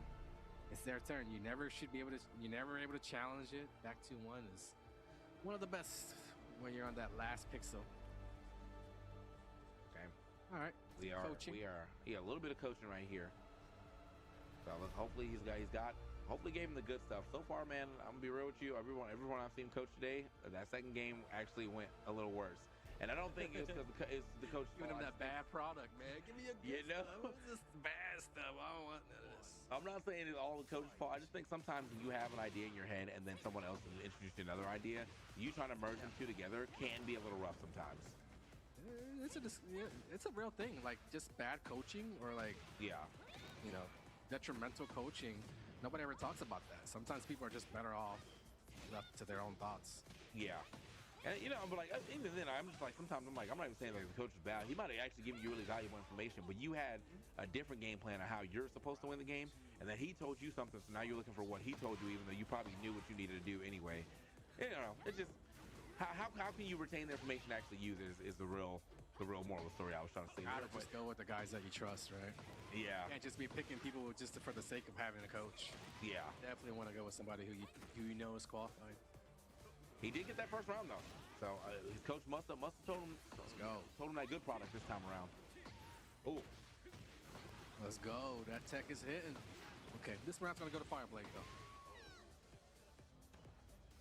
All right. And even neither player is really able to activate heat right there. It's just that fast of a round. We got quite a bit of charge here too on Karios. I don't think he was able to actually get into full. Oh god. Full soul meter yet, but let's see if we can get it this time around. 64% on the third round here. Oh, hop kick. 2 times in a round. Oh man. Very, very frustrating, but the silver lining is Karios still has health. When you eat 2 hop kicks, you expect to lose a lot more health than that, but unfortunately he's not able to break throws. And then a low kick. He's down to his last pixel again. We're seeing back to 1. Yeah, delayed a little too long this time around, but doesn't matter. Gets the while standing 4 punish. One of the better while standing 4 punishes in the game. You get the little follow up on it as well. Set point for Fireblade. We saw Karios make it happen. Was able to take a round. Signs of life, but okay, we need a little bit more. Okay. Nice throw break. That was a big throw break, actually. Because of that throw break, he's able to keep stage position. Backing Fireblade closer and closer to the wall. It's really going to help close things out. Oh my god. Wall splat. The positioning. We're at the final round. Karios fighting to stay alive. Fireblade senses the pressure, does not want to take it to a third game. Was trying to get aggressive, but overstepped a little bit. Ate a back 3 for his troubles. Could be health, you know, a lot of great health to activate as well. He's looking for a heat engager. So much punish right there to get back in there for 4-2. Good healing, good healing. Okay, the throw has been working out, so that's just smart stuff for Fireblade. Counter hit. Back to the corner. Corner's bad. Can't go left, can't go right, or else this will happen. Not enough to kill though. Last hit, Fireblade. The last block. What a block. Okay. Okay. Back with it too. Was huge there from Karios. Actually, solid defense right at the very end. There was just no help for Fireblade to work with after that though. So yeah, the down 2 block was deadly. First of all, props to Fireblade for blocking the low kick, right? Yeah. Just after that, a little bit kind of fumbled the punish, went for down 2. Yeah. It needed, right? And it kind of got, it gets ugly when you're scrambling like that and you don't know what's going to happen, right? You're fighting for your life on a round situation. Imagine being in that position. Can you do the right thing? I mean, Fireblade unfortunately choked it up a little bit, but that's why you win the first game. That's why you get yourself a cushion so you can make those mistakes and still be okay. We get a third game coming up. Fireblade right there looks like he got some decent coaching there. For sure. That was like a little 30-second yap session. Let's see what his coach brought to the table this time around. Karios though, man, yeah, I mean his coach hooked him up. I mean, I think he had some thoughts himself anyway, because he looked like he was thinking about what he wanted more of to that do coaching. Oh yeah. Oh, okay. Got any more of that coaching? I'm thinking this down 2 has definitely kind of been the bane of Fireblade's existence though. He got punished pretty hard off that. Look at this, the momentum continuing with it. Is it gonna get him this first round? Fireblade again, he could, oh maybe not. I was gonna say he could activate heat through the engager, get a healing pack. That was the path to victory, but shut down by Karios. Karios for the first time in the set at the lead. Yeah, that was a jump over unfortunately for the slash kick, so put him in a bad spot. But now kind of activating right now, trying to get the empowered upper. You got to get your back off the wall of your Fireblade. Every time you've lost a round, it looks like it's because your back's to the wall. You're in an unfavorable position, and stuff like this happens. You get hit with a move, you get wall splatted. Oh my gosh. Wrist up slam. Full charge Blasted already. over there. Yeah, this round has escaped him majorly right now. Fireblade having to fight all the way back. The pressure seeming starting to get to him right now, but no pressure for Karios, but a major pressure he's putting on, as you said, full stacks already. That means the damage is up, more options available. Oh my God. Where did it all go 98. wrong? It was looking good for Jin. Could have all been okay. The last round, right? If you would have just finished your plate on that low block, not resorted to that down two, but instead you're having to fight out of a really bad situation. But hey, I'm not counting out Fireblade. Hold on. I'm not at all right now. He's getting back in there for sure. He's got a shorter combo than I was expecting to get from the wall. You got to be careful for the desperate play, though. A hop kick right here would mess things up with Fireblade. Like that. Look, yeah, you can tell he was looking for that as well. Just keeping it simple with the 2-1 jabs. Both players, I think, were kind of looking for it, but neither saw. Well, first of all, Karios didn't really see the green light for it, so. Yeah. All right. Still in the driver's seat with the 2-1 round advantage. But that round advantage is slowly withering away here. Dude, Fireblade, he sat forward, man. He locked in. This is looking quite different than those first 2 rounds. Yeah. Oh my gosh. Okay, final round just like that. And I mean, he took those last 2 rounds much quicker than those first 2 were lost. But now, okay. A little wacky. Karios it's out the sky, with a hop kick, dude. That Fireblade was gonna do that move anyways. The launch punishable stance move. I will say, man, I even though he's not doing the down 2, the rest of these lows are hitting, bro. Yeah, can Karios stabilize? That's the question. Heat engage would do wonders.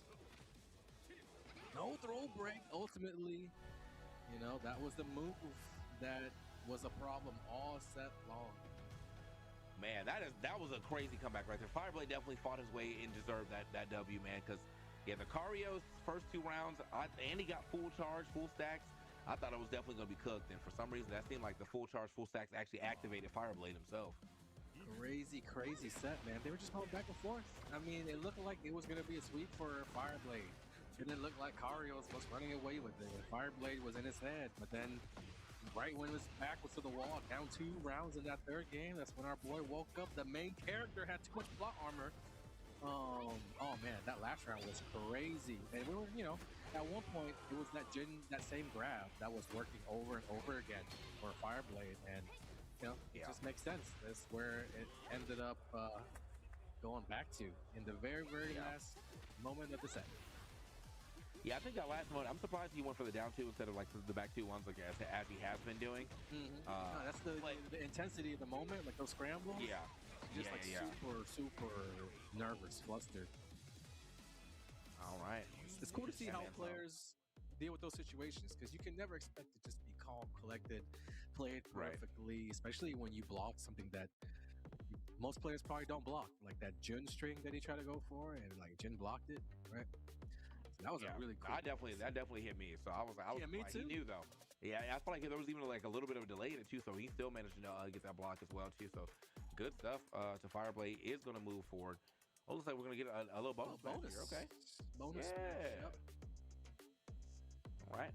Who was our bonus match? We're going to find out real soon. I think I did see this guy actually play up a little earlier too, because I remember the stick more than like his name. So our screen was a little blurry. I could have swore that was Joey Figure, man. Now they had the angle. Oh, genius. Okay. Yeah, that's genius. Genius, at this point, he's pretty much like a celebrity in France, dude. He is a super old school Tekken player from way back in the day. But nowadays, he does more of like hosting, content creation. He's still in the gaming world, which is cool to see. An OG still playing, but yeah, genius. Just like a French treasure. Just a national hero at this point. All right. Crazy Paul too. He brings like an old school style of Paul to the mix. First ball of our block too, man. Or actually, really first ball I've seen at all in this last chance qualifier. So should be sick to see what he can bring to the table. Unfortunately, though, Dark No Brain right now has already started this match off with some fury.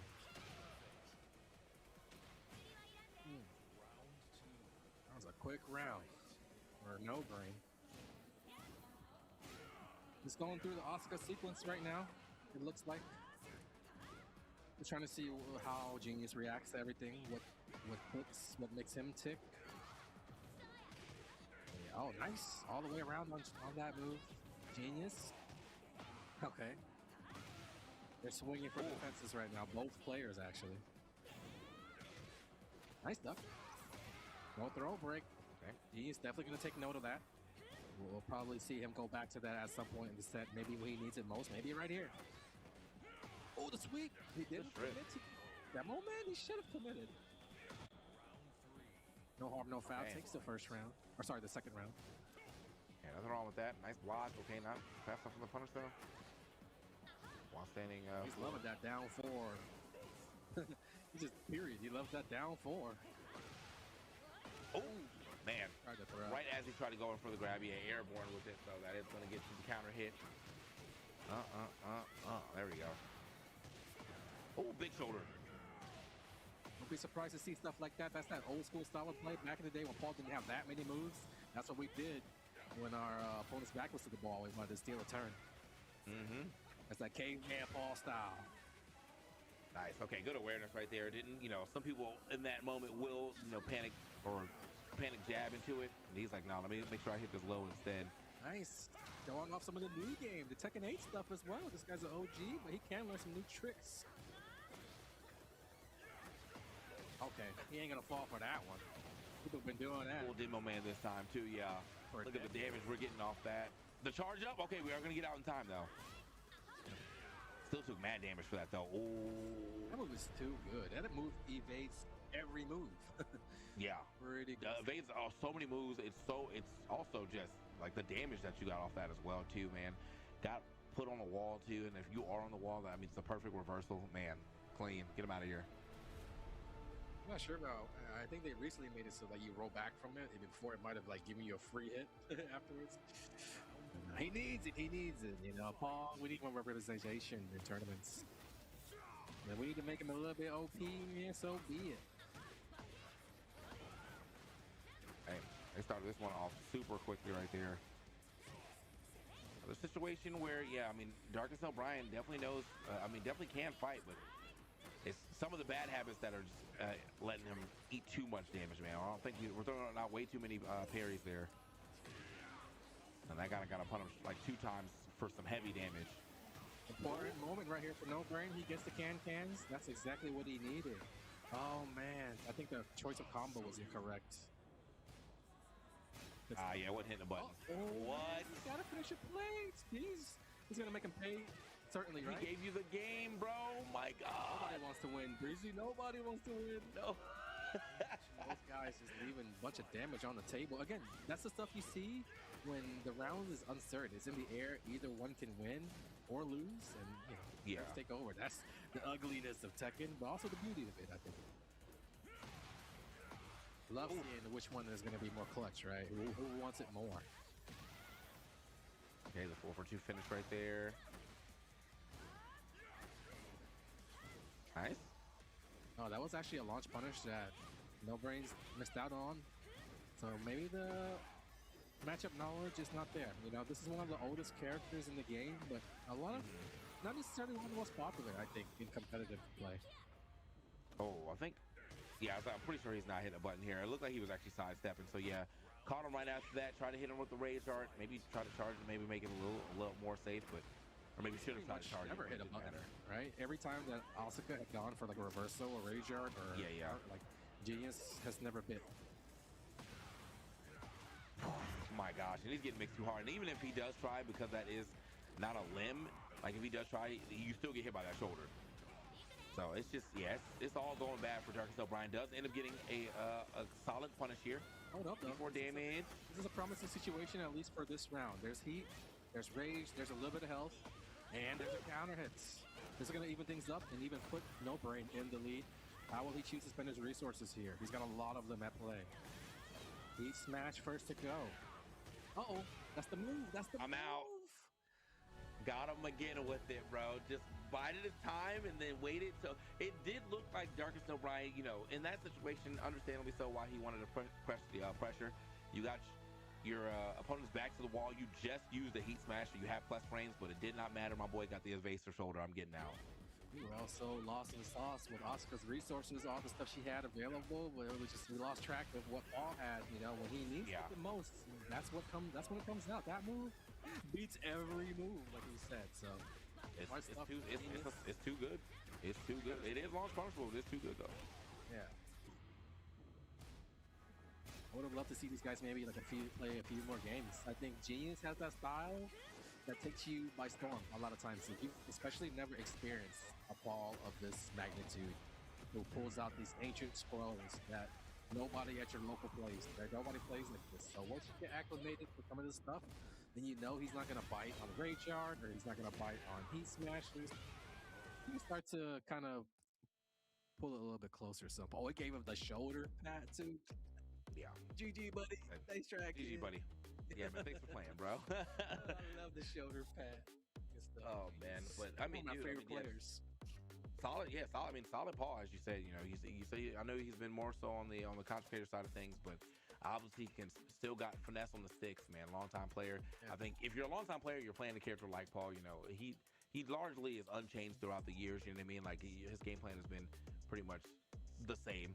So I think it's good to have that like legacy character still kind of show up for the old heads who are Paul enjoyers.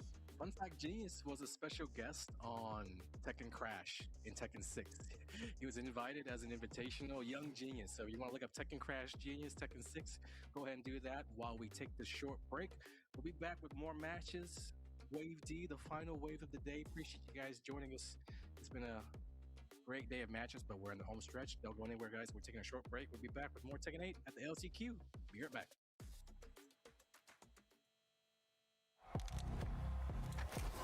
He thinks he can come in here and play my game. He knows nothing but MYK is back. Either one. See you tomorrow, brother. You're done. Good night, brother.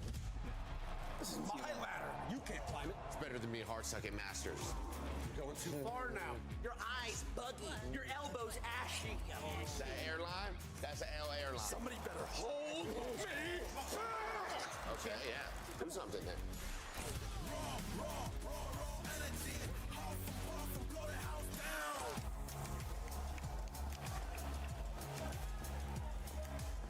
You look nervous. You look short. Everything's good? Mm-hmm. Fight.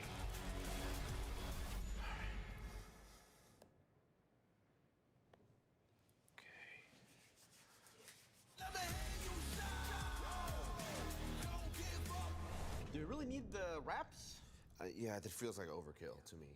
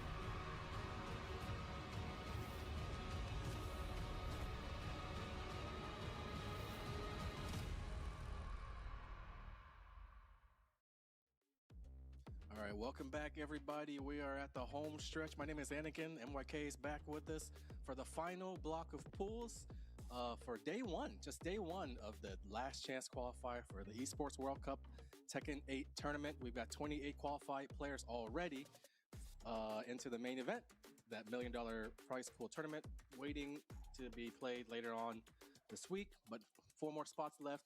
This tournament is to figure out who is going to be joining those guys. So day 1 of 3. Tomorrow is going to be the top 64. And then Sunday, we'll figure out who those 4 players are going to be. So again, this is going to be the last wave of just day 1 pools. We saw a lot of top players come on stage, play a few upsets today as well. But tomorrow is really when the bloodbath begins, Mike.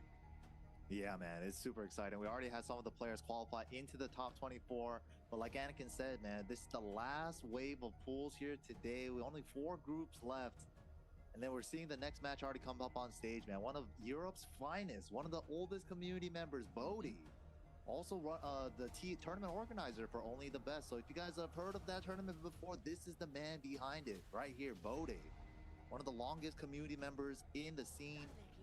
He doesn't have his main character in this game anymore. He used to be an old school Julia Chang main, but now kind of locked it in with the Leo. Oh, we're actually getting a mirror? What? Oh, wow. The 5 Leos in the world actually have to meet up in bracket at LCQ? That's crazy. Thinking about this is that Leo isn't a character that Bode only started using in Tekken 8. I remember commentating 3 years of ICFC, and throughout that period, we saw a lot of experimentation. So whenever he decided to take a week off of the Julia, this was a side character all along. So he's planning ahead. He already saw the future. He's like, I've been here before.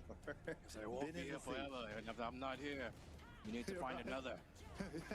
He already had Michelle that. and Julia giving him wise words. They've already taken away Michelle. Julia's next. There's only so many Changs that could be in the game at one time. But this is it, the rare use you forever. Right? She's gone, man. Party crasher, bow and arrow, it's never coming back. But if she does come back, I've been saying that if Julie does come back, I bet bow and arrow is probably going to be the first low heat engager in the game. Bodhi with the big hit though, with the wall explosion, unskilled hit as well. One more hit to close it. Wow, okay. Yeah, I've been seeing a lot more Leo players use that lately. The manual K&K stance, it's kind of like a, yeah, there it is again, round start from Judd. Kind of like the same move. A mini back Kemple for them.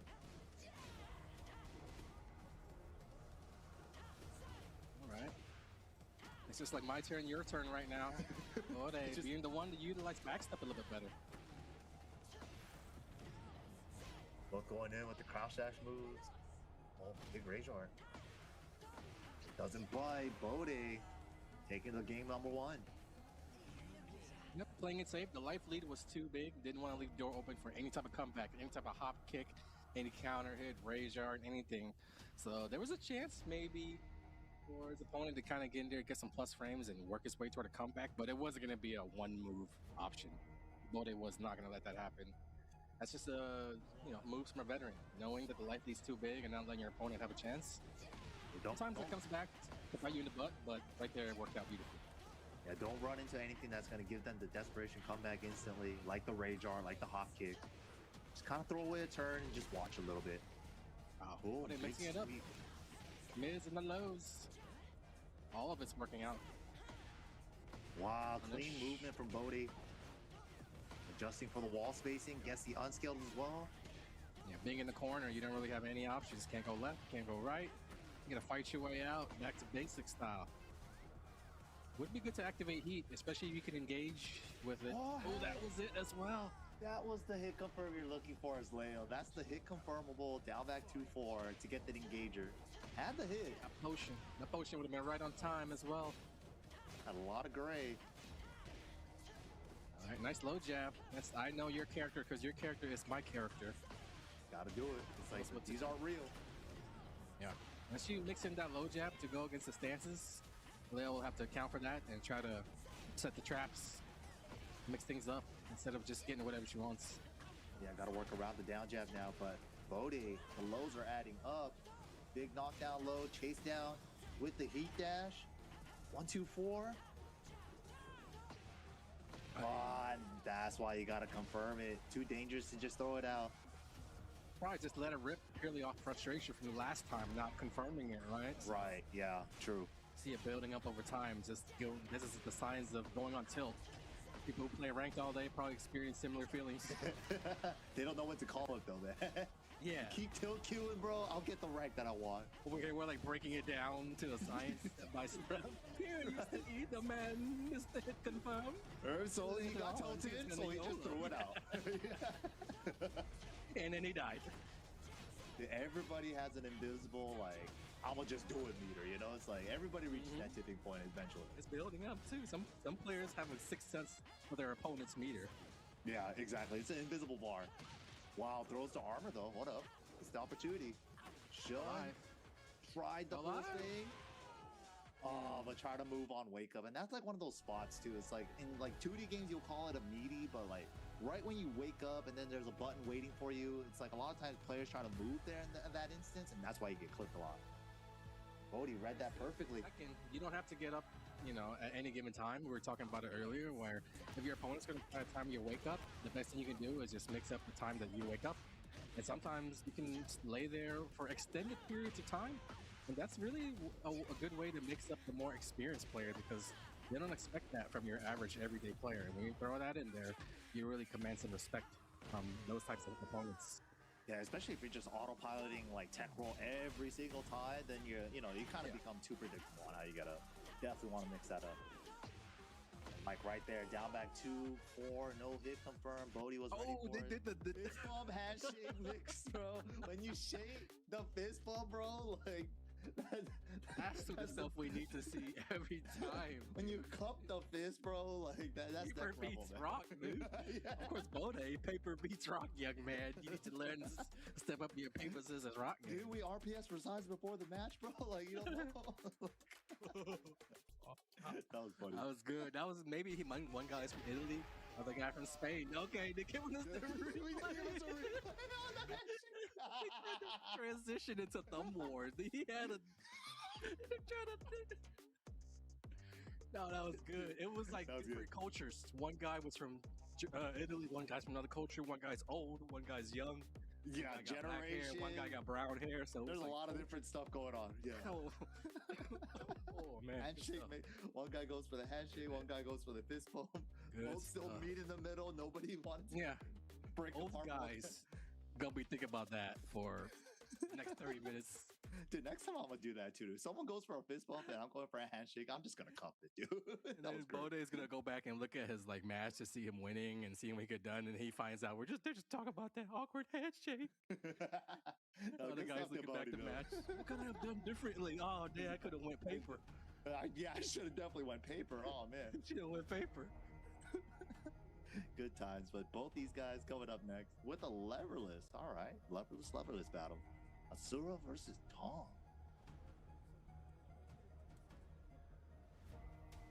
Look of intensity on both players' faces. Yeah, for real. There is no giggly hee hee ha ha. Not a lot of that this tournament. Not allowed. Okay, go up, go down, go over there. Okay, press that button.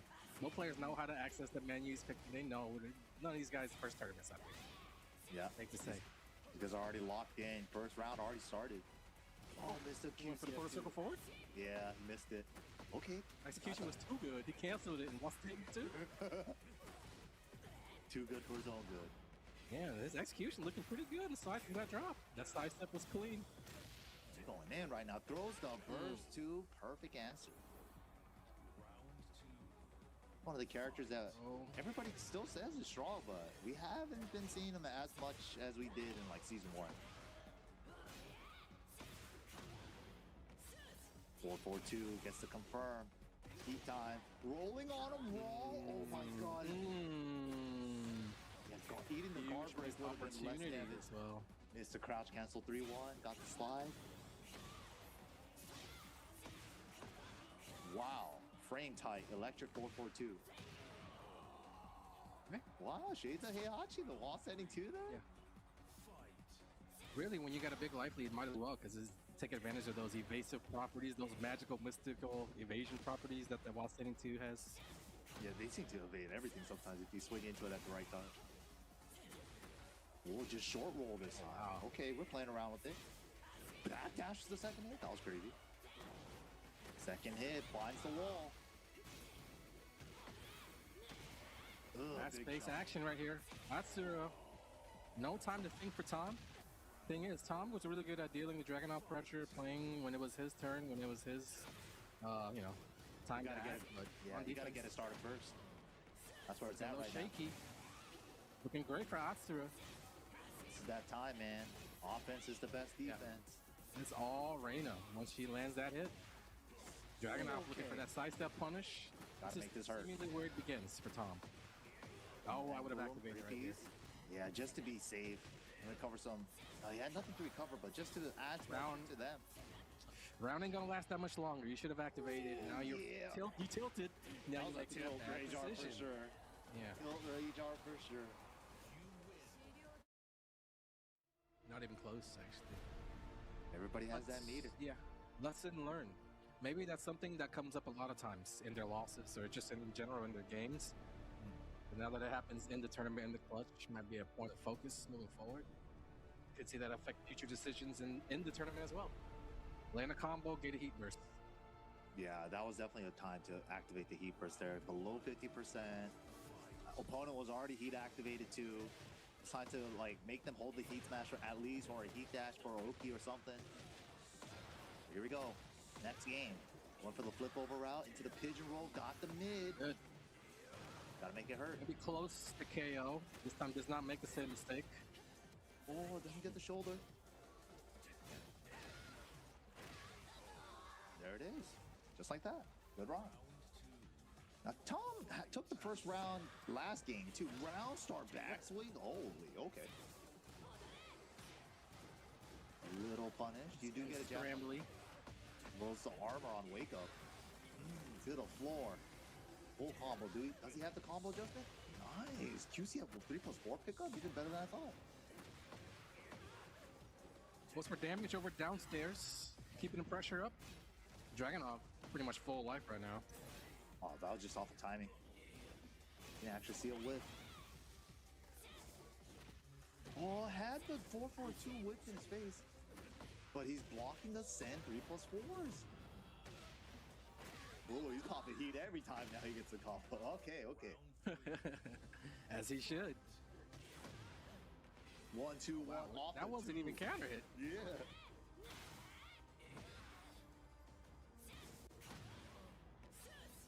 Wow. A long way to go for Atsura to make the comeback. Couple It all of starts with lows. first round. In the frame trap. Ooh. Guard break. Doesn't take the guarantee, but gets that the a power thing? touch. I've never seen that. I've never seen that. I don't think not that's take a the thing. guarantee. Oh, cashed A out little too immediately. creative there. Kind of threw away his life lead. And instead of working on a comeback, now he might just be looking to survive, right? Does he Might not get even to make it use out of his this E? round. Such a small sliver. Just holding Oh, forward. what? Huh? What's going on? Controller issue? And both players just looking like he looks really, really calm for somebody having Yeah, a he controller issue. definitely disconnected his stick and reconnected it. Unfortunate. Man. Yeah. He didn't even say a word. Yeah, it was like he already accepted the round loss. Yeah. It was like, I've never seen that before. Yeah, that was crazy. Probably want to get that situated before the next game starts. You don't want that happening sort in it a out. crucial situation. So many times we've seen guys, it's not even their stick that's the issue, but sometimes it's the cord, right? The cord just isn't really snugly connected and having to end up replacing that cord soon after the tournament. But we're already loaded up into the third game. Hopefully it doesn't come up, man. Peace. Scary, scary, scary. But here we go. Counter hit off the down forward 1-4. Palm looking to get to the next wall. Activates with the burst. Nice carry. Got it. Back to into the full Yeah, crouch usually low. if your stick malfunctions in the middle of a tournament, you might get a little bit annoyed, but his reaction was leading me to believe that it might have been something that's happened before, right? It feels like Never it wanna see happens that. all the time. Yeah. He's like, oh, dang, again? I definitely know some leverlesses only work for like a certain extended period of time, then you gotta like unplug it and replug it because it's not like official hardware. So I'm like, what? I was like, that's kind of scary to play on tournament with, but all right. He literally playing Russian roulette with your life. Yeah, bro. Like, I hope this set doesn't go 2-1 because It disconnects on the 6th game, or was it the 5th game? Or maybe the 7th game. I don't know. We'll see. Soon, it's due. Yeah, It's due soon. Maybe I should just unplug and replug it and just be safe. It'd definitely be happening. First was just in range. Asura caught a break. That was close to whiffing. I had the block. Still in the game. Hey, that Not works enough out. to kill right here, I think. Look how what you do. This is a must win for Reina, and it is. God, running 3 hits and trying to get up. This is a set, ladies and gentlemen. 1-2-1. This time it's a counter hit. No punish. Wow, okay. On the uppercut. Hatsuru might be tunnel visioned into these 4-4-2s right here. It might be what he thinks is the 4-4-2 go time. Sometimes you get in that mode. Uh-oh, yeah, you can definitely tell. 4-4-2 go time. have a little bit of meter after this combo. Gets the smash. Oh, couldn't More get the importantly, dash. yeah, makes it so that Tom Ooh, doesn't the get the counter. smash. Okay. Now one's Last a chance 1+2 for Hatsura. break. Pivotal round here. Reina could steal with an Nice. electric 2-1 interrupt. Try to slide in there. In between the Sentai Right. transition. Good stuff. Stage transition, though. Floor blast is available now. Got a couple of throw options for both these characters that can blast it instantly. Usually we see them go for it really, really early on when that. Well, right there blast would have comes been after. perfect. Throw punish on the power crush would have been sick. Goes for the throw that doesn't break the floor. 4-4-2 go time. He's still stuck in that mode. Nice. 4-4-2, 4-4-2, into the low. It's working though. 15. He could have launched that. 4. Might be Dragunov's dude. turn now to play with heat. Splatted. Might just be GG's. Hey. Okay. And the Yeah, floor to fancy. secure it. Nicely done to Tom. Woo. All right. You feel It's like over, guys. yeah, they're both not All right, sure guys, if it's yeah. over or not yet. They're like, huh? Was that 2-1? Did your controller just disconnect? You have to reconnect it, bro. That's 2-1, man. Tom wins. Tom wins. Neither player was. 2-1. Yeah, this is one of the most interesting sets of all time. Where At least they got the handshake right. Right. Was this their first offline tournament for both these guys? They were like, Maybe. They're This really is sick. good for their first tournament, dude. That was a good ass match. I can't believe that was their no- first. zero reaction after the set was over. Yeah, They looked the like winner they were and like, the loser. They both looked like they were ready for a first to 3 or something. I've never seen that. But good stuff. They were both really good. They both knew exactly what they Don't were let that doing. take away from the act these guys delivered. Yeah, they were Right? solid, man. These guys were good. Good adjustments to Tom, though, man. Because Atsuda was definitely starting to run away with it with some of the 4-4-2 stuff. The throw to break the floor, had the combo ready and stuff, too. And this Dragunov pressure with her back against the wall, scary place to be. And the crouch throw, nasty. It's just a Dragunov hot mixtape right here. Where's the Reina highlights? There's no Reina highlights there. Oh, that was good stuff, though, they man. didn't win a single round that tournament, that match. Good stuff to both players. I enjoyed that match, but more importantly, I enjoyed everything outside the match as well. That was very interesting. Yeah. Up next, Saint coming to the stage, I believe, if that is correct. Saint in this wave, as is JDCR. If you remember way back in the day, they were like a dynamic duo tearing up the NA The tournament. early Echo Tekken Fox 7 days. Yeah, Echo Fox, JDCR, and Saint, they were winning everything, bro. Like top 1 and 2 every tournament. You couldn't go anywhere without them. But yeah, we got them coming back up on stage, man. Now picked up by Z10, Saint, going up against Google Fox. All right. A couple other heavy hitters in this bracket, in this group too. I wrote them down. Yeah, Akil, you got Pina, Anakin said JDCR as well. You got Shonen from Japan, Pika, Shaolin coming out of the Ivory Coast, iMusician, Roy Nietzsche, Peruvian representation, so that's really cool. Shikurin, Daniel Mato, Kita, wow, Raif, Nino, and DFP. So there's hella killers here still. Super stacked fourth block. I feel like That's compared what to I'm the saying. first 3, right? Dude, every group had like That's at tough. least 4, minimum 4. Nah, I like it. Here we go. In the background Saint, right now. he's had a rough year, man. Not gonna lie, gotta Yes, keep it yeah. real. But That just means that he's due. Yeah. I can't relate. It's been bad. But he's still here. He's still got his last chance to qualify, and that would be a story, you know, if he saves his best Tekken for last. Hey, he's no fan, stranger to the top. You know, he's been there before. He's had a phase where he was dominant too for a while during 7 days. Yeah, he Going was up against a former world champion, two-time world champion, Evo and World Tour. Before it was a World Tour, back when it was a World Tournament.